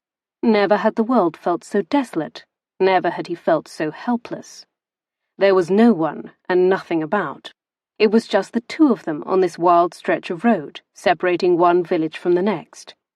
He glanced down at her face again, eyes closed. A soft rattling rasp escaped her parted lips. She was dead to the world. "Oh, sweetheart, why didn't you tell me you were ailing?" he muttered as he adjusted her in his arms. He didn't expect her to answer, but he couldn't stop talking to her. As long as he talked to her, it was as if she was still here, still with him, not gone, not lost. "You're going to be fine." He was responsible for her, no one else. It fell to him. Shaking his head, he whispered close to her ear, feeling the heat radiate from her like a burning grate. "Everything will be fine." She would be fine.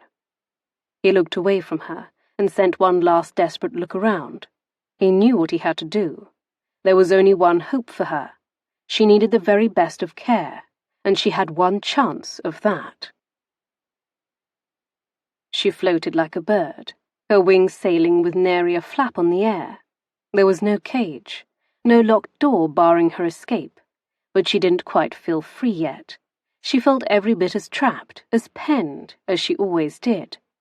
She wandered through the fog blindly, unable to see anything save rolling grey.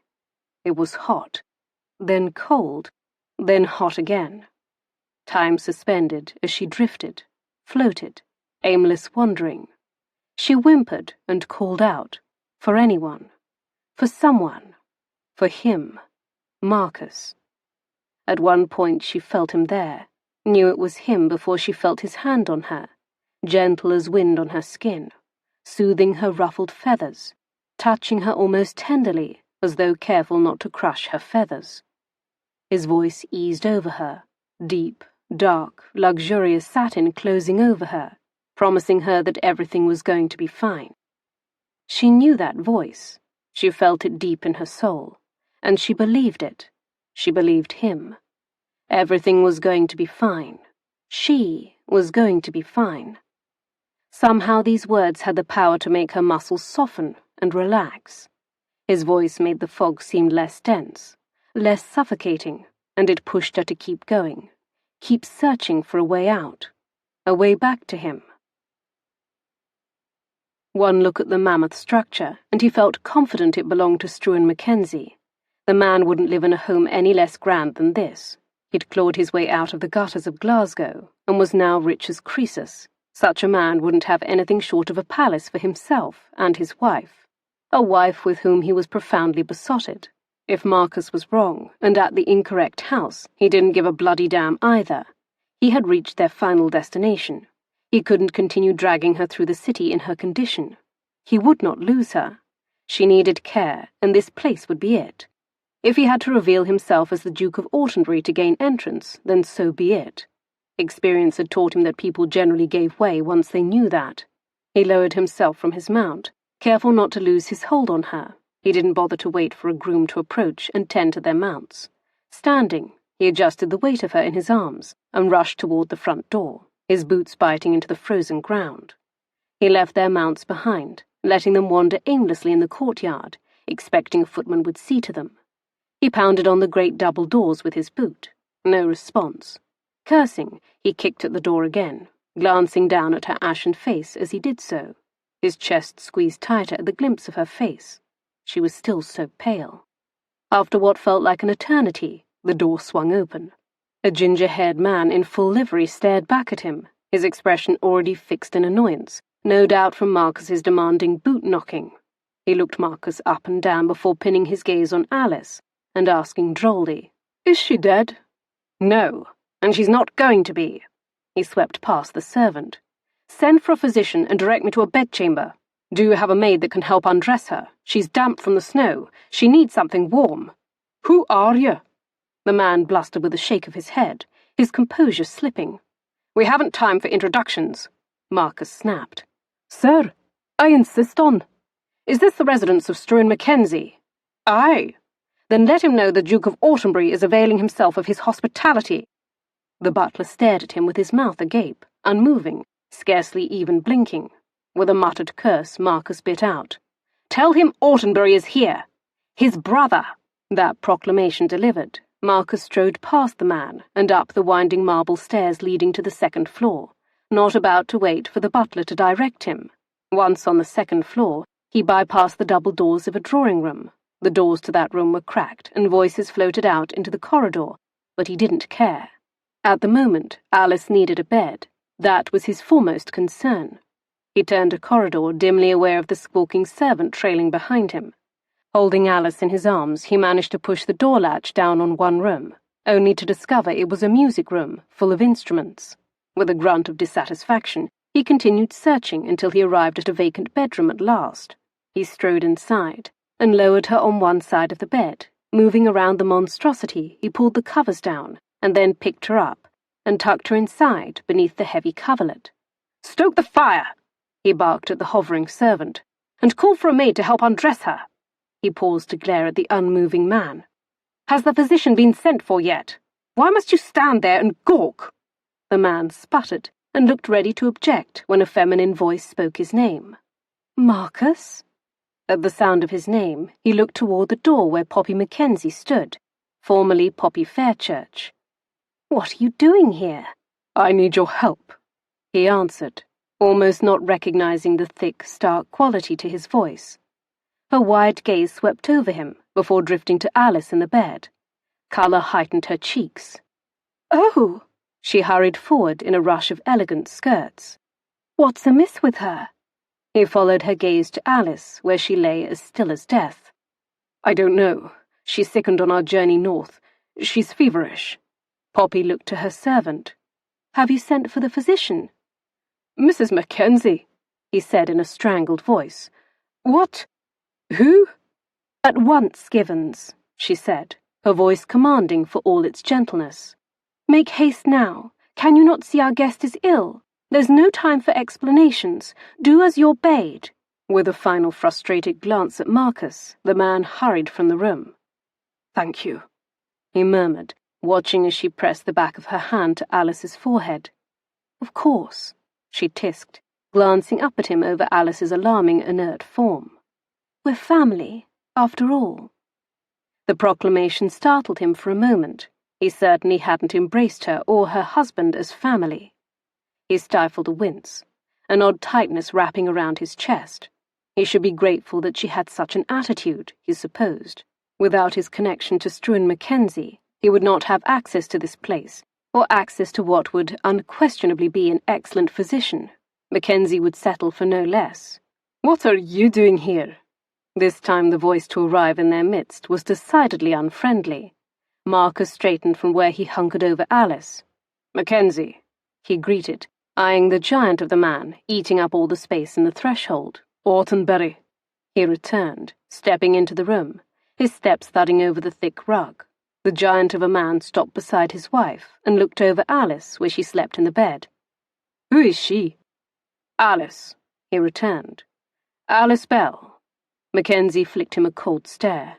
"One of your intimates?" Marcus was immediately aware that he had to search for that word, and would have likely said something far more ugly if not for the presence of his wife. "My housekeeper," he snapped. "Housekeeper?" Poppy looked bewildered. "You're travelling with your housekeeper?" "I'm taking her to my property in the north. She's going to manage the house there." Even to his own ears it sounded ridiculous. The only thing more ridiculous was the other version of events. That other truth. She was the wife he had bought at auction in the market square. "Housekeeper," Mackenzie echoed with a curl of his lip, clearly in disbelief. He thought she was his bedmate, a consort. Marcus would greatly like to take a swing at his half-brother, but he stopped himself. He needed the bastard. For Alice's sake, he had to play nice. She's ill. She needs help. I need your help. He held Mackenzie's gaze as he said the words he never thought he would utter to this man. Mackenzie said nothing, merely continued to glare at him. "Struan," Poppy hissed, her gaze meaningful as she looked between him and her husband. Mackenzie finally nodded, relenting. "Very well. I'm not a heartless man. Of course they can stay here until she is well. We will see to her care." He turned to look down at his wife, and his expression turned soft and besotted, and Marcus felt like retching. A knock sounded on the partially opened door. A maid peered in the room, holding towels and what appeared to be fresh clothes in her arms. "Mrs. Mackenzie?" she queried. "You've need of me?" Yes, come in and help me with our guest." Poppy gestured for them to go. "Out with you two. Struan, get him a drink. We will change her and tend her until the physician arrives." Marcus nodded, but still he hesitated, reluctant to leave her side. He looked down at her. She was still so pale, ashy, lips tinged blue. Those fine arched eyebrows of hers looked even darker than usual against her pasty skin. "Come," Mackenzie advised. "Poppy has spoken. There'll be no changing her mind. Believe you me." He nodded, but still did not yet move away. He couldn't. He couldn't get his feet to work. It was like he was rooted to the spot. "She's very cold. Don't have her out from the covers for very long." He glanced to the fire. "That needs stoking." "Marcus, we know what to do. Now go." Poppy shook her head at him. Behind her the maid pulled down the covers from Alice and started on her shoes, unlacing the ugly boots. The toes were almost worn through, he noticed. Why hadn't he noticed that before?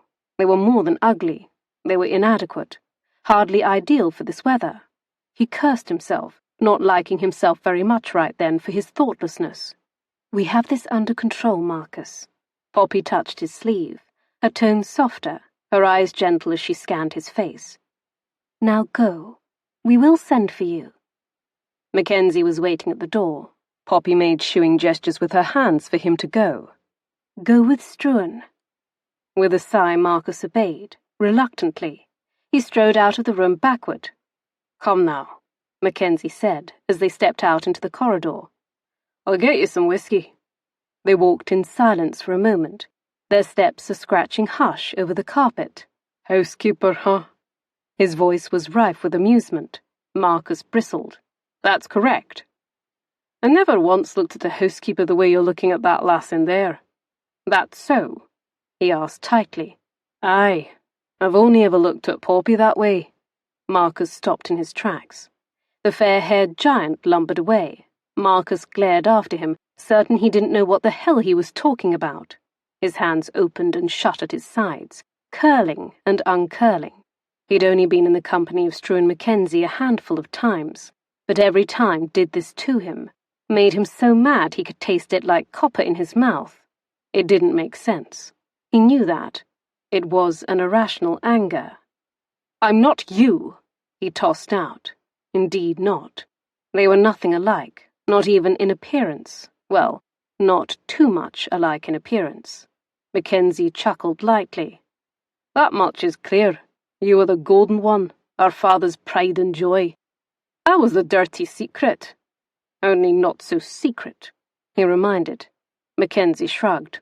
"Well, not anymore." True, not anymore. Mackenzie had surfaced a little over a year ago, making himself known to the family and rattling Marcus. He had never imagined he had another sibling, much less an older brother. Struan should have been his father's heir. Had he been born on the right side of the family blanket, he would have been. It was also a strange bit of irony that Mackenzie looked more like the late Duke than Marcus did. Same fair colouring, same eyes, similar features.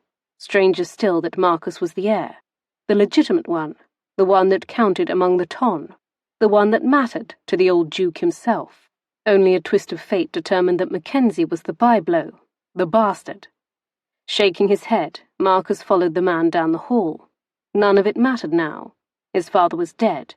He was the Duke, Struan was not, and the two of them were strangers to each other, blood-related or not. They entered a rich mahogany-panelled study. Mackenzie poured them a whiskey. So, his half-brother offered him a glass. He accepted it with a nod of thanks. Who is the girl, really? And don't say housekeeper. I won't believe it. You care about her, and not like one cares for a housekeeper. He opened his mouth to deny it, but then closed it with a snap. Mackenzie had already made his mind up about the two of them. Why protest? He couldn't bring himself to deny Mackenzie's allegation. The girl was sick. Clearly, he cared. He'd ridden Bucky hard to get her here. He cared, damn it. He glanced to the open door of the study. Alyse was several rooms down, being well cared for. She was in Poppy's hands, so he had no doubt of that. She would be well. She would recover, and they would resume their journey. He lifted his glass to his lips and took a heavy sip, wondering how soon he could return to her chamber and check on her without looking foolishly anxious. Swallowing, he peered down into the amber liquid and was reminded of her topaz eyes. Hopefully they would open soon, and he would once again see her usual fire there. With a muttered curse, he downed the remaining whiskey and set his glass down with a clink. I'm going to see how Alyse is doing. The physician should be here by now. And if he wasn't here, Marcus would do something about it, even if it meant going out and scouring the city himself. He would not fail her. I wouldn't. Poppy said she would send for you, and I wouldn't disobey my wife. Disobey?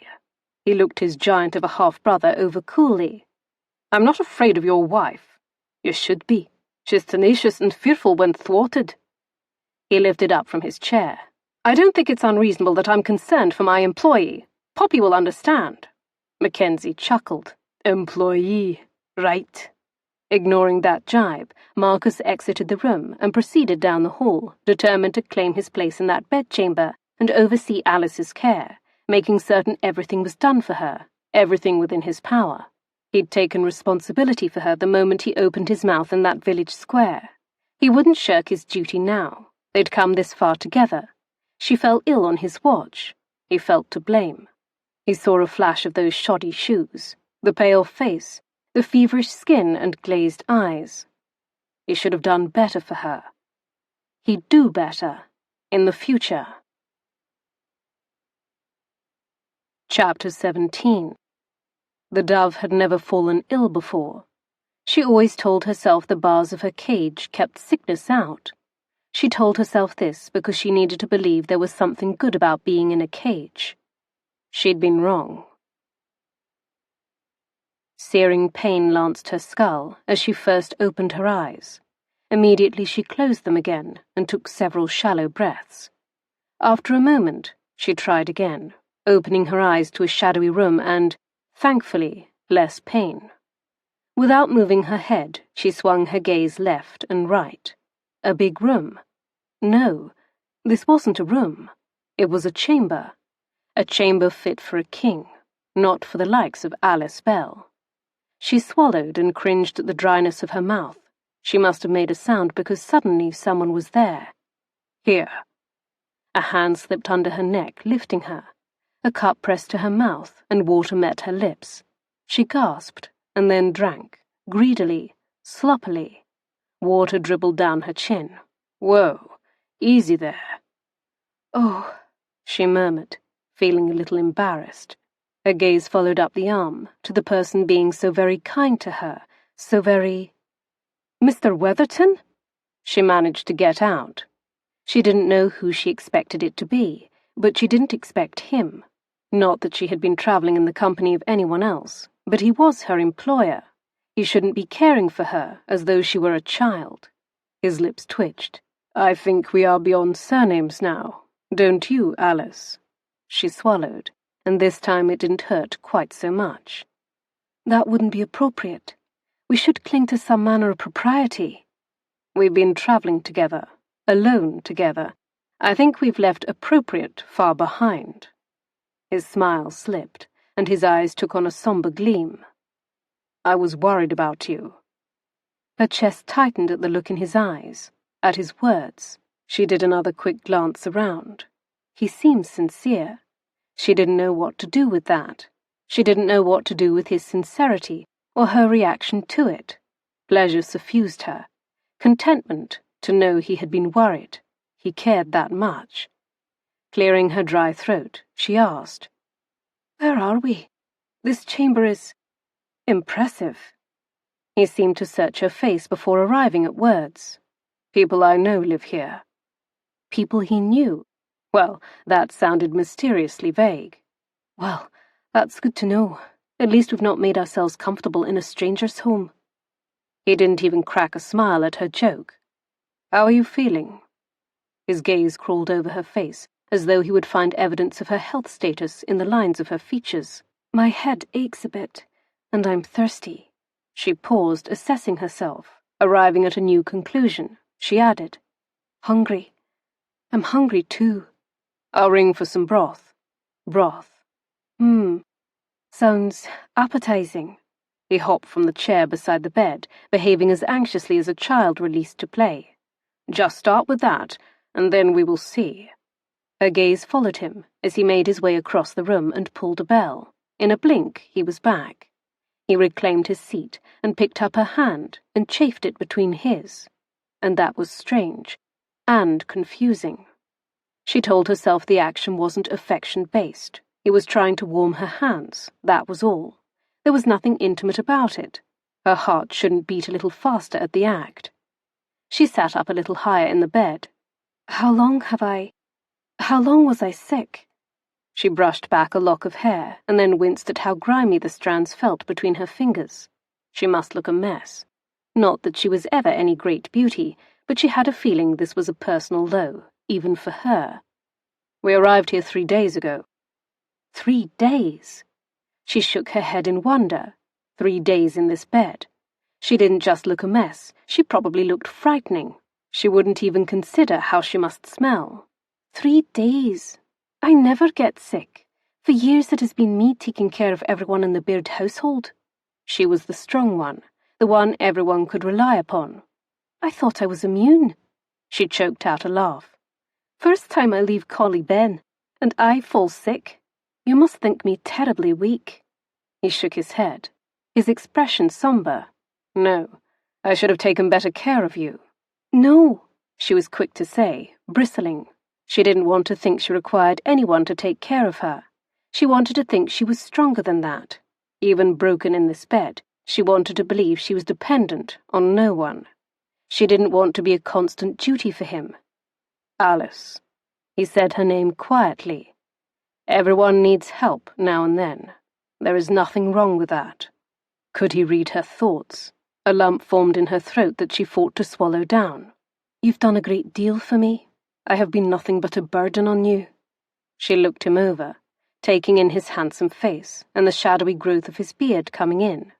It appeared he had neglected to shave again. Do I look burdened?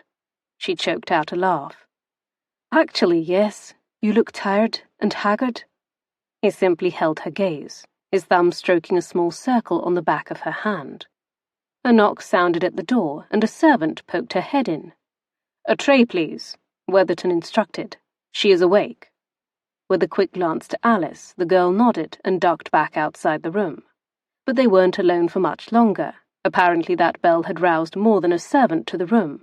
The door burst open, and a woman strolled into the room in an elegant gown of blue. In fact, all of her was elegant. Her wheat-coloured hair was swept up into an elegant chignon. The smooth skin of her face creased in a delighted smile. It's true, then. Our patient is awake. How wonderful! He rose and offered her his chair beside the bed. Our Marcus here was quite beside himself over you, she said with a clucking tongue. Was he? Alyse looked over at him curiously. His smile from earlier was gone. In fact, he stood rather stiffly beside the chair. Indeed. He could scarcely be lured from your side. We gave him the room adjoining yours, not that he ever made much use of it. Alyse glanced toward the door on the opposite side of the room. That was his room. But he had not been using it. He'd been here, presumably in this chair beside the bed, next to her, for the past 3 days. For her. Oh! The woman exclaimed, throwing her hands up in the air with a puff of breath. How remiss of me! I have not even introduced myself to you. let's not stand on formalities. My name is Poppy. I am married to Marcus's brother, Struan." She leaned forward to squeeze Alice's shoulder. Brother? Had he mentioned a brother? There had only been talk of his sisters and stepmother. Why had he not mentioned this Struan? For some reason she felt unaccountably stung. They'd shared things, talked of family. How was it he didn't mention he had a brother who lived in Scotland? He didn't remark on any of this. He simply stood, an uncomfortable air surrounding him as he shifted on his feet. She stared up at him, marvelling at Poppy's words. As confounding as it was to believe, he really had been worried for her. She was simply his housekeeper. He had made that abundantly clear. Surely he had not forgotten that fact. Why would he have been so worried? "I'm sure you would like to get cleaned up." Poppy stood and moved toward the bell. "I'll ring you a bath." "Thank you." Her gaze moved to Marcus as he inched away from the bed. "I'll leave you then." He turned his back on them rather hastily, almost as though he couldn't wait to depart the room. Strange, considering all she had been told about his level of concern. Now he looked like he couldn't get away fast enough. He passed through the adjoining door and shut it behind him. She stared at the wood panelling for a moment, as though it would open again and he would emerge. "He was very frightened for you." She looked at Poppy again. The young woman wore a soft, knowing smile on her lips. Sometimes men don't know what it is they feel when they're feeling it, because they've never felt it before. Alice rubbed her forehead with the base of her palm. It was aching again, perhaps even more than when she first woke. "Confusing, I know," Poppy added, her smile deepening. Alice shook her head. "I beg your pardon?" She was not even certain what the woman was talking about. Poppy blinked and leaned down to gently squeeze her hand. "I'm talking about how confusing love is, of course." Alice just stared at her for a long moment, and then she did the unexpected even for her. She laughed. Even though it made her head throb, she laughed heartily. She couldn't help herself. "Love? Oh, no, no, no, no. We are not in love. Most assuredly not." Poppy nodded with annoying conviction. "That is what everybody thinks, my dear. It's even what I thought with my Struan. Love? Absolutely not. It had to smack me in the face several times before I accepted it." She laughed lightly. "I was so blind, so foolish. Isn't that what Mr. Thackeray says? That love makes fools of us all, big and little?" Poppy's eyes shone in approval. "My, you are a bright, well-read girl." "My father was an admirer of his works," Alice replied self-consciously. Poppy continued nodding with apparent approval. "No wonder Marcus is taken with you. You have a fine mind, to say nothing of your pretty face." Heat bloomed in her face. "He is my employer, nothing more." She would be a fool to expect anything else, anything more. Poppy's smile turned knowing. "Very well, if you say so, but I shan't be surprised when I hear differently later on." Alice nodded, her fingers curling tightly around the bed linens, drawing them up almost to her neck. Poppy's words were a dangerous sort. They were the kind of words that fed hope to one's heart and filled one's head with useless dreams. She already had dreams. She didn't need any new ones, especially far-fetched ones of this variety. Gentlemen did not fall in love with girls they bought on an auction block, not in any fairy tale she ever read. As promised, a bath was delivered to her chamber. She felt like a new person afterward, clean and less achy, her head less throbbing. She ate dinner alone at a small table before the fire, a maid standing close in case she had need of her. She wore naught but a silken dressing robe, with fine ermine trim, her hair plaited in a neat coil about her head. She tried to pretend the situation wasn't awkward. Any time she glanced at the maid, her gaze was fixed somewhere on the wall above Alice's head. Apparently, she was trained in stoicism. Alice tried not to think about how that girl was likely more cultured and sophisticated than she could ever hope to be, and a reversal of their roles would probably make much more sense. She dipped her spoon into the bowl and lifted the soup to her lips. It was rather tasty, heartier than the thin broth delivered to her when she first woke. It warmed her from the inside, and she greedily ate it to the last drop. Despite having slept for 3 days, she went to bed again and slept another 12 hours, a deep, dreamless slumber. When the morning dawned, she woke up refreshed and ready to face the world again. Only she couldn't. A maid stood sentry at the door, stopping her from leaving her room. "I feel fine," Alyse protested. "I'm sorry, miss. The gent said you must—" "Who?" she demanded, determined to know who was controlling her actions. The maid swung her wide eyes to the adjoining room. She followed her stare to the adjoining chamber. "Him." "Marcus?" He said she couldn't leave her chamber. She squared her shoulders. "Very well, I will address it with him." And then she would leave this room. She hadn't stepped from it in 4 days. It was starting to feel too much like a prison for her taste. Even if she had been unconscious most of the time, she felt a little itchy. Trapped. Turning away, she strode across the room and knocked briskly on the adjoining room door. No answer. She attempted several times over the next hour, all to no avail. She considered storming past her guard, but it was hardly dignified. She was a guest in this home. She didn't want to tussle with one of their servants. Certainly Marcus would stop by to see her. If he had stuck to her side for 3 days, then she couldn't imagine he wouldn't want to check in on her. Except, he did not visit her. Not all day. Servants popped in and out. Her meals were brought to her. Desperate, she decided to risk appearing undignified. She attempted to emerge from her chamber, but a new maid stopped her, a much taller and broader maid than before. The very formidable female ushered her back inside with a stern look. Alone in her room again, she glared at the adjoining door. Perhaps he was in there and ignoring her. She crept across the room and pressed her ear to his door. She listened for several minutes. Nothing. Even after everything he had done for her, never leaving her side as Poppy claimed, she began to wonder if he had gone. If he left her here, perhaps he had decided she was more trouble than she was worth, after all. She supposed being abandoned here was better than being left stranded in the countryside, or up on an auction block before a jeering crowd. Perhaps Poppy would give her a position as a maid. Of course, in that event, she would have to move into the servants' quarters. She glanced around the well-appointed bedchamber. Understandably, she would not be treated to such luxury as this. The lady of the house visited her in the afternoon, thankfully breaking up the monotony of her day. She even brought an assortment of books for her to read. When Alyse explained to Poppy that she was more than ready to be up and about, Poppy replied, "You feel strong enough, then? I will put the matter to Marcus." Well, that answered her question. He was still here. He had not left her. He was simply avoiding her. That stung more than it should have.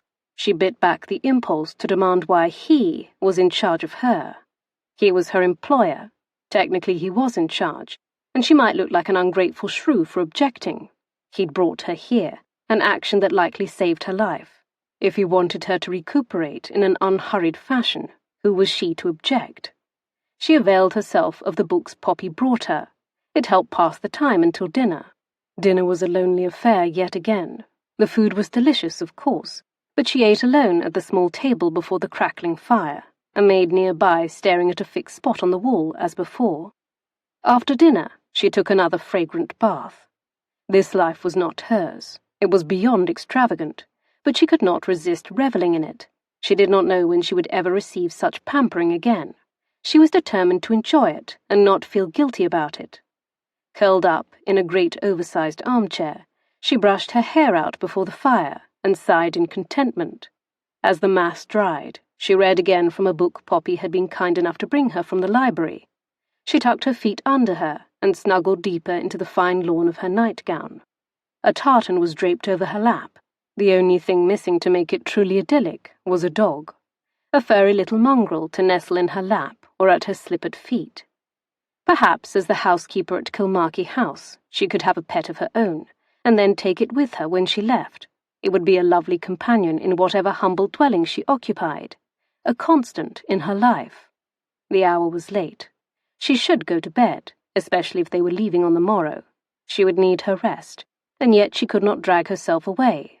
The chair, the fire, the lovely nightgown that smelled freshly laundered. It was all so nice, so cozy and indulgent. She turned a page, and then paused, lifting her head. She thought she heard a sound. Turning, she fixed her stare on the adjoining door. It remained closed, but she watched it as though it might open or perform some miraculous feat. Moments ticked by, and nothing happened. She sighed and turned her attention to the book in her lap. A muffled cry passed through the door. There was no mistaking it. It sounded as though someone was in trouble, or hurt. Whatever the case, she needed to help whoever was on the other side of that door. The door to the room that belonged to her not husband. Setting the book down, she rose to her feet.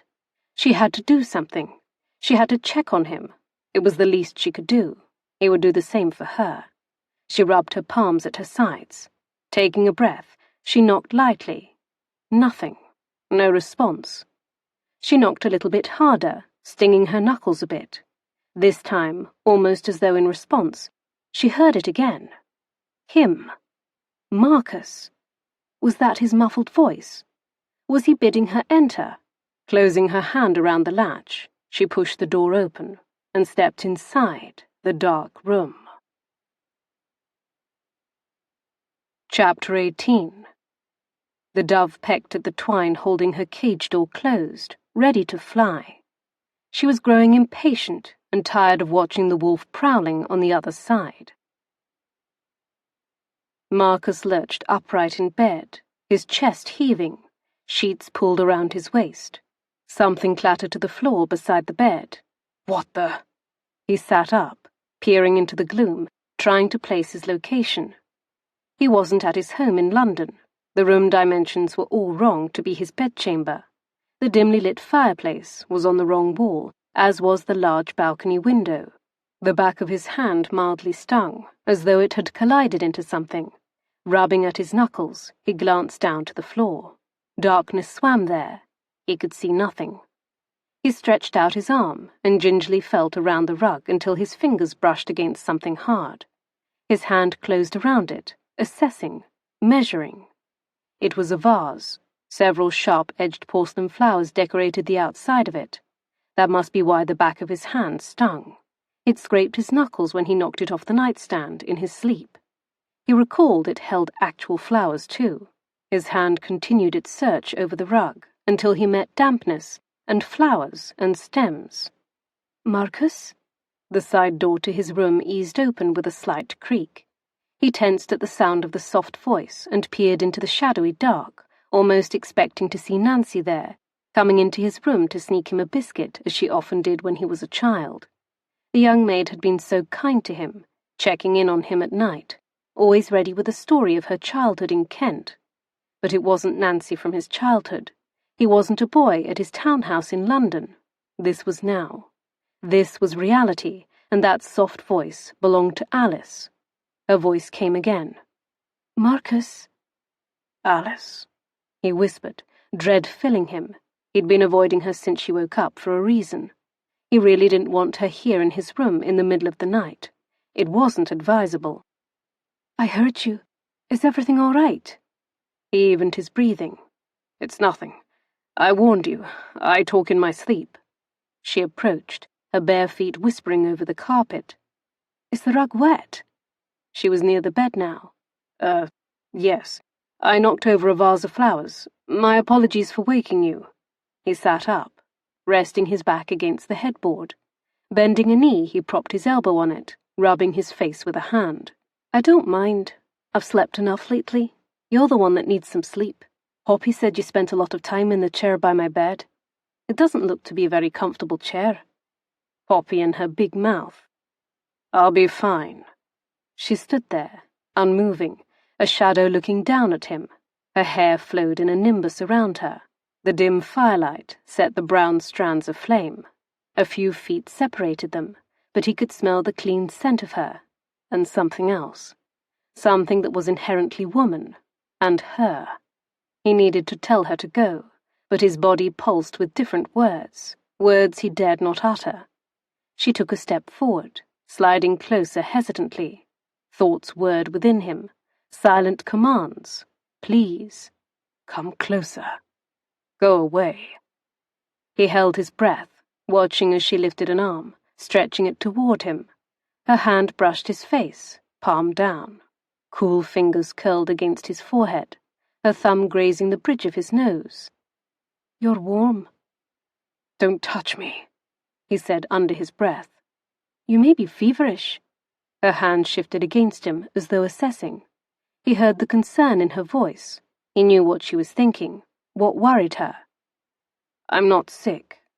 He might very well have a fever at this moment, but it wasn't because he was ailing. It would be because of her. It would be because her hand was on him, because her body was so close, because the aroma of her filled his nose, her feminine, soapy, floral fragrance intoxicating him. "Go, Alyse. Leave me."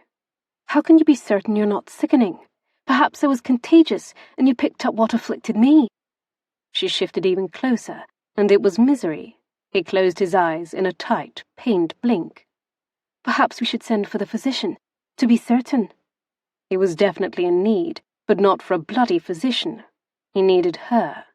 Somehow, some way, he had developed a yearning for Alyse. Her hands on him were like a balm to his soul, and she wasn't even trying to entice or arouse. That made her all the more dangerous. A woman who didn't know her power over him, who had no clue how very attractive she was, to him, or any man for that matter. She was modest and guileless.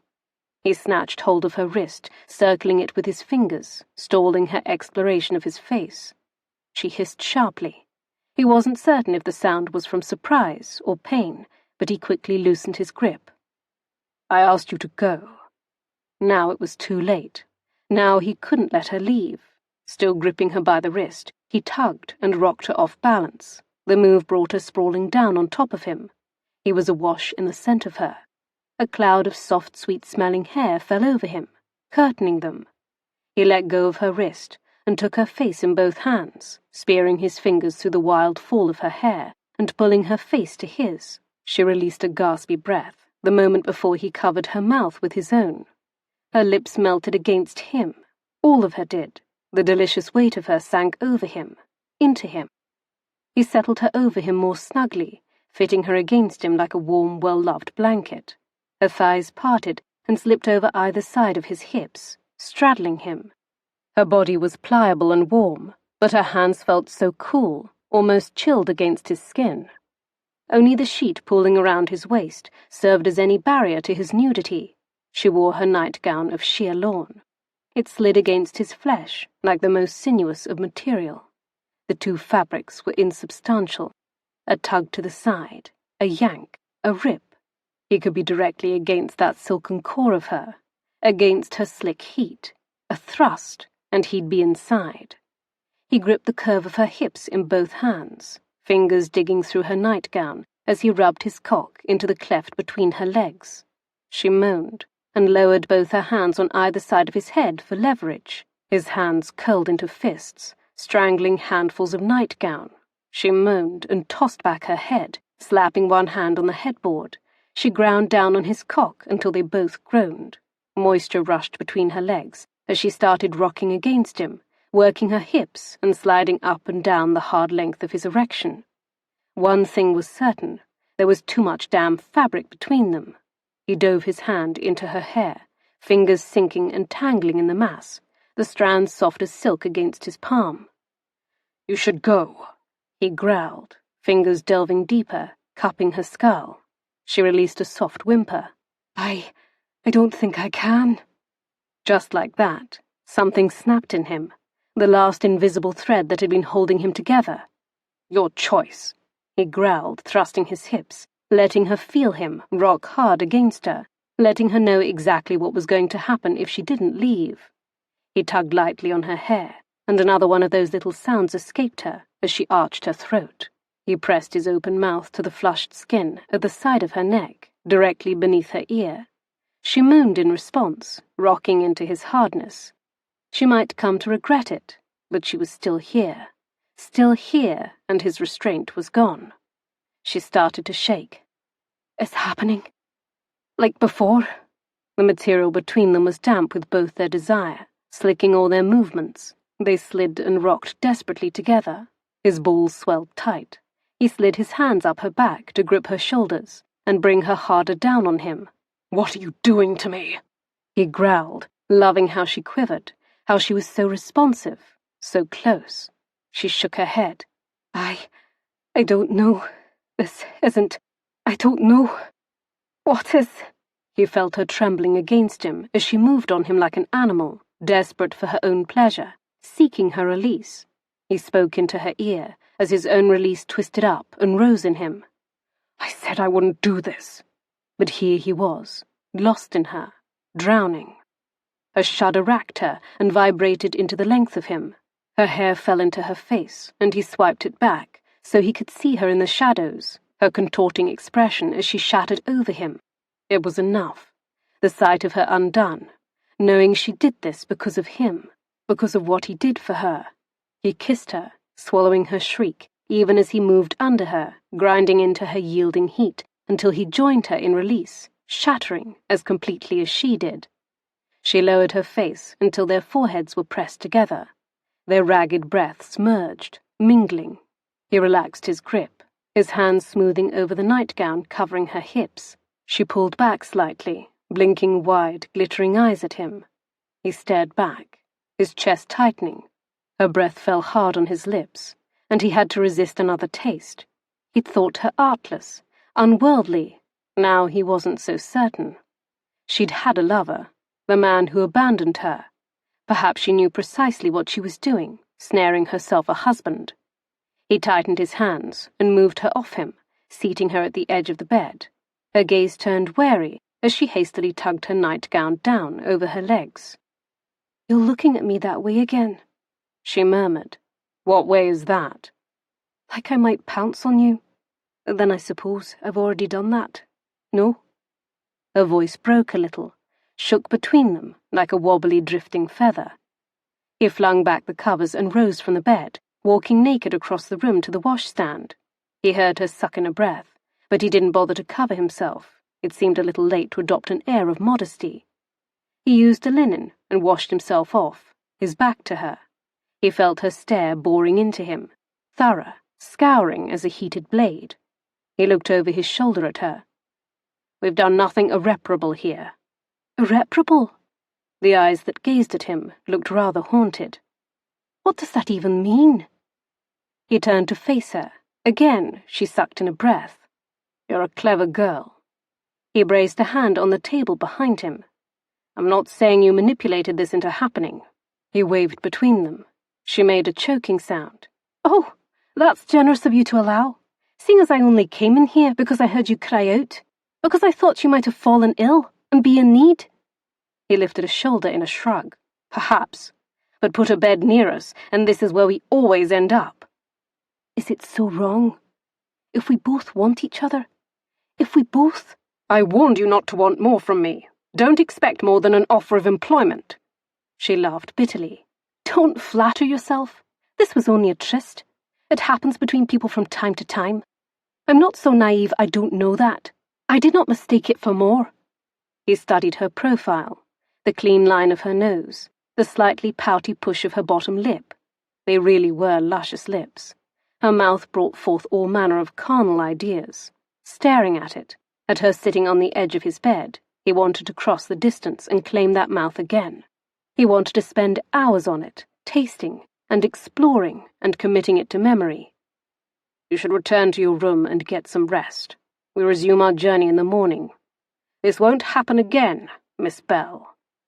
She stood from the bed, brushing at her nightgown as though smoothing out wrinkles in the fine lawn. She took several steps toward her door, appearing unsteady on her feet. Her voice came out jagged as broken glass, sharp enough to cut. You really are a cold-hearted bastard. Then she fled into her room. He blew out a breath and dragged a hand through his hair. Better that. He could live with being cold. It would get easier, once he had her at Kilmarky House, and she was set up properly as the housekeeper. It would be easier. He might not even stay very long after all. He might just leave her there and keep going, keep riding. Chapter 19. When the dove looked out from her cage, it wasn't just her wolf out there anymore. There were wolves everywhere. He wanted to get rid of her mule. She glared at Marcus. He stared back steadily, looking quite unperturbed by the announcement or her obvious distress over it. Alyse wasn't quite certain when she began to think of the animal as hers, but she did, and the thought of giving him up was intolerable. "We're not leaving Little Bit," she announced, staring at the lovely doe-eyed mare that stood placidly beside Bucky, ready to take the place of her mule. Rare sunshine peeped out from the clouds, highlighting the red in the beast's mahogany coat. She crossed her arms over her chest and tapped her foot, much in the manner she had done when being firm with any one of the Beard children. Marcus stopped and stared at her, his expression full of exasperation. "Alyse, he's much too slow. I would like to reach Kilmarky House this decade, if possible." She resisted reminding him that they were back to formalities. He had called her Miss Bell last night. "We cannot leave him behind. He has tried his best." "He simply is what he is, an old mule. Just as she was what she was, unwanted, without family, homeless, constantly reminded by him that she wasn't worthy to be his wife. What if he deemed her worthless as a housekeeper too? Would he cast her aside? He is coming." She propped both hands on her waist, determined to stand her ground, which was odd. She hadn't particularly enjoyed riding the mule. She didn't know why she was so stubborn on this point. He stared at her for several moments before releasing a frustrated growl. "Very well. We don't have time to stand here and argue." Turning, he barked at one of the servants. "Fetch the mule, please. Take this one back." She couldn't help herself. The mule was going with them. She smiled widely. When he turned back to face her, she was still smiling. He paused, as if the sight took him aback. "What?" Her hand lightly drifted toward her face. He shook his head. "Nothing." But he continued to gaze at her, as though he had never seen her before. "Is there something on my face?" "You look happy. You're smiling." Her smile slipped. She shrugged awkwardly. "Sorry?" "Don't be sorry." Now it seemed it was his turn to look awkward. "You're happy. No apology necessary for that." He winced and watched as a groom led out the mule. The beast looked resentful and took several nips at the lad as he tugged it forward. "Even if it is because of a stupid mule." She forced down a laugh. He looked aggrieved as he stared at the sulky animal. They mounted without another word on the matter of the mule and her state of happiness, or lack thereof. She sent a look over her shoulder where Poppy Mackenzie stood before the threshold of her massive home, waving them off from the courtyard. They had already exchanged very proper and polite farewells. Alyse waved back, deciding that Poppy Mackenzie might be one of the nicest women she had ever met. She couldn't help hoping that she would someday see her again, although that seemed unlikely. "Your sister-in-law is very lovely, very kind." "She is that," he agreed as they trotted out of the courtyard. "You seem to know Poppy well. I'd almost say better than your brother." When they departed, the two men had behaved rather stiffly toward each other, gruffly, almost not like brothers, at least not brothers who were close. She had noticed. Poppy had watched too, frowning at the pair and bidding them to say farewell to each other, like two ill-mannered boys. He shrugged atop his mount. "I don't know if I'd say I know her well." She stared at him thoughtfully, prompting him to continue. "But yes, I suppose I know her better than Mackenzie." He called his brother by his surname. "How is it possible you know your sister-in-law better than your own brother?" "It's a long and complicated story." She snorted. "Considering I am bound to this mule for the better part of the day, I have all the time in the world." "We were engaged for a brief time." All of her froze, went cold inside. He had been affianced to that paragon of womanhood, that lovely and kind lady. But somehow she had married his half-brother instead. The information didn't sit well with Alyse. In fact, the information sank like rocks in her stomach. The awful sensation was familiar, but suddenly she didn't feel so kindly disposed toward the other female. It was uncharitable of her, inexplicable. She owed the woman a debt for taking such good care of her during her illness. "As I said, it's a long and complicated story," he began. Struan is my father's illegitimate son. He cleared his throat as though it were difficult to admit that. She could imagine how such a thing might be complicated, how that might bring a whole host of issues. It took me some time to accept that, to even recognize it as truth. He grunted. I believe I was the last one in my family to accept it. I suppose that makes me a stubborn ass. You think? She managed to tease. He cast her an uncomfortable glance. Yes, we have a history of tension. I suppose I proposed to Poppy because I knew he wanted her. It was spiteful. I did it to nettle him. Oh, she replied, rather surprised he would resort to such a low thing. You would have married her out of vindictiveness. Yes, I suppose I would have. I was led by different emotions then, and once I offered for her, I was bound to honor the proposal. Thankfully, she broke it off with me. For Mackenzie? Of course. Her heart was as bound to him as his was to her. It was inevitable. They were inevitable. Inevitable. She marveled at that, and felt a twinge of jealousy. What must it be like, feel like, to be inevitable with another person, for your love to be that unavoidable? She is a good soul, he added. Poppy, like the rest of my family, hopes we can put aside our differences. Do you want to do that? He was quiet for some time before answering. Yes, I do. I'm not the same person I was when I first learned of his existence. Well, you should make peace. Family is important. She knew that better than anyone, since she lost hers, since she didn't have anyone to call kin, since she knew the ache of loneliness. And your brother seems nice. It was all she could offer on the subject of Struan Mackenzie. She'd met him only briefly. He was handsome and fair-haired, even bigger than Marcus. They hardly spoke beyond the obligatory greeting.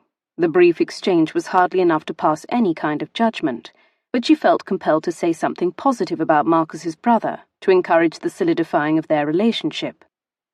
Struan Mackenzie is many things, but nice is not a descriptor that pops to mind.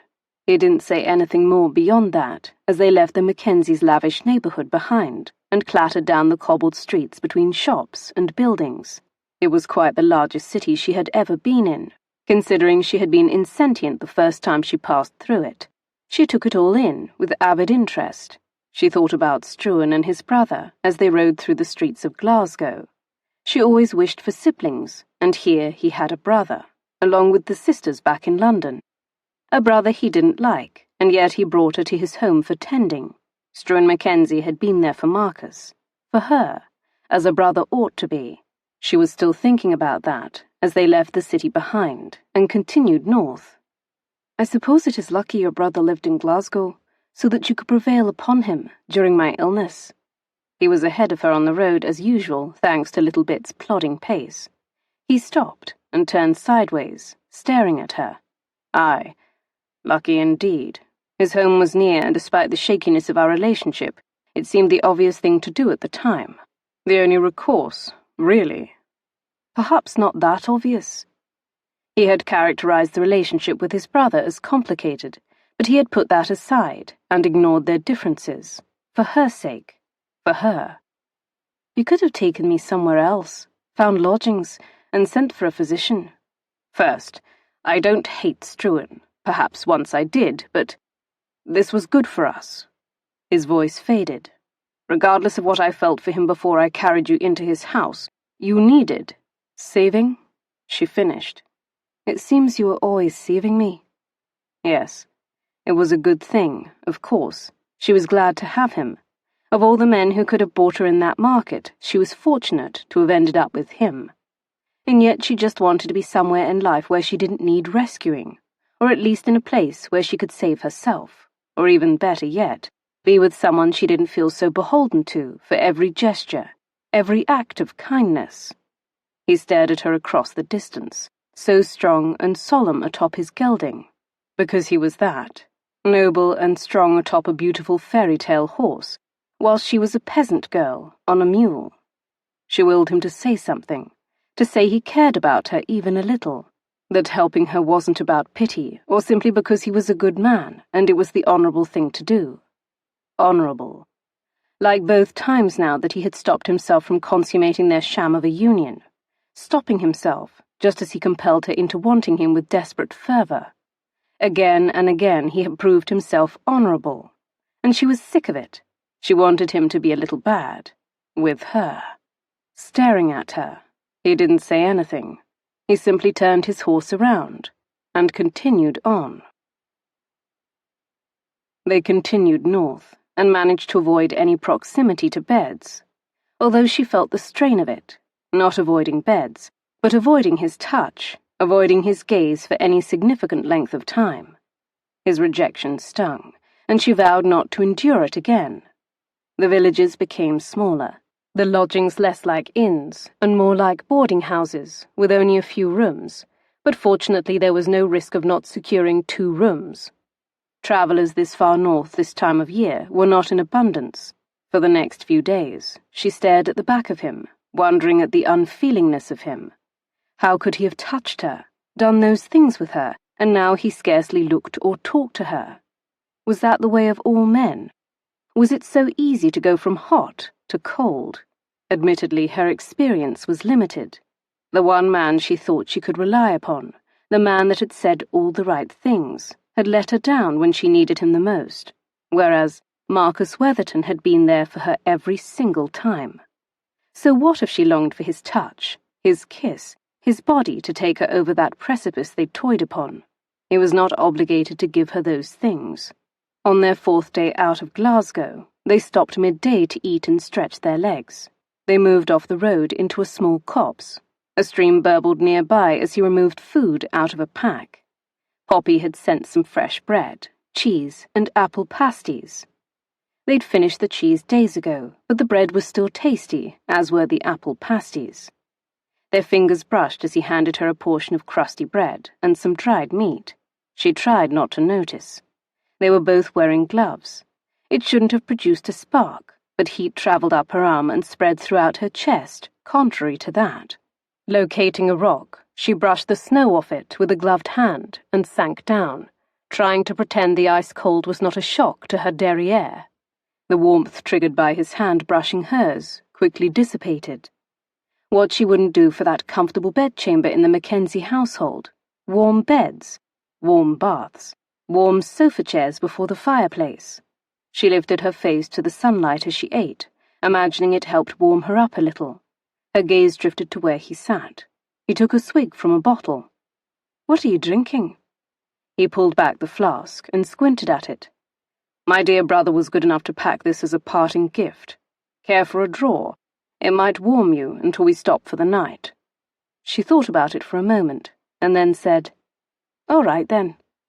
He stood and brought her the flask. She accepted it, careful not to touch him this time. The container felt lighter than expected. She gave it a slight shake. "Had more than a few nips, have you?"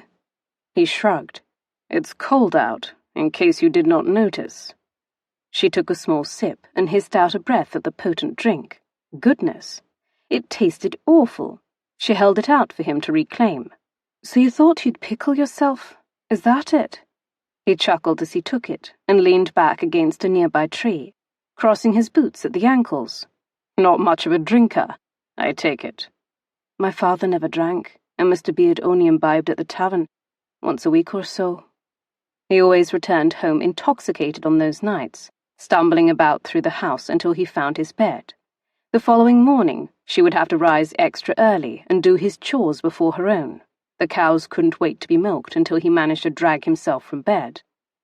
"And what of your lover? Did he imbibe at the tavern too? Or was that when he visited you, on the nights your husband was away?" "I don't understand." "Yes, you do. The bastard who promised to show up and buy you in that auction. Is that when he visited you?" Why did he sound so angry? She was the one who was wronged. Heat flushed her face.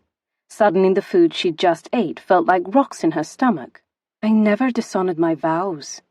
True, she'd kissed Yardley, but when he'd pressed for more, promising they'd soon be man and wife, she had resisted. Not because she doubted his promise, but because it had not felt right. Even though she and Mr. Beard were not husband and wife in the truest sense, she'd taken vows of fidelity, vows that had been transferred to this man before her now. Not that he wanted her fidelity, because he didn't want her. He took another swig of whiskey. Such loyalty. It's a shame you're such a poor judge of character, and didn't settle your sights on a more reliable man. She hissed out a breath, stung. It was almost as though he was trying to hurt her feelings. He continued, "Then you wouldn't be stuck here with me, freezing off your arse." Are you trying to be cruel? No. It comes rather easily, no effort required. He took another drink, especially after a whiskey or two. Perhaps you've come to expect too much of me. Perhaps you are right, she charged, her voice rising an octave. I am a poor judge of character, and I do expect too much of you. You're drunk, and a bore. She sniffed and glanced around, wondering how much longer until they reached Kilmarky House. Certainly they could not be too far from it. She looked at him again, her anger welling up inside her. He chuckled and took another drink. "Lady, it's worse than that. I'm a duke. That essentially guarantees I'm an insensitive sod." She stilled. What? An insensitive? No, not that. The other thing you said. Oh, I'm a duke? But your name. You said you were Marcus Witherton. That's not untrue, he shrugged. I'm both. By title, however, I'm the Duke of Autenberry. She shook her head, believing his outrageous words, for it all now made sense. Everything about him proclaimed this to be truth. His airs, his absolute refusal to consider her his wife. A duke did not marry the likes of her. If she'd thought him far removed from her before, he might as well live on the moon now. He was gone from her, not that she had ever had him. And yet an inconsolable sadness swept over her, hollowing out her insides and leaving a stinging ache in her chest. She suspected he wanted that. He wanted her to know the truth, so that the divide between them was out there, in the open, fully visible. Not simply in his awareness, but hers too. A great mountain that she would never climb. A commoner could not dare ascend such heights. Why didn't you tell me sooner? Before she started developing feelings for him, before she began hoping that they could be something. Yes, it was true. She had hoped despite his rejections. She had felt feelings, emotions, desire. She'd hoped because when he kissed her and touched her, she thought he must feel something that went beyond obligation. Now she knew. Now that their journey was coming to a close, he'd admitted who he was, what he was. The gulf that yawned between them was inaccessible. A horse neighed softly somewhere just beyond the copse, and it wasn't Bucky or her mule. No. They stared blandly, not making a sound. Marcus? He cut her hand swiftly through the air, silencing her. His gaze suddenly hard and intent. She held her tongue and waited, angling her head, hoping it was nothing. Merely a rider passing through the woods. Nothing to fear. Except she was wrong. Several horsemen emerged from the trees, moving like wraiths, silent as the wind itself, surrounding them, flanking them. "What have we here?" one of the riders asked, looking between Alyse and Marcus. "A bit of domestic strife." She eyed the newcomers, Highlanders, unquestionably. They wore full tartan. It was almost as though they stepped out of the pages of a book, vestiges of an era before Culloden. Marcus was beside her, his hand tight around her arm. "We don't want any trouble. We're simply travellers passing through." "Travellers," a dark-eyed Highlander at the centre of them proclaimed. He was maybe the youngest of the pack, no older than herself, but he held himself with an air of authority. "Nice bit of horseflesh you have there, Englishman." He nodded to where Bucky munched on grass. Alyse glanced at Marcus's gelding worriedly. Fearing they were about to lose Bucky, she blurted, "He's not for sale." The Highlander turned his attention on her. "Oh, I'm no interested in buying the beast. I'd love nothing more than relieving so fine a creature from an Englishman. Actually, it's my duty as a Scotsman to do so." Marcus's arm tensed under her fingers. She tightened her grip. "It's not worth it." Not worth his life. Marcus looked down at her with glittering eyes. Listen to your wife, the Highlander advised. I'm not his wife, she automatically replied. Are you no? The man looked back and forth between them, his gaze bright with interest. She is not, Marcus said slowly, for the first time appearing almost reluctant to agree to that fact. His gaze prowled her features, almost as though memorizing, as though loath to look away for any reason at all. Nay?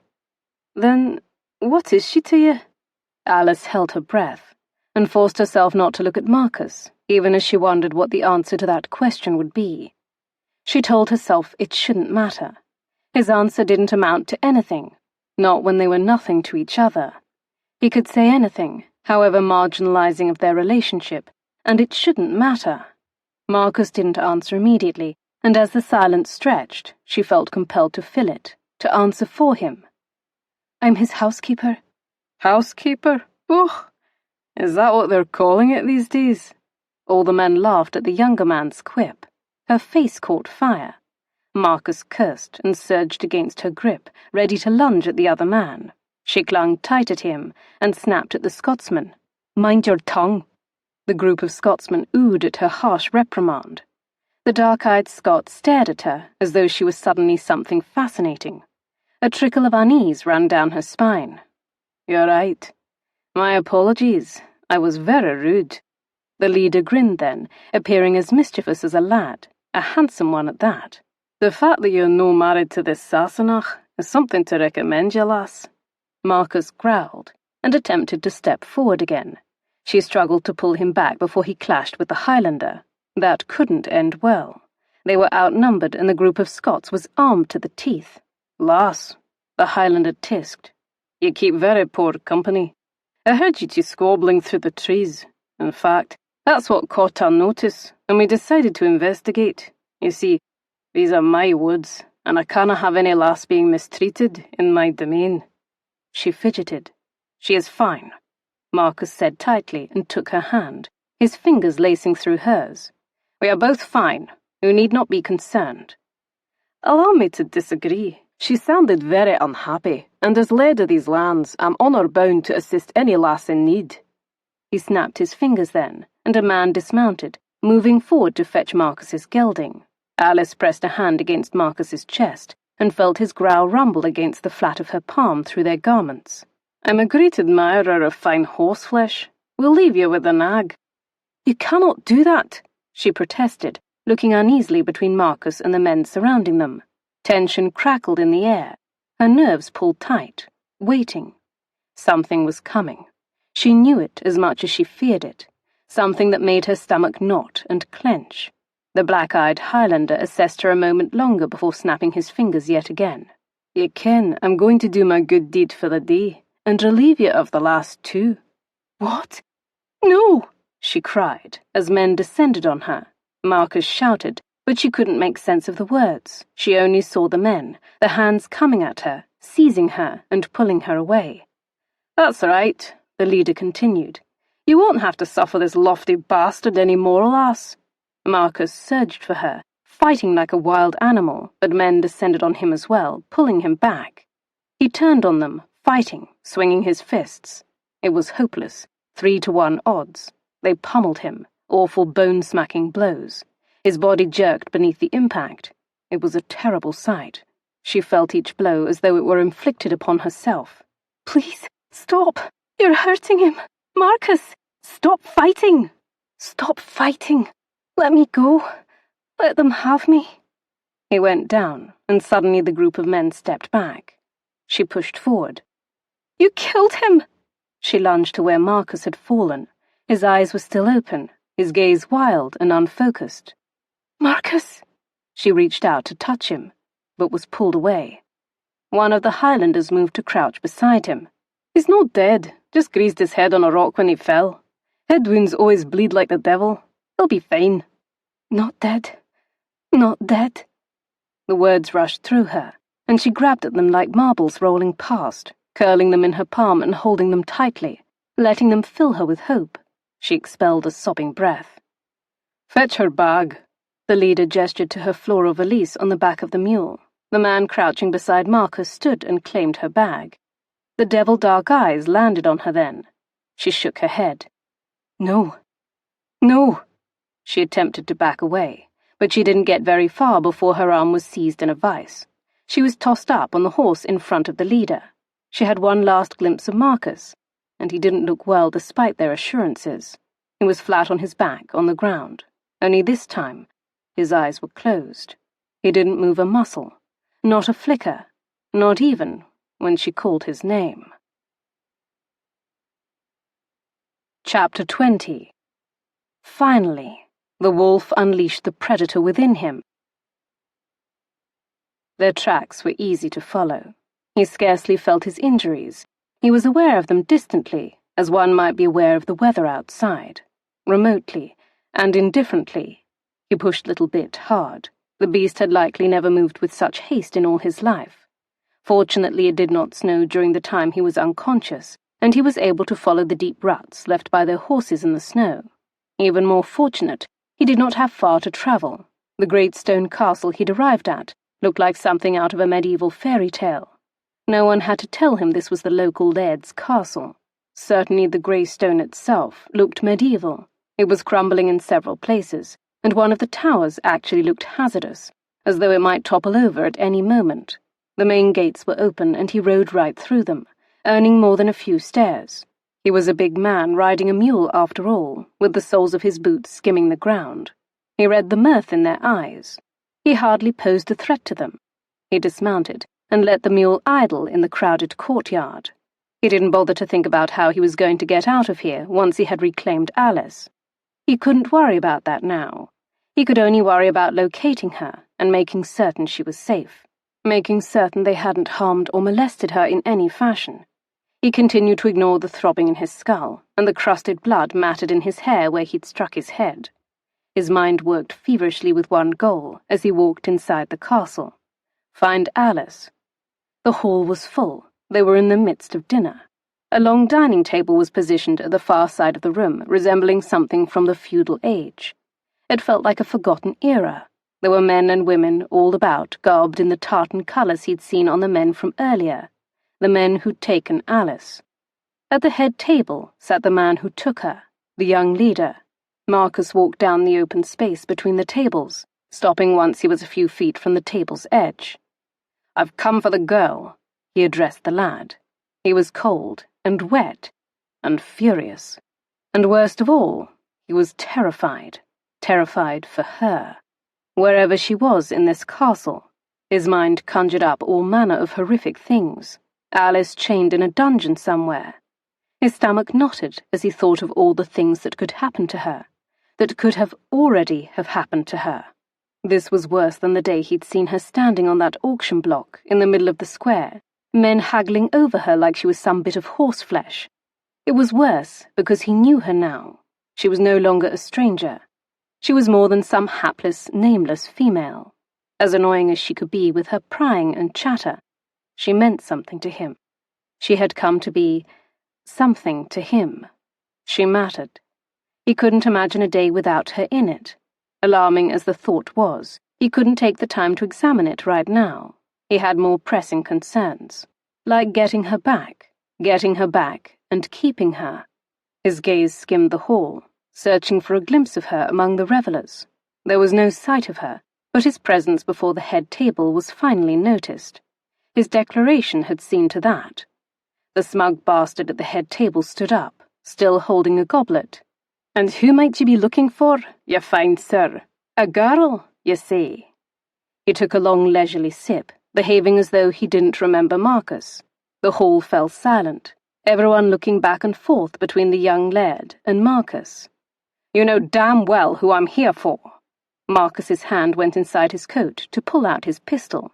Earlier the weapon had been out of reach, but not this time. A growl rippled through the hall. Several men moved toward him, but Marcus kept the barrel trained on the man responsible for taking Alyse, the laird in command and, apparently, his neighbour, the man he would kill if he didn't set her free. It didn't matter to him that he might die. True, he was standing in the veritable lion's den, but he didn't care. There were things a man had to do. He understood that now. His father had never understood that. He lacked the instinct to do right by others. His rank and wealth had bred in him a callous indifference to others, especially others who were of lesser rank. Considering his father had been a duke, that was essentially everyone. Even though he had raised Marcus to be just like him, somehow Marcus wasn't. He would not let them take Alyse and forget all about her. The laird motioned his men back, an amused lift to his lips as he addressed Marcus. "You're either very stupid or very brave to stroll in here and point that at me. In my own home, no less." He nodded at Marcus's weapon. He was neither stupid nor brave. He was desperate. He didn't bother pointing that out. The cocky bastard continued. "This is a great deal of fuss over a housekeeper, is it no?" "Where is she?" Marcus repeated, not bothering to respond to that allegation. "Readying for bed," the laird said with decided satisfaction, seeming to relish the word bed. He gestured upstairs with a flippant wave of the hand, and Marcus wanted to shoot him right then. He might as well have said she was readying herself for his bed. An amused light glinted in the man's eyes. He was enjoying himself. "She doesn't belong here with you," Marcus insisted. "Nay, she doesn't belong with you." "Hunt, what is happening here?" An older woman appeared, her hair white as snow and plaited in several ropes elaborately around the crown of her head. "'Tis nothing, Nana. The Sassenach here thinks he has a claim on the wee lass I brought home." His lip curled as though the notion was distasteful. "I do." Marcus stepped forward. The old woman looked Marcus up and down. "Och, so you're the Englishman? She was fretting over you. Feared you might be dead. She will be very relieved." She had spoken of him, and she was worried about him. It lightened his chest to hear that. She couldn't be too unwell if she was fearful for him. Could she? The old woman added, "My grandson here said you didn't want her."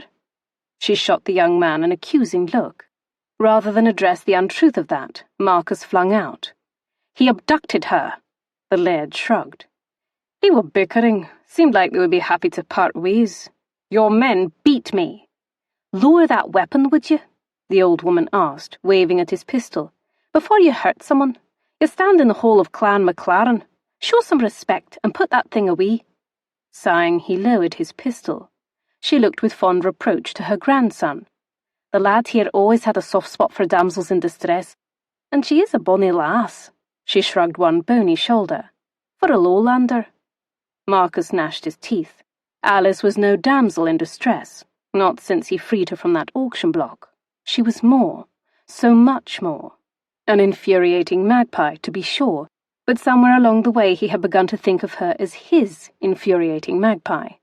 "And," the old woman added, "this could have something to do with Hunt having hatred for all things English. No doubt he relished tweaking your nose." "I don't give a damn how he feels about me. He needs to free Alyse." "Free her? You think we're holding her against her will? We're no kidnappers." Nana laughed, cackled really. "The lass is no hostage here." He snorted. "Your grandson carted her off against her will." The old dame shrugged again, and snapped at a nearby serving girl. "Fetch the lass." As the girl scurried off to do her bidding, she looked back at Marcus again. "Perhaps she was a reluctant guest in the beginning, but—" "Abducted," he insisted. "She was abducted." "Oh, well, she's quite comfortable now," the woman finished. "You needn't fash yourself." "Aye, quite comfortable," the smug laird echoed with a waggle of his eyebrows, enjoying himself immensely. His grandmother cackled again. "That one!" She waved a hand at him. "Such a way with the lassies. But in truth, you can rest easy. She's in good hands here. Nae need to feel obligated further." Obligated. It was as though she could see into the past and all the times he'd flung that word at Alyse. Had Alyse said anything to the woman to lead her to believe he would so easily let her go? "Marcus?" At the sound of his name, his gaze jerked from the old woman. Alyse emerged through a large arched threshold, one hand lifting her skirts so they didn't catch on her feet as she hastened forward. She pressed a hand to her stomach, and all of her body seemed to sag with relief as her gaze swept over him. "You are alive. They said you were not dead, but I was not certain." He inhaled. "Indeed, I am not dead." He had perhaps never felt so alive, so furiously alive. She grinned rather widely then. Her happiness to see him was heartening at least. She wore a fresh gown of red velvet, and her hair shimmered from a recent wash. A set of jeweled combs held the strands back from her face. Gone was her worn and ragged clothing. She looked elegant and noble. Immediately he felt like a wretch for not supplying such nice things for her. Instead, he dragged her through the cold on the back of a mule, prompting her to sicken. He shot a scathing look to the blackguard for giving her the things he had not. "See," Laird McLaren declared effusively. "We've no put her in chains." Alice's smile slipped. An air of restraint came over her. "Aye, they've treated me quite well." "There now," the laird's grandmother chimed in. "All is well." All was decidedly not well. "I appreciate you coming after me," Alice started, "but you needn't put yourself to such trouble." "Trouble?" he echoed dumbly. "I am well cared for here. They've invited me to stay." "Like bloody hell." Did she think he would leave her to a bunch of brigands? Is that what she thought of him? That he would gladly abandon her at the first opportunity? Wouldn't you have done so, that first day of your meeting? Perhaps. But that was then. This was now, and he wasn't letting her go. "Marcus," she exclaimed at his outburst with a small shake of her head, looking truly bewildered. "What is so objectionable about leaving me here?" She stepped forward to whisper for his ears alone. "You can't have really wanted me as a housekeeper. You made the offer out of pity. We both know that." The look she gave him was then fairly indulgent, and it set his teeth on edge. He didn't want her condescension. He wasn't so naive that he didn't pick up on it. She continued. "I don't need your generosity anymore. I will be quite safe here. You can go. Continue on your journey without me, as a yoke about your neck." A yoke about his neck. He looked her up and down. She hardly resembled that. Her gown of rich red that brought out the amber in her eyes, making them appear all the more of fire. They gleamed like topaz in the firelit hall. The bodice was snug, as though it had belonged to a smaller woman before her. The fabric pulled tight across her chest, emphasizing the curve of her breasts. She looked at home here, as though she fit in this castle, as though she were a lady that belonged in this hall, a lady that could stand at the helm of any fine household, a lady of the manor, not a housekeeper. "I've come for you," he bit out. "I'll not leave you here." Her gaze travelled over him. She cleared her throat and said slowly, "But why?" She shook her head, as though truly puzzled. "Why should I go with you?" "Because." He motioned to the clan laird who was watching them as though they were quite the diverting spectacle. "He abducted you." Her chin went up. "We've put that aside." "Have we?" "Of course. Now," she began in a rather dismissing tone, "you've saved me enough. Fret no more on the matter. You will not be required to rescue me further. You are free of me." "Alice," he said tightly, stepping closer. "We had an arrangement. What happened in Collie Ben?" "Speak not of it." She waved a hand. "You needn't concern yourself with that any more." He stared at her, unblinking, wondering what he needed to do or say to get through to her. "I cannot do that. You are my obligation." Something flickered in her eyes, and then the emotion was gone before he had a proper read on it. Her expression returned to mild amiableness. She smiled tightly and nodded as though reaching a decision. "I release you from our arrangement. There, I've said it." "You release me?" He shook his head. "You cannot do that." She propped a hand on her hip, indignation colouring her cheeks. "Well, that doesn't feel very fair. I say you are free to go." She motioned to the laird. "Hunt has been kind enough to promise me a place here for as long as I wish to stay." Hunt. She addressed the laird as Hunt, as though they were intimate friends now. It was unendurable. "I need not travel any farther with you." She angled her head as she went on. "I thought you would be relieved. Why do you look so cross?" "Alice, you cannot expect me to feel comfortable leaving you here among these strangers." He motioned to his head. "Strangers, need I remind you, who beat me and left me for dead?" She winced. "I am certain Hunt is sorry." He inhaled sharply against his rise of temper. "There is only one way to settle this," the old lady chimed in. Nana.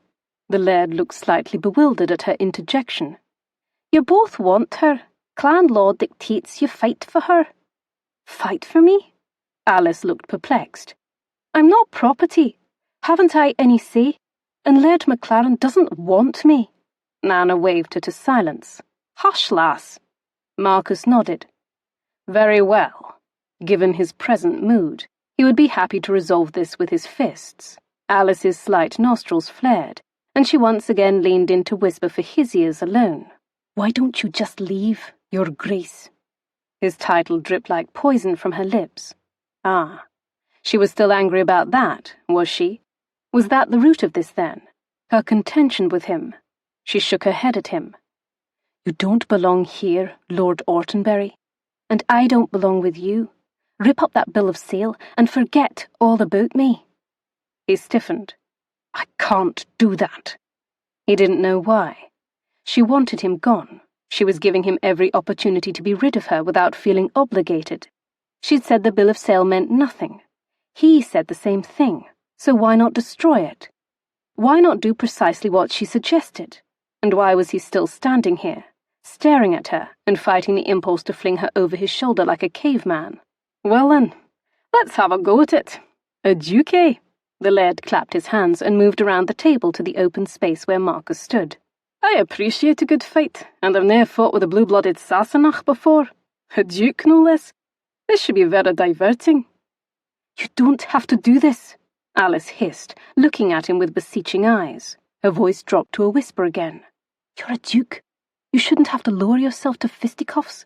You shouldn't lower yourself to even associate with me. Och, let them fight, Nana called with a shrug. Men need a proper release for their aggression, and the one who wins, he'll be the one that wants you most. 'Tis the natural order of things.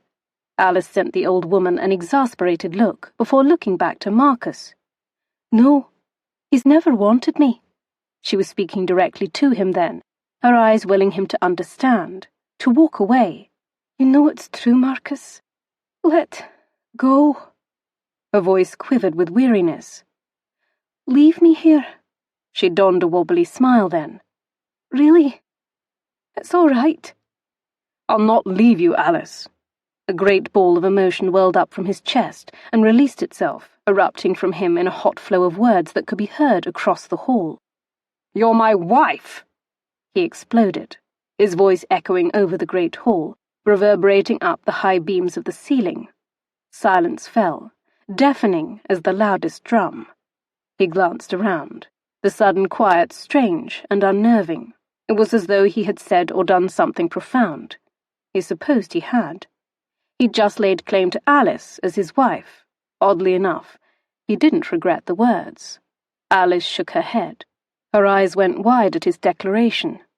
Marcus, she whispered. What have you? Her voice faded away. Your wife? Nana proclaimed. Well, no, that changes everything.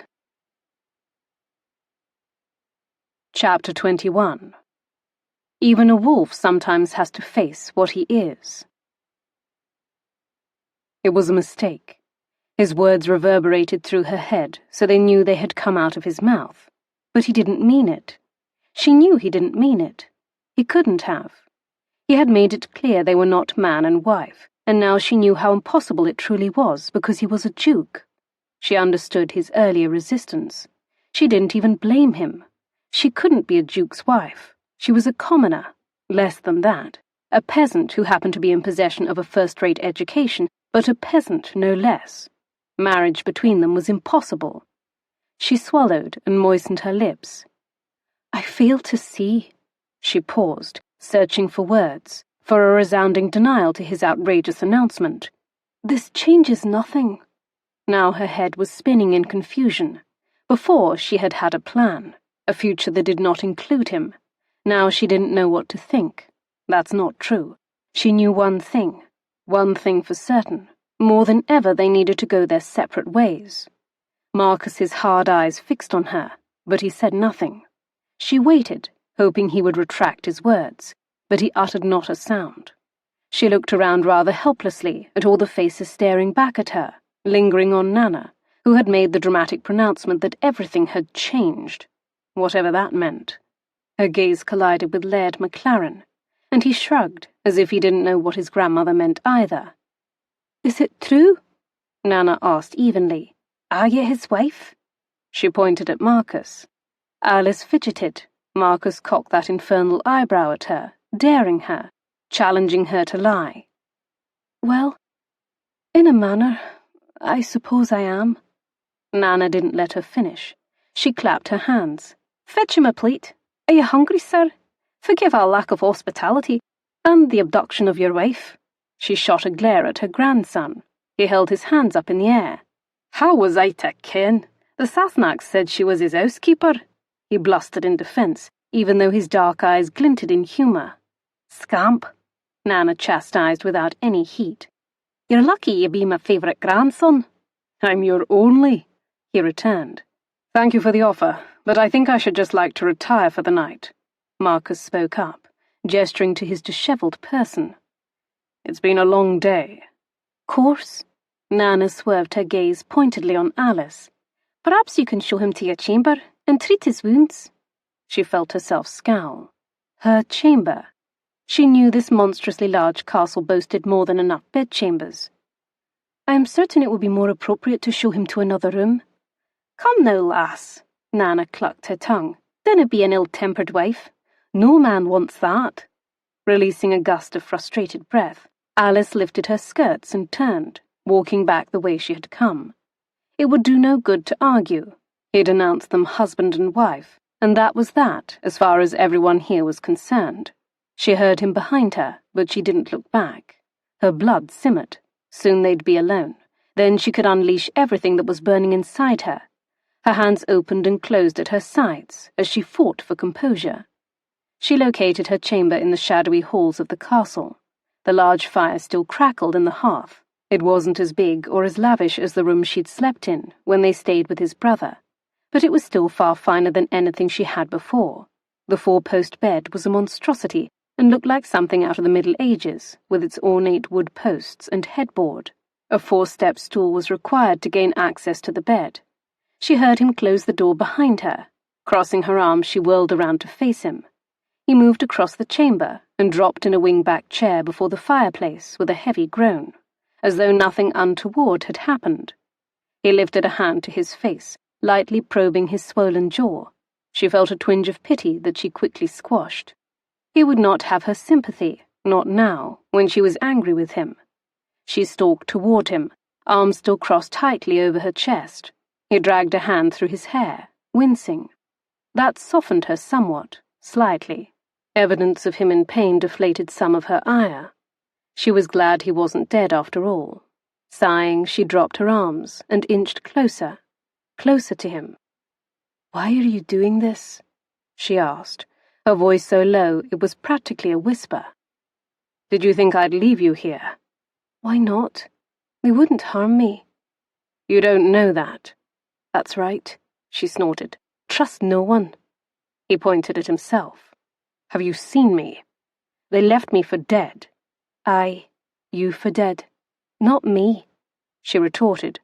"Oh, that's splendid. As long as they didn't wound you, they are trustworthy." He glared at her and pushed to his feet. "And you know you will be safe here, with absolute certainty."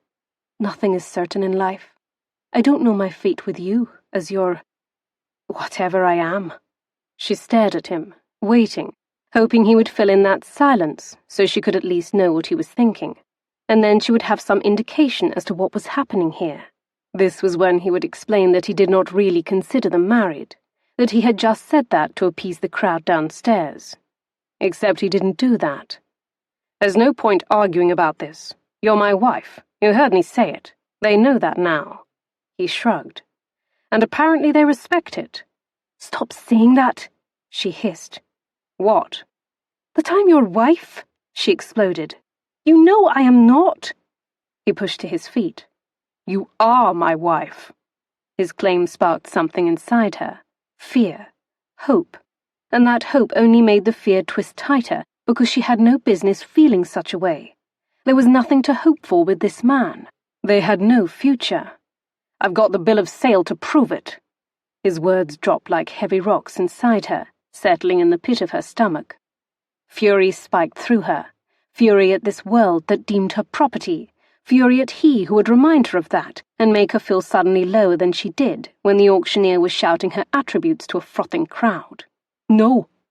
She slapped both hands against his chest and shoved, hard enough to sting the palms of her hands, hard enough to force him back a step. Stop saying that! From the very beginning you've insisted that we are not that. I've never been that to you. I'm simply your burden. Her chest lifted with savage, sobbing breaths. I never will be your wife. The words tore from her like a bandage being ripped free. She couldn't blink, couldn't look away from his face. A muscle pulsed to life in his jaw. He looked fierce, like some warrior walking into battle, or emerging from it. All that was missing was his sword. Too late, she realized her mistake. She was still touching him. Her hands were still on his chest. His heart beat hard and fierce under her fingers. She'd forgotten herself and laid hands on him. She forgot who she was. A simple commoner without a penny to her name. And more importantly, she forgot who he was. A duke moons above her. There was no sound save the crash of their breaths filling the space between them. She slid back a step, but his hand shot out, looping around the back of her neck, hauling her close until all of her pushed up against the longer length of him. It was like being pressed up against a living, breathing wall, a wall radiating its own heat. Their breaths collided, mingled. Their gazes devoured each other. Then he broke. He moved. His head swooped down, his mouth claiming her own. She couldn't move. Her hands were trapped between their bodies. His other arm stole around her, pulling her in tight, wrapping her up in him. It was impossible to break loose, not that she wanted to. The moment his lips touched hers, she was lost. His kiss was demanding, punishing, and yet seductive. Her head swam as his mouth softened against her lips, coaxing. His fingers delved into her hair, fisting in the heavy mass and pulling her head back, better angling her mouth. Her lips parted on a gasp, and his tongue slid along her bottom lip. Her blood sang, everything in her going soft. She opened her mouth wider, inviting him in. Their tongues touched, and it felt like a bolt of lightning shot through her. All hesitation fled. She leaned forward, diving into the kiss, into him, like he was the air she so needed for survival. He growled, deepening the kiss, his grip tightening in her hair. He took. He claimed. And that only made need pulse more swiftly inside her, made her need him more. She struggled to free her hands from between them so that she could wrap her arms around his neck and climb inside him. There was no such thing as too close, no such thing as too much or too far, no such thing as impossible. It was the longest kiss of her life, not that she'd had many, only chaste ones with Yardley and her recent ones with him, Marcus. She didn't know that a kiss could make her lips all tingly and numb. Her entire being ended and began where his mouth melded with hers. Sensation flooded every nerve in her body. Minutes ago there had been fury, and now there was this. Desire, want, fury of another manner. A twisting ache started at her core and spread like wildfire. He broke away, one hand in her hair, an arm locked around her waist. He looked down at her with blazing eyes. She moistened her tingling lips. Her fingers flew there, touching the tender flesh. His eyes tracked the movement of her tongue.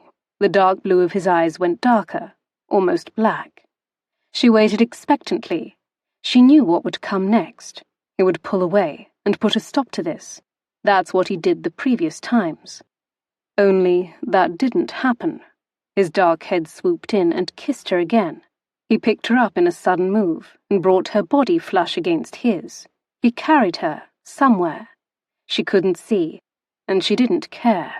Her head spun, eyes closed as his mouth moved on hers.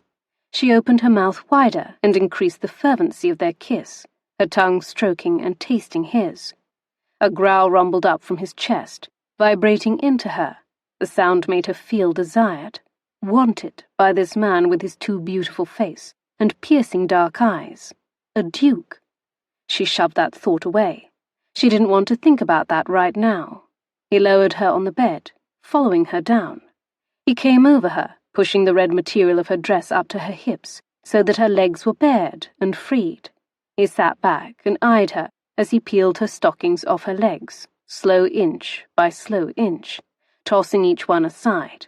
Finished, he paused to stare down at her with his relentless gaze. She fidgeted, her dress rustling around her. "I should have been the one to put you in a fine dress." She glanced down at the ruby fabric. He touched the edge of her bodice, pinching the fabric between his fingers, as though testing the texture. "This makes your eyes glow." She wanted to tell him the dress had nothing to do with making her eyes glow, that it was him. It was what he did to her. Instead, her hands went to the laces at the front of the dress. Loosening the ribbons with shaky fingers, she watched him under heavy lids. He stilled, watching her fingers work. She loosened them enough so that her bodice gaped open, exposing her shift, along with the top swells of her breasts. With a curse, he yanked off his jacket and vest, casting them aside with anxious movements. His hand went behind his neck and pulled off his shirt in one move, sending it flying like a bird on the air. His hands gripped her thighs, and she hissed at big hands on her flesh as he leaned over her, his big body fully wedged between her welcoming thighs. Her hand drifted between them. She curled her fingers around the edge of his trousers, letting her fingers slip inside, nails lightly scoring the tight skin of his abdomen. She watched him, transfixed by the intensity of his stare.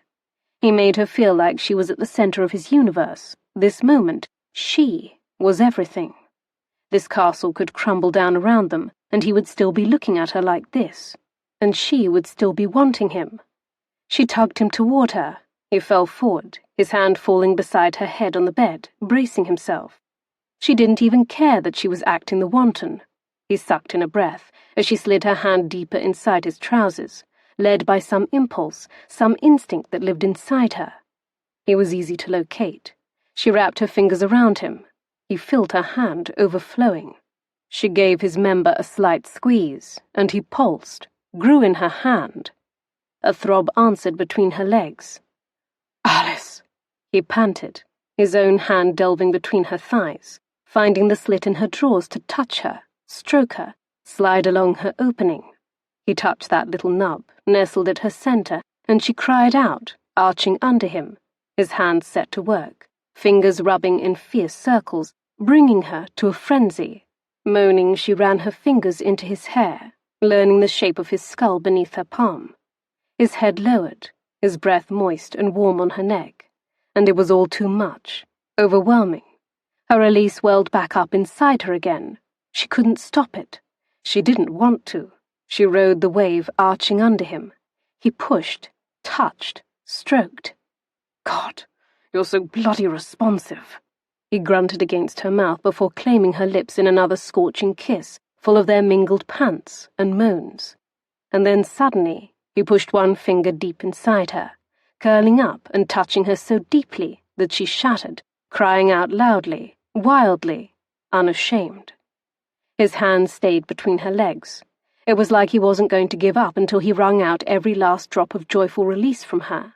Her hands dropped to her side to twist tightly in the bedding. She tossed her head from side to side, fighting the overwhelming sensations. "Let go, Alyse," he commanded. "You can do it again." With a choked cry, she did, breaking apart as his fingers toiled over her, not even slowing down as another wave overtook her. Her hands rolled over his shoulders, palms skating down the smoothness of his muscled back, ripples of feeling eddying throughout her. This couldn't be her, a creature of passion, without shame, and yet it was, and she didn't regret it. His member bulged in his trousers, prodding rock hard against the inside of her thigh. She was acutely, achingly aware that there was much left to explore between them. The hunger was still there, pulsing and throbbing in her, unanswered in him. He made a deep sound in his throat and claimed her mouth in a kiss again, his fingers cupping her face. They kissed and kissed and kissed, stoking the fire hotter between them again. She didn't know kissing could be like this, so mind-addling, so consuming, endless, and yet not enough. She gasped, and his tongue entered her mouth, slicking over hers in total possession. She leaned in, moaning, giving as much as she took. He muttered against her lips, pulling back to seize her gaping bodice and chemise. He yanked the material down to her waist, leaving her naked from the waist up. Cool air wafted over her. Her hands covered her breasts self-consciously in an attempt to hide her chest from him. His fingers circled her wrists, exerting only slight pressure, but she was fully aware of his power, the strength in his big hands, as he tugged her hands down. "I want to see you," he whispered, his night blue eyes dark and intense, moving down her throat to her breasts. Her nipples tightened under his stare. He eased his hands off her wrists, and this time she didn't try to cover herself. She held still, stopping herself from covering her body up again. She blocked out her embarrassment and focused on him, reveling in his breath-stealing beauty, the intensity of those deep-set eyes on her, the lush mouth. She gasped at the first touch on her breast. Her head dropped back, and she moaned senselessly as he rolled both fingers over her rigid nipple, back and forth, back and forth. He toyed with the peak, making the point harder with every swipe of his fingers. "So beautiful," he growled, turning to her other breast, rolling the quickly hardening nipple. She squeaked as he pinched her pebble-smooth nipple. She felt a rush of wetness between her legs, and she squirmed under him, desperate for relief, for the ache to be filled. He looked at her from beneath heavy lids, and then ducked his head, his hot mouth closed over the tip of her breast, like he was starving and she the long-denied food. She cried out as his warm tongue laved and sucked her nipple. She grabbed the back of his head, pulling him closer, likely smothering him at her chest. Everything in her tightened and squeezed, pleasure centering where his mouth fed on her, his tongue swirling wildly. Her core pulsed, clenching in agony. She cried out again as he turned on her other breast, sucking hungrily, licking and nipping. Her noises were wild, embarrassing, especially when his teeth scraped one stiff nipple, while his fingers simultaneously pinched down on the other one. She rolled her head side to side on the bed. She felt out of control, too wild, too removed from her own body. She inhaled a thick breath, fighting for control. Then he was at her mouth again, kissing her, savage kisses that she met with equal fervor. The possibility entered her mind that there would be no stopping this time. He tunneled his hands into her hair, dragging the loosened mass. "Please," she whimpered, writhing against him.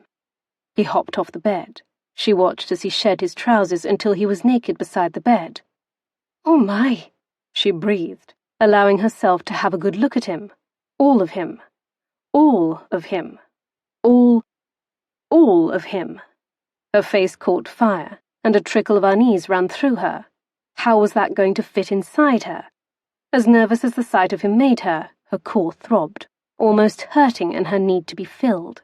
He was big, and looming, and jutting straight out, and it made her intimate parts clench in anticipation. His lips curved in a cocky smile as he returned to the bed, doubtlessly reading her mind. He slid back in between her thighs, his own solid thighs rubbing against hers. It was shocking for a moment, the sensation of a man against her, the hair on his skin tickling hers. His hands touched her everywhere, touching, stroking. She was bombarded with sensation, another climax rising up inside her again from all his ministrations. His hand slid under her, cupping her derriere, lifting her up so that his manhood prodded at her entrance. She gasped. It was really happening. This. Him. Them. "Please," she choked, reaching down between them, closing a trembling hand around him. Keeping a careful eye on his face, she wrapped him in her palm and pumped several times, enjoying the way the lines and firelit shadows of his face seemed to grow more stark, more torment-ridden. His breathing grew ragged. "Enough." He grabbed her hand and peeled it off him. His big hands gripped her thighs, holding her, splaying her wide as he settled between her, his manhood rubbing against her where she was wet and throbbing. She moaned slightly, tilting her hips up to him. He looked down at her, all of him tense. One hard, lean line curved over her, ready to snap. His thumb worked small circles inside her thighs as his gravel-deep voice stroked over her. "I feel as though this were inevitable. I was a fool to think otherwise." Her eyes widened at that declaration. She must not let such words wheedle into her heart. This was not a matter of the heart. This was lust, desire. She looked down between them, holding himself up with one hand. He fisted his manhood and guided himself to her. She gasped as he started to slide inside her, all thoughts fleeing. Her hands flew to his arms, fingers clenching around his taut biceps as he filled her, easing in slowly, stretching her until he was buried to the hilt. She felt her eyes widen, shocked at the unfamiliar sensation. She felt so full, so invaded, bursting with him. "You feel perfect," he whispered against her mouth. "And I feel you, everywhere," she returned, talking against his lips. He was all around her, over her, in her. She didn't know it could be this consuming. Then the ability to speak was lost. He started moving, holding her hips, positioning her in a way that built the friction and made her arch and cry out. Tears burned her eyes as everything tightened inside her, snapped. Some invisible coiling band broke, and she came undone, her muscles going limp. Marcus didn't stop. He didn't slow down as shudders overtook her. His hand slid under her and gripped her bottom, pushing her to that precipice again. "It's too much." "Run toward it," he panted. "Embrace it." She relented with a moan. He dropped over her, his mouth on her ear as he thrust in and out of her, fast and hard. "That's it, sweetheart. Come again for me." His deep voice served as its own aphrodisiac. She flew apart again, his arms wrapped around her, holding her tightly. With a few more strokes, he joined her, crying out. Their ragged breaths fogged the air between them. For a brief moment she worried awkwardness would instantly follow, regret. He would look at her with cold eyes. Except that didn't happen. Marcus rolled off her and left the bed, moving to the washstand. There was the splash of water, and moments later he returned, sliding in the bed and pulling her against his side. He curled her leg around him, one hand splaying over her hip, and began to clean her with the damp cloth. She made a strangling sound at the first stroke of the cloth against her, and shrank away. "What are you?" "Let me take care of you." His eyes fastened on her face in the dark. They were quiet for a long time. She splayed a hand over his chest, fingers fanned over his warm skin, enjoying the feel of his heart against her palm. She nodded and relaxed. He washed her in careful swipes. His ministrations were thorough, but detached, efficient. She shouldn't have felt anything, shouldn't have made an aroused little whimper. His hands stilled, and his eyes locked on her. Embarrassment sliced through her. She really was the wanton. She wanted to bury her face. The washcloth disappeared between them, and then it was his fingers again, toying with her oversensitive folds. She grabbed onto his wrist. "Marcus, we can't. Not again." "Oh, I'll give you some time. I won't ill-use you," he promised, his eyes glittering in the fire-cast room, but his fingers continued to stroke and play over her swollen mound. Her head rolled on the pillow. "Then, what are you?" He slid down between them, between her thighs. He wedged himself down there, his head down there. "Marcus!" she shrieked at the first swipe of his tongue, her hands flying to his hair and gripping fistfuls.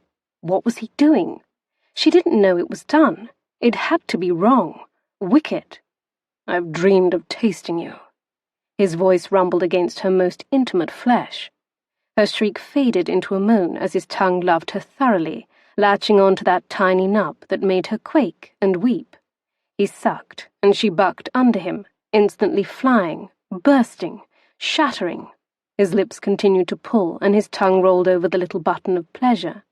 He worked her as her climax rode out, until tears streamed from her eyes, and a fine sheen of perspiration coated her heaving chest.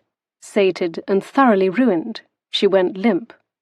Vaguely she felt him move and drop beside her, felt him pull her against him, his warm arm wrapping around her waist.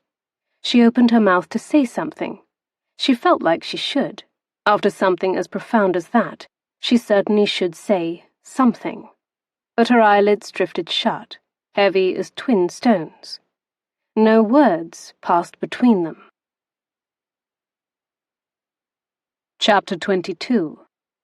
Occasionally, in a sudden change of light, the dove imagined her cage door was opening, and then she realized it was just a play of the light. She was still trapped. Marcus left her asleep, curled up, spent, luscious, in a bed that could sleep an army.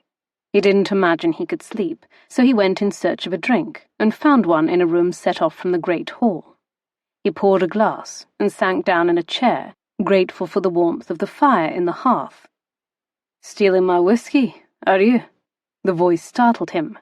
Marcus's hand jerked, and whiskey sloshed over his fingers and dribbled down onto the floor. "Mind what you do there. That's fine whiskey." He glanced over to where the young laird sat, shrouded in shadows, on a corner sofa. He shrugged. "You steal my wife, I steal your whiskey. Seems you're on the winning side of this." Tilting his head, he took a deep drink from his glass. The laird chuckled. "It seems you reclaimed your fair bride. I'll never reclaim that whiskey sliding down your throat, so I'm no thinking I'm the winner here, you ken." Marcus shook his head in amusement. "Well, we're to be neighbours. I'm sure over time we shall impose on each other too many times to keep count." The Scot propped both elbows on his knees and leaned forward, putting his face into better view. The scant firelight threw the angles of his face into stark, hard lines, all angles and hollows. He couldn't be much over 20 years of age, and yet he looked fierce and hardened. A man already, a man for some years, nothing like the young men Marcus saw about town, dandies with soft hands and softer middles, more concerned about their diversions. "Interesting, Lord Autenberry." He nodded rather smugly. "Aye. I put it together after your wife addressed you by your title. Your family has always been in possession of Kilmarky House and its attached lands, but never in my lifetime has anyone occupied it. Are you saying you plan to stay, then?" His dark eyes fixed on him with intensity. "I might stay a while, yes," Marcus replied with a slow nod. He hadn't yet arrived at Kilmarky and seen it for himself, but London seemed a world away. For all the rigours of travelling, he was enjoying these lands. The Highlands agreed with him, and he was eager to explore his property. The Highlands weren't all he was enjoying. "You're enjoying Alyse, too." He had meant what he said. She was his wife. He wouldn't go back on his word. Perhaps they could begin forging their lives together at Kilmarky House, where they would be on more equal footing, both a pair of newcomers. The place would neither be his nor hers, but theirs. Eventually he'd bring her to London, of course, and introduce her to his family, but for now, he would take this time. For her. For them. "This is very unexpected. Kilmarky House to be alive with your noble presence. Well, that is something. I dinna ken how I feel about that. I was not aware that you had any say in the matter. Oh, you soon learn that I've a great deal of say in what goes on in these parts. Nothing happens here that is no my concern." "Perhaps," Marcus allowed, "but that was before I got here." Kilmarky House sat on a large portion of land north of here. It belonged to Marcus. What occurred there was his concern, his responsibility. The land and the livelihood of the people who lived there fell to him. The laird chuckled. "You're a right arrogant bastard, but I would expect no less from an English lord." "You're no English lord," Marcus retorted. "What is your excuse, then?" The younger man hooted. "I expect I'm an arrogant bastard, but no one in these parts save my nana is so bold to say so." Marcus shook his head. "Glad to introduce you to new experiences." Why did it feel as though he was conversing with a man still stuck in the Dark Ages? A Highland laird, ready to wield his battle-axe with anyone who dared cross his land. The man rather reminded him of Mackenzie. Perhaps it was just the brogue, or the size of the lad. He certainly was big for one of tender years. "How old are you?" he asked abruptly. "I'll be 21 in a fortnight." As he had guessed. Still, Marcus scoffed. "Aye, young to one as ancient as you." McLaren flashed a grin. Chuckling, Marcus shook his head, thinking of himself at the age of 20. He certainly wasn't as intense as this young man. He was all about staying out all night and bedding actresses and lonely widows. He realized with a start that he wouldn't have liked himself were he to meet the young man he had been today. Hell, he didn't even like the version of himself he had been a few weeks ago. He'd been a spoiled, privileged snot, nursing wounds that he now realized were flimsy grievances. He stared into the fire's licking flames, wondering what had prompted this change in attitude. And then he knew the answer. Alyse, of course. Alyse was the reason. A humble farm girl was the reason he went from a shallow individual to someone who wanted a life of meaning. She had humbled him, and he was desperate for her. "And what does your wife think of your plans? Is she content to be a duchess stuck in the wilds of Scotland?" The question gave him pause, of course, because he didn't know. He didn't know what Alyse felt at all about staying at Kilmarky House. He didn't know what she felt about him. He returned to their chamber after finishing a second drink with McLaren. He stood at the side of the big bed and studied her by the light of the fire. Her eyelids flickered, and he wondered at her dreams. Hopefully, they were peaceful. Stripping off his clothes, he pulled back the covers and slid in beside her. Sleep, however, remained elusive. He dozed in and out through the waning night, staying close to her, loath to peel himself from her side. One of his hands lingered on her body at all times, as though he needed that contact, that assurance that she was still near him.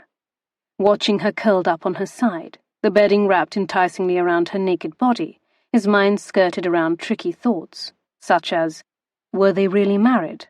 He'd convinced himself that their transaction in the village square did not constitute a binding marriage. That being the case, they would need to rectify that. She murmured incoherently and fidgeted. He rubbed her arm soothingly, and she relaxed as though his touch calmed her. She was the sweetest thing he had ever touched. She was good and pure and deserved better than him, but she was his. Their lives had collided and tangled together that day in Collie Ben, and it was too late for anything else. There would be no untangling of them. He brought his hand up in the small space between them, trailing his fingers up and down the exposed ladder of her spine, relishing the feel of her skin, the bump of every vertebra. She shivered and stirred, and he slid down deeper into the bed, against her, burrowing under the covers. He curled alongside her body, her back to his chest, spooning her with his longer length. He wanted to learn everything about her, know her shape and scent as well as he knew himself. "How are you awake?" she whispered into the thick space around them, letting him know she was awake without turning around to face him. Her breath fanned against the pillow, rasping the cotton. He was so attuned to her, every little sound and movement. He'd never felt this connected with another person. It was rather alarming. His fingers brushed the silk of her hair off her nape. He couldn't stop touching her. "Hard to sleep next to you." She turned her head to look back at him, a ghost of a smile tracing her lips. "You're going to be exhausted tomorrow." "I won't complain. It will be a good kind of exhaustion." He slid farther down the bed, until they were face to face, nose to nose. Her lids were still heavy. She sighed deeply. She was tired. He'd worn her out. She rolled over and brought her smooth palm to his face. She held his cheek. "You're starting to bruise," she tisked.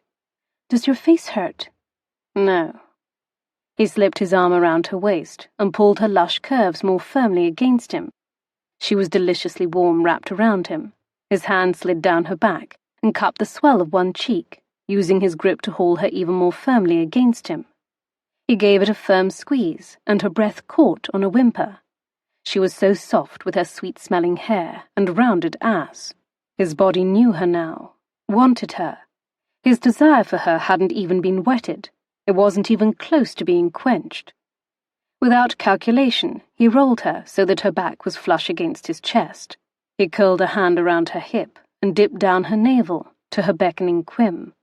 Her thighs parted sweetly at the first foray of his fingers.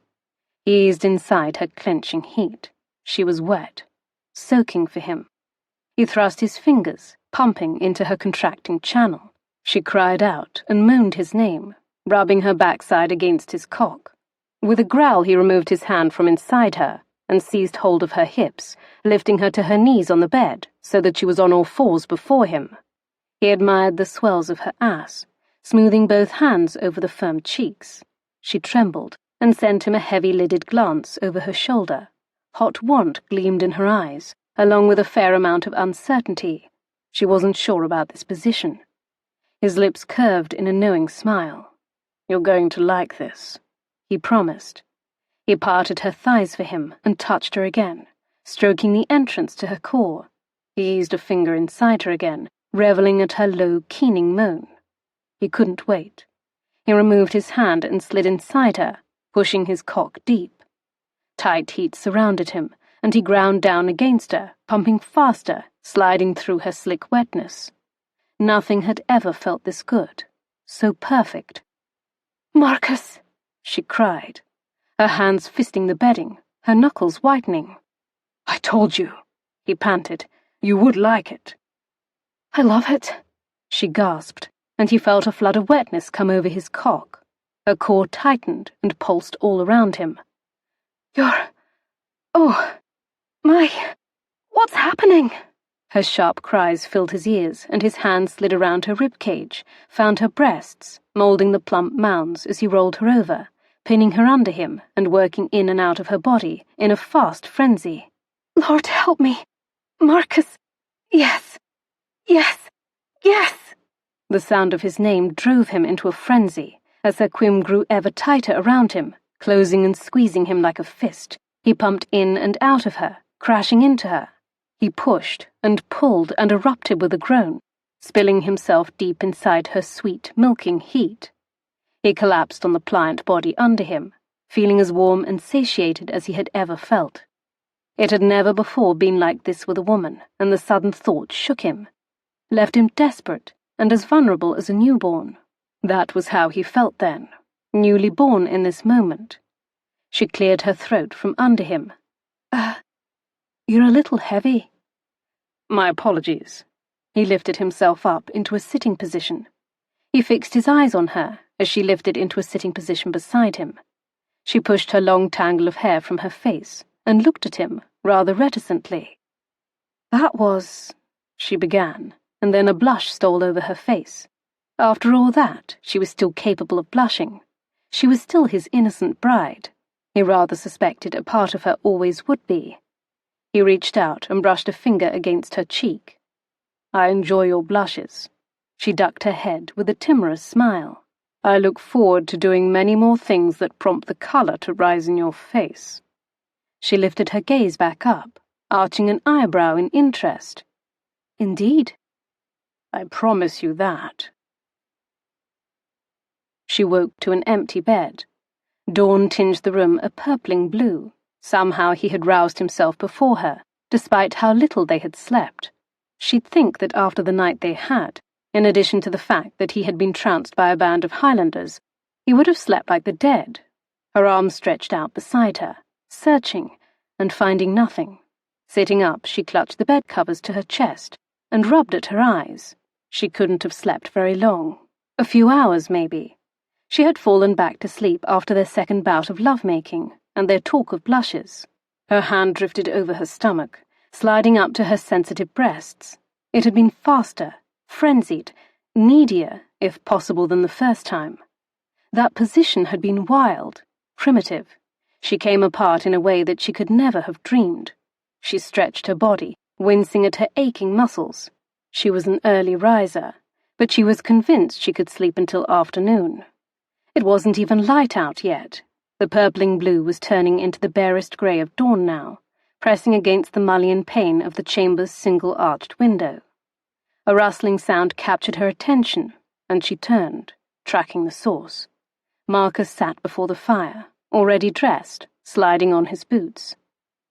"Marcus?" she queried in a tremulous voice before she could think better of it. He turned and, for a moment, they simply stared at one another across the room. Everything hovered between them. The intimacy of the night before, the memory of his body sliding against her, into her, over and over. Heat singed her face, and that felt silly. Despite his seeming approval of her blushes, it felt silly.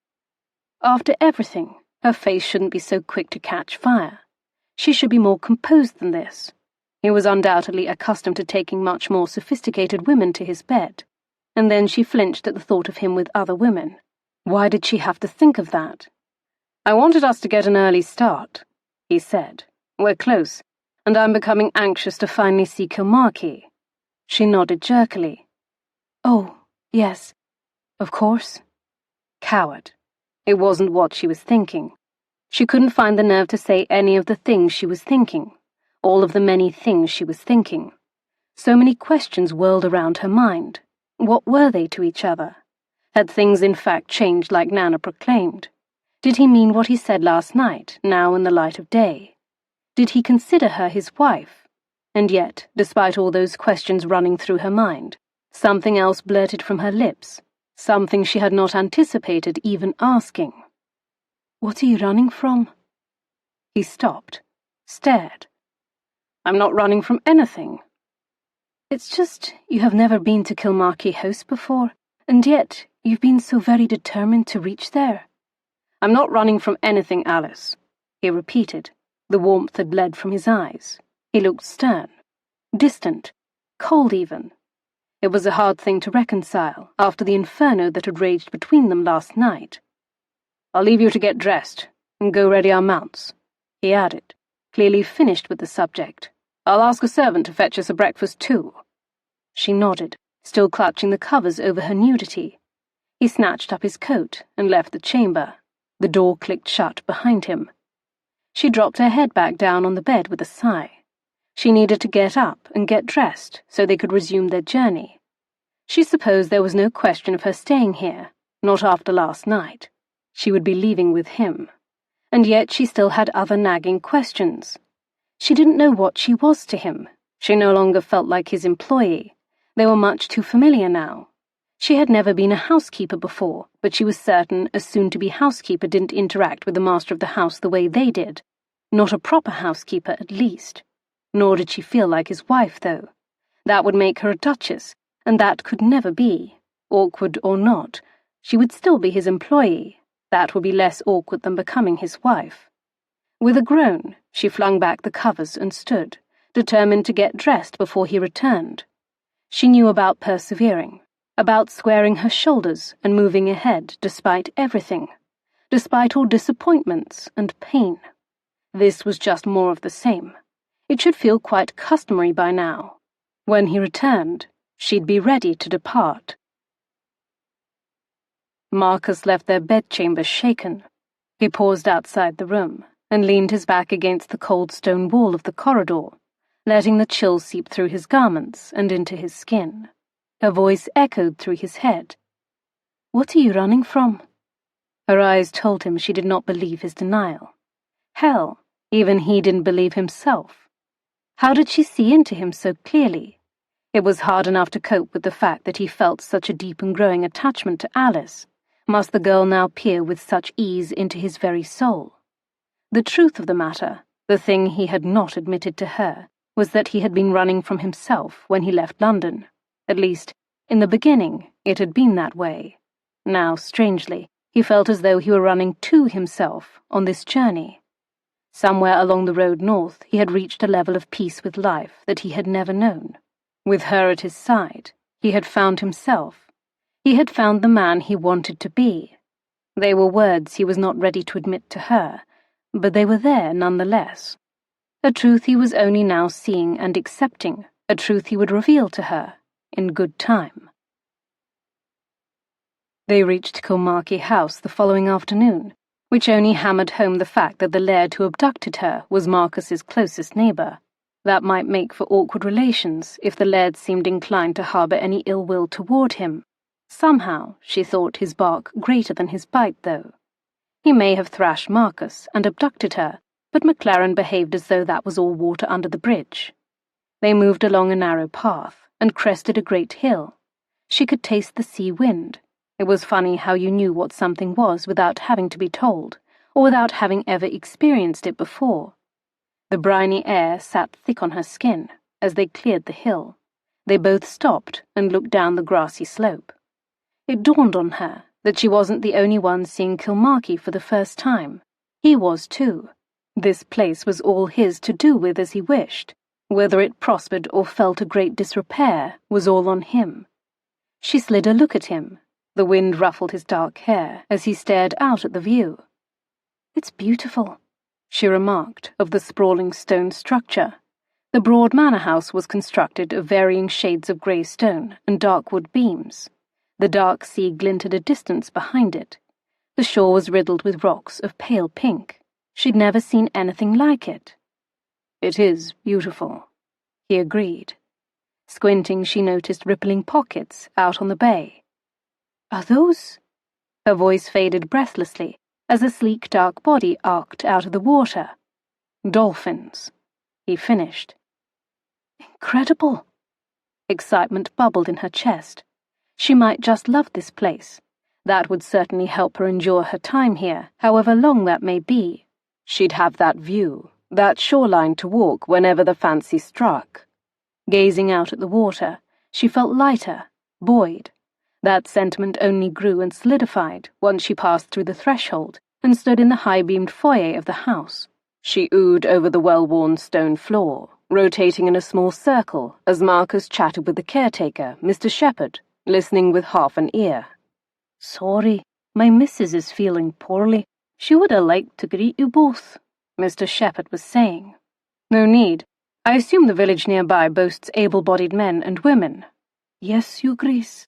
The older gentleman looked between the two of them curiously. "You're staying for a spell, then?" Marcus nodded. "Yes." He glanced around their surroundings, as though firmly deciding he did indeed like the place. He shot her a glance. "As is my wife." My wife. There it was then. He was claiming her as his wife again, this time not to a room full of strangers well into their cups. No, he was proclaiming it to the head of his household staff. According to him, she was the Duchess of Autenberry, and this grand home was hers, as much as it was his. She never felt more of a fraud. She glanced around the foyer again, but this time her excitement had ebbed. In its place was a hollow sensation. She was his wife. He'd claimed her as such, not out of love or affection, but because of obligation. She brought nothing to this union, and yet she was his wife. If only it were that simple. His saying didn't make it so. Marriage was more than that. And she wanted more. No half measures. She wanted all of it, or nothing at all. The master and mistress of the house had their own adjoining rooms. Mr. Shepherd showed them to their chambers together. Both rooms shared a balcony, which faced the sea. She lingered on the balcony, marvelling that she would wake each day to a view of dolphins. "I can rouse the kitchen gal, Helen, to prepare you both dinner," Mr. Shepherd called to her. "She's a right fine hand in the kitchen, ken her way around the soup pot, she does," Mr. Shepherd offered as he hovered in the threshold, worrying his hands together before him. "It may no be to your normal quality." "We've been journeying for many days." Alyse emerged from the balcony, cutting him off, hating that he thought she was some fine lady accustomed to fine quality. It made her feel a liar and a fraud. "We aren't particular." He started as though to leave, and then stopped himself. "Well, if you permit me to say so, your grace." She could not stop herself from flinching at the designation. "We are ever so happy to have you here, the Duke and yourself. This place has been vacant for far too long. It would be good to see life bloom here, once again." She stifled her wince at his kind and supportive words. In her, he did not see someone unacceptable, someone unfit to preside as lady of the house. He did not see the truth, or at least he would not dare let it be known if he did. But she knew. She would always know. That is the only thing that mattered. Others would know too, she reminded herself. "My thanks to you, Mr. Shepherd. You are very kind." He nodded his head obligingly and backed out from the room. "I will see to your dinner tray and send one of the lasses up to help you unpack." Unpack? That was almost humorous. She only had a single valise to her name, only a few belongings within it, and yet a maid would come to assist her. That girl would know it at once. She would know the fraud Alyse perpetrated and tell others. The rest of the staff of Kilmarchy House would know. She took a deep breath and chided herself not to be so anxious. It mattered naught. She wouldn't be here for long. Mr. Shepherd inclined his head and then ducked out of the room to see about their dinner. She returned to the balcony and that stunning view that beckoned her. Her husband stood there, admiring the sight as well. They stood in restful silence for a few moments. It was easy to forget all one's worries. All tensions just melted away when she stared out at sea. "Well," he said after some moments staring out at the sea, "we made it here." She nodded before releasing a slow breath. "Why did you tell him I was your wife?" It would only make things more difficult for him, later, when she was gone. "Because you are my wife." He arched his eyebrow at her, and gave her a sardonic look that seemed to say, naturally. "That's what you said to get me back. I didn't think you truly meant it." "There are certain things men never say unless true. The claim to be married is one of them." The wind picked up off the sea, fluttering the loose hair fringing her face. "But it's not true." "We made it true last night. Our marriage is consummated. It's official now. No going back." She studied his face, trying to read him. He sounded resigned, not happy. Of course. But there was something in his eyes, in his flat voice. Disappointment. Understandably, she couldn't be the wife he'd imagined for himself. She swallowed and looked away, out at the sea again. It was hard seeing that in his face, knowing it to be true. She couldn't imagine seeing it for a lifetime. She didn't intend to. She went to bed alone, in another great four-post monstrosity. Clearly the rich and noble never slept in anything of normal proportion, listening to the sound of the sea outside her chamber. Distant, steady waves washed along the shoreline, the sound rhythmic and mesmerizing. She wondered if it was ever warm enough to sleep with the balcony doors open, and then she reminded herself that it wouldn't matter. She would not be here in the summer months to find out. She went to bed alone, but she didn't stay alone for very long. She had not yet fallen asleep when she heard the adjoining door open. She felt him stop and stand over the bed, near enough to touch her. His presence radiated energy, fire. "You're awake." It was not a question, a statement. "Yes." Pause. "Do you want me to go?" He was giving her a choice. Her life had been one of few choices. She thought about how he was the kind of man who did the right thing. When he saved her on that auction block, when he'd taken her to Glasgow and imposed on the brother whom he had no relationship with in order to save her life, when he saved her from brigands. This, coming to her in the night, was the only thing he did out of selfish want, need, desire. She pulled back the covers, and he slid in beside her and took her in his arms. He kissed her, and she melted into him.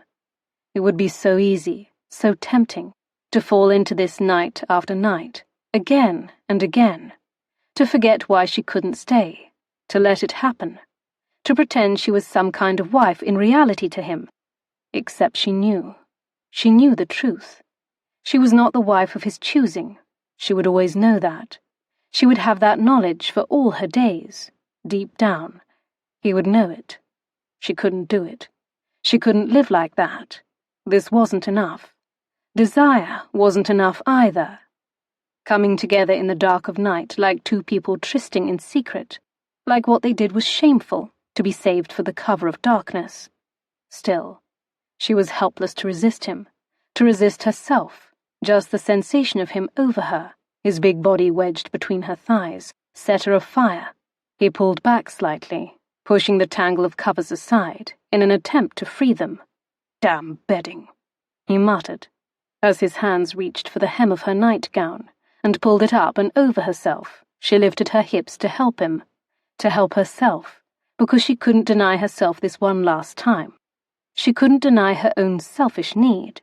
Free of her nightgown, his hand skimmed up the outside of her calves and then roamed over her thighs.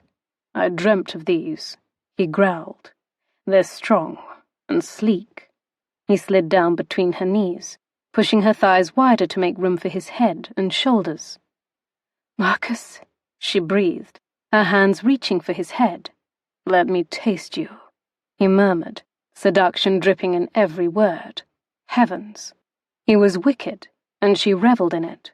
His fingers grazed the outside of her knees in teasing circles that made her limbs shake. He turned his face to trail kisses along the inside of her thighs, his tongue darting out to lick, his teeth occasionally biting and nipping and making her jerk in delight. Her hands lifted above her head and grabbed fistfuls of pillow. She arched, loud, undignified pants escaping her, broken by the occasional yelp. With a groan, he crawled above her and latched onto her nipple. She felt the perfect prod of his cock against her barrierless sex. He teased her there, tormenting her, not yet penetrated. His eyes looked up at her, devilish and taunting. "Marcus, please," she begged. "Please what?" he murmured, his mouth talking around the aching nipple he was working with his tongue, lips, and teeth. "Oh, you're a wicked man." He flicked her nipple with his tongue. "Please what?" "Take me." "You're going to have to be clearer with your words, Your Grace." She didn't even care at the designation. Not then, not with her body tightened like a bow beneath him. "Marcus," she complained again, writhing, at a loss. He moved to her other breast, sucking the nipple deep into his mouth as his hand came up to squeeze the other one, his finger and thumb clamping down on the distended peak. She screamed, coming up off the bed as she flew apart. "What are you doing to me?" A hot breath punctuated every word as her entire body convulsed. He moved then, sliding down her body and dropping between her splayed legs. His mouth covered her, drinking her climax deep. She jerked, startled at the sensation of his mouth on her. "Say it," he prodded, bucking harder against her aching core, grinding his manhood against her sex. "Oh, you're soaking, sweetheart." Heat flamed her face at his words. His mouth continued its assault between her legs, sucking at the little nub of pleasure hidden there, taking it deep into his mouth until she forgot everything, her name, her title, real or false. She cried out, her fingers clawing through his hair as his hand slid under her, gripping her backside and pulling her closer to his face. He pulled her to his mouth, sucking her between his lips, savoring her with hard licks. He continued to taste her, drowning in her, it seemed. It would be mortifying if it didn't feel so amazingly good. The tension began again, throbbing in her core and twisting throughout her. She started to shake and rock against his questing tongue. He settled deeper between her thighs, adjusting his hands under her bottom and lifting her higher for him. The torment was endless, and yet not nearly enough. The wicked man feasted on her. She screamed and cried out, aware that the entire household could likely hear her. They would know what the Duke was doing to her. Still, it did not stop the sounds from tearing from her throat. That was a physical impossibility as long as he continued his sensual assault. Her fingers clenched in his hair as he increased his mouth's pressure, his tongue playing with her sensitive flesh until she was senseless, tears leaking from her eyes as he hurled her back into the heavens again. She cried out, pushing into his mouth wantonly and without shame. Then he added his hand to the mix. As he thrummed his tongue over that tiny pleasure bud nestled in her sex, he slid a finger inside her, pushing deep and hard, curling inward in that way that made her come out of her skin and scream his name. "That's it, Alyse. Say it. Tell me what you need." He established a rhythm, pushing and pulling in and out of her body, playing her like an instrument. She released a muffled screech, convulsing all around him, coming apart yet again, her channel tightening around his finger. He lifted his body up. She still shook from the impact, clinging to his shoulders, his devilishly satisfied eyes locked onto hers in the darkness. "I'm still waiting to hear it from you, Alyse." She stared back at him, her heart pound like a drum in her chest. "Waiting for what?" "For you to say what you want." His eyes locked on her, encouraging, willing her to let go and embrace this thing between them. She started and moistened her lips, lifting her chin. She finally said the words he was waiting to hear. "I want you to make love to me, Marcus." A slow smile spread across his features. As he came over her, she welcomed him into her body, gasping as he sank deep inside her ready heat. She reveled in the moment, wrapping her thighs around his hips and scraping her nails down his back and telling herself it would be enough for the lonely years to come. The glorious memory of this would be enough. It had to be. Chapter 23. Her cage was gone, but she felt unchanged just the same. Trapped as always. He wasn't in bed with her when she woke. He was gone. Again. She shoved aside the hurt. It made things easier after all. She dressed herself quickly and repacked her valise. On her way downstairs she bumped into Helen, the kitchen maid who made their dinner last night. She carried a tray laden with food in her hands. She blinked and looked Alyse up and down, not missing the fact that she was dressed for the outdoors in her cloak and boots and carrying her valise in her hand. "Good morning, Your Grace. Your husband said I should bring breakfast up to you this morning." Alyse stopped one step above her and perused the tray, ignoring how odd it felt to be addressed in such a manner. She selected a delicious-looking iced bun the size of her head off the tray. "Thank you. This looks scrumptious." "You're welcome, Your Grace." The maid glanced inquiringly at her bag clutched in her hand. "Could I help you with something?" Her voice faded away suggestively. Clearly she was curious as to what Alyse was about. She forced a bright smile. "No, thank you. I am quite well." She wiggled her bun in the air. "This is all I need. Thank you for this. I'm sure I will quite enjoy it." Bestowing another smile on the bewildered-looking girl, she stepped around her and descended the stairs. Once outside, she made haste for the stables, hurriedly devouring her bun and eyeing the grounds for a glimpse of Marcus. This would be easier to do if she didn't have to see him, easier on her aching heart.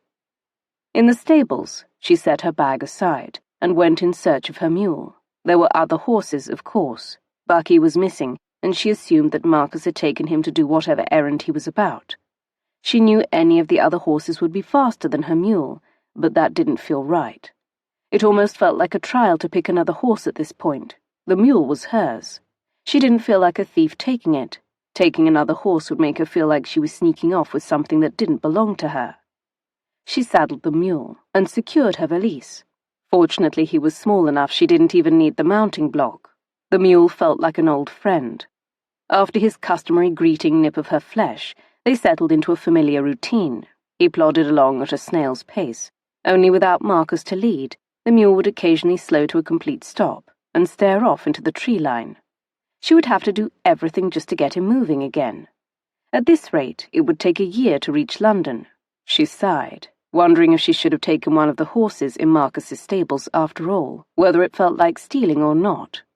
She had hoped to reach the village by noon, but it was nearing dusk when she rode into town. She'd have to stay the night. She had a small purse she hoped to make stretch until she reached London and found work. If she had to, she'd stop at a town along the way and work to build up some funds. If necessary, she could sell the mule in Glasgow and take the train south. That seemed the wisest course of action. But then she had to reach Glasgow first and sell her mule. The prospect produced a pang near her heart. Strange as it seemed, this mule was tangled up in Marcus. It was all she had of him, all she had left. After stabling her mule, she entered the inn from the night before. The innkeeper recognized her and rounded at the corner with a warm greeting. "Welcome, welcome. I didn't expect to see you two back so soon." He looked beyond her shoulder as though expecting Marcus to appear. He probably assumed he was outside, yet handling their horses. She smiled wanly. "Thank you," she murmured. "It is only I tonight seeking accommodations." "Ah." He frowned as though understanding, but it was clear he did not. Doubtless the questions whirled around his mind. Ever the proper businessman, he pasted a smile back on his face and gestured her toward the tap room. "Would you like to warm yourself by the fire with some tea while we ready your room?" She blew out a breath and rubbed her gloved hands together. "That would be lovely. I confess, I am quite chilled." He waved her ahead to the room she had briefly occupied the night before. She entered the room and walked a straight line toward the fire. not noticing until she arrived at its crackling warmth that another person already sat in a chair before it. "Oh, good evening," she greeted the other patron distractedly, shooting him a quick glance, and then yelped. She slapped her hand over her mouth in shock and jumped back a small step. "What are you doing here?" The man in the chair rose to his feet. "Alyse, I've come for you." He brushed his hands over his trousers as though shaking loose crumbs. She glanced at the table to indeed find a plate of food there. She'd caught him in the midst of a meal. She looked around the room in bewilderment.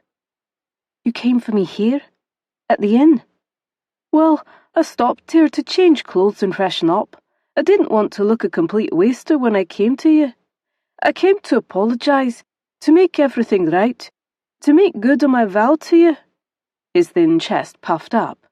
"To do what I should have done the first time." She shook her suddenly spinning head. "How did you even find me? How did you know?" "Nellie told me." Of course Nellie would have told him. She would have been worried about Alyse. She would have thought that Yardley was her only salvation, and she was doing Alyse a favour telling him of her whereabouts. Emotion thickened her throat. "You abandoned me, Yardley. You were my friend. You promised." Too choked up, her voice faded, and yet even as she said the words, she was heartily glad, relieved, for if he hadn't, she would never have met Marcus. She would have never known what it was like to love him. She pulled back with a startling hiss. She loved him. She did, and yet she was leaving him. Sudden doubts assailed her. Should she not stay? Stay and fight for him, win his love? Yardley reached for her, and she sidestepped him. He looked crestfallen as he dropped his hand back to his side. "I ken. I made a mistake. A colossal mistake. I was foolish. I panicked at the notion of marriage." He nodded somberly, both his eyes as wide as the moon. "I mean, it is very permanent. It's forever." She nodded back, wondering if he had always been this dim, or had she been the dim one, seeing so much more in him than there really was. "Yes, I'm aware. Please say you will forgive me. Please say you will come with me. We can go to London. We can go anywhere. We can have that life we wanted together. The one we talked about." He was saying all the right things. She should be happy. She should leap on what he was offering her, and yet his words felt hollow. There was no temptation in them. Suddenly another voice spoke, a deep, familiar voice. "You should go." She spun around, her heart hammering like a wild drum in her chest. Marcus? Marcus stood there, tall and beautiful, snow dusting his great shoulders. He was here. He had come after her. He had come after her and found her like this, with Yardley. He had heard Yardley's declaration, and he was letting her go. He was giving his blessing to this, and why wouldn't he? It was giving him a way out, an escape from her. It was freeing him of his responsibility to her at last. She nodded, fighting back tears. "Of course. Yes, I will." His expression was stony as he stared at her. He didn't even spare a glance for Yardley. He held her gaze as he reached inside his vest pocket and pulled out a folded piece of parchment. She frowned for a moment, not comprehending, until she did. Understanding dawned on her. He held the parchment up in the air before her and tore it asunder. "You are free. Free to go. Free to be with whoever you want to be with." The scraps of parchment fluttered between them, the bill of sale for her landing with a whisper on the taproom floor. That was it then, all it took. He was freeing her to do as she wished, to go with Yardley, to live out that dream of a life with this boy that she had spent so many years fostering. She could do what she had set out to do from the very start. So why did she hurt so much? "Only, there is one other thing I must do before I let you both go," Marcus added. "Oh?" She watched him, baffled at what he could possibly have left to do after that very dramatic destruction of her bill of sale. "Yes." He turned to face Yardley, and with no worry, punched him squarely in the face. Her childhood friend went down hard. His hand immediately covered his spurting nose. Blood seeped out between his fingers. What was that for?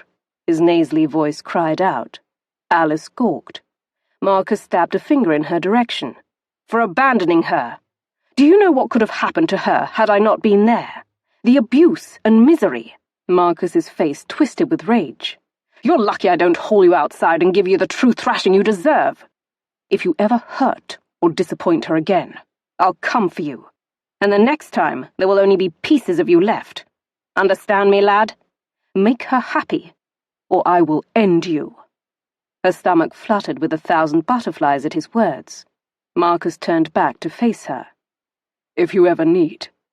His voice faded as his eyes bored into her. She nodded, a hot lump forming in her throat that made speech impossible. She understood what he was saying and what he was leaving unsaid. He was there for her. He would always be there for her.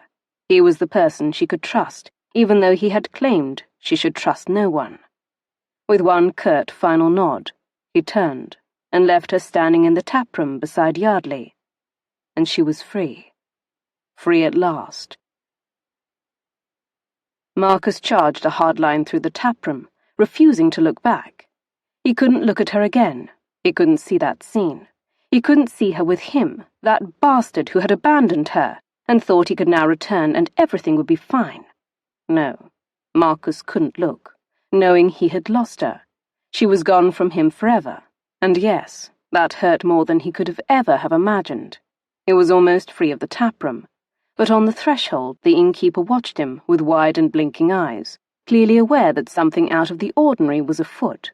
You really are one very stupid bastard. Marcus stopped abruptly and looked around. There in the corner, with 2 other tartan-clad men, sat the laird who had whisked Alyse away from him. He wore a big grin on his boyishly handsome face. It would be his luck this man was his neighbour and frequented this establishment. I'm really not in the mood. Or perhaps he was. Perhaps a tussle with this cheeky bastard would be a proper and suitable release for his current ire, especially since he could not turn around and lay hands on the man who stood claiming his woman. The thought jarred him a little. His woman. Alyse was his, and he was hers, not that she appeared to want him right now. Aye, the Scotsman said, studying his face as though reading Marcus's mind. You just did that. You just left her with some other man. He chuckled. After everything you did to get her back from me. Marcus looked behind him. He couldn't help himself. The Scotsman's words rolled through him in a bitter tide. He watched as the younger man reached for Alyce's hand. He spoke to her earnestly, his face full of emotion.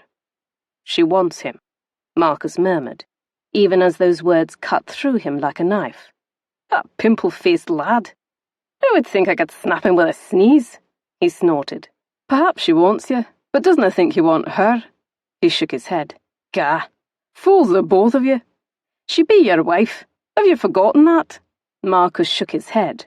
He had ripped up the bill of sale, had severed his responsibility to her. He had no obligation to her, and she had none to him. She's not my wife. The words were painful to utter. Strange how that had happened. Before he had latched onto them, now they were abhorrent. She was free of him. He had done that for her. This time the entire table laughed. He looked down at the 3 men. What is so funny? His hands tensed into fists at his side. Yar, the laird replied. You cannot declare yourselves married publicly in Scotland, as you both did, and it no be true. That is all it takes, my friend. You are a married man in the eyes of the law. His gaze swung to Alyse. Married to that lass. Marcus stared.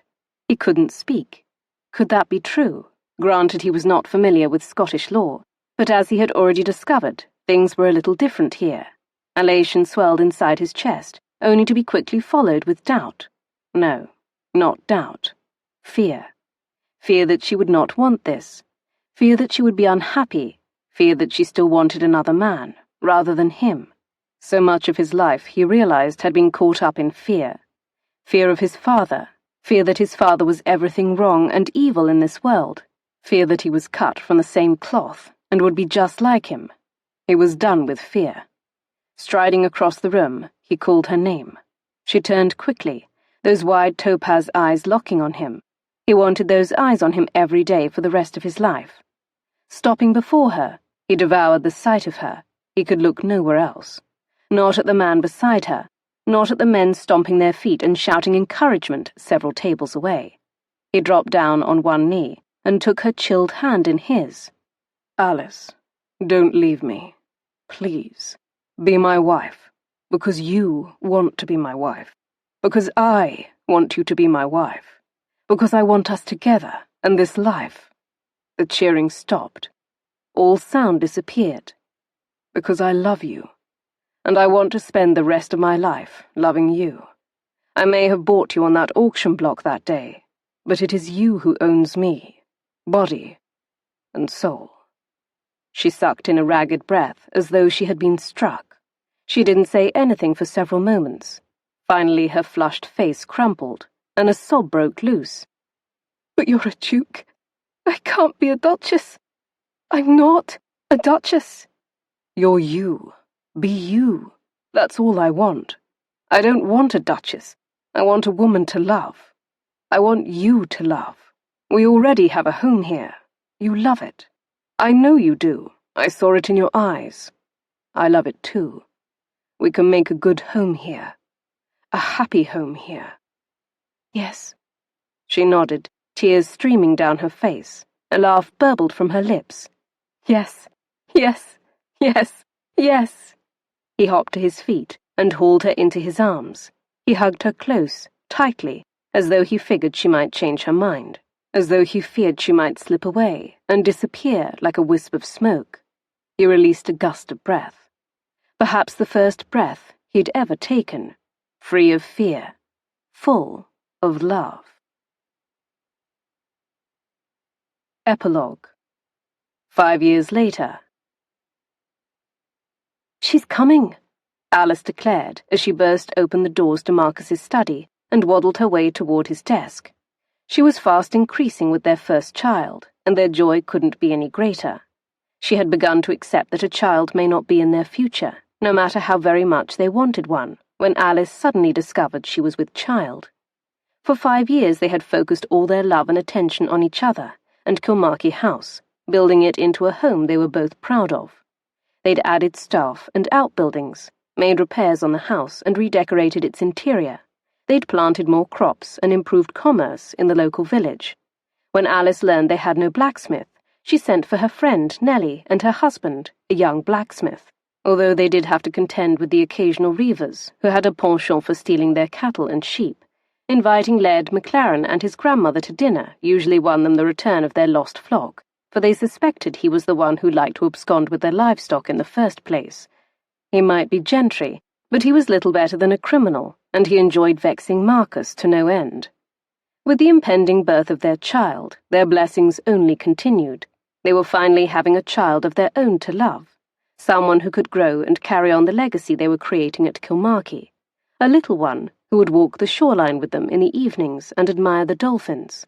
Marcus smiled wistfully. Hopefully a little girl who was the spitting image of her mother. It was the life he never knew he wanted, a life he doubted he deserved, but nonetheless it was his, and he would never give it up. Looking up from the ledgers spread across his desk, he lifted his spectacles off his nose to better view his lovely wife. He had succumbed to the need for spectacles last year, much to his chagrin, and much to his darling wife's delight. Alyse insisted he looked dashing in his spectacles. He would be inclined to think she was jesting, or at the very least humouring his vanity, if not for the fact that she had ravished him moments after she had first seen him wearing the infernal things. As absurd as it seemed, his wife found him all the more irresistible wearing them. He didn't question it. He simply counted himself a very lucky man, and wore them at every opportunity, as it served to incite his wife's desires. "Who is coming?" he asked, nodding to the missive she clutched in her hand. "Your sister, Clara. She is coming. She's finally coming. She always said she would like to visit, and now it seems she is." "Oh!" Alyse glanced down at the letter again, her bright eyes dancing with delight. "We haven't seen her in years. She is a woman grown now. Can you imagine it?" They had not seen Clara and the rest of his family since their one trip to London a few years ago. He'd wanted his family to meet Alyse. He himself had wanted to see them too. Of course, he missed his sisters, and wanted to set things right and make peace with Ella and Colin, who now had their hands full with their children. Marcus was too contented with his life to hold any grudges. Following that trip, he had been happy to return to Kilmarchy House with Alyse permanently. His life was here now, away from the noise and bustle of town, and he would not have it any other way. He frowned as he digested the news his wife happily imparted. I must confess some confusion. The last letter from Ella said they were busy planning Clara's wedding. Alyse looked down to the missive in her hands, her eyes scanning its words. Apparently not. Apparently the wedding is off. Now it seemed it was her turn to frown. He watched her face as she continued reading from the parchment in her hands. What is it? He prompted. Oh dear. Oh dear, dear. The tiny hairs on the back of his nape prickled in foreboding. Yes? He pressed. She met his gaze. It appears there's, a bit of a scandal.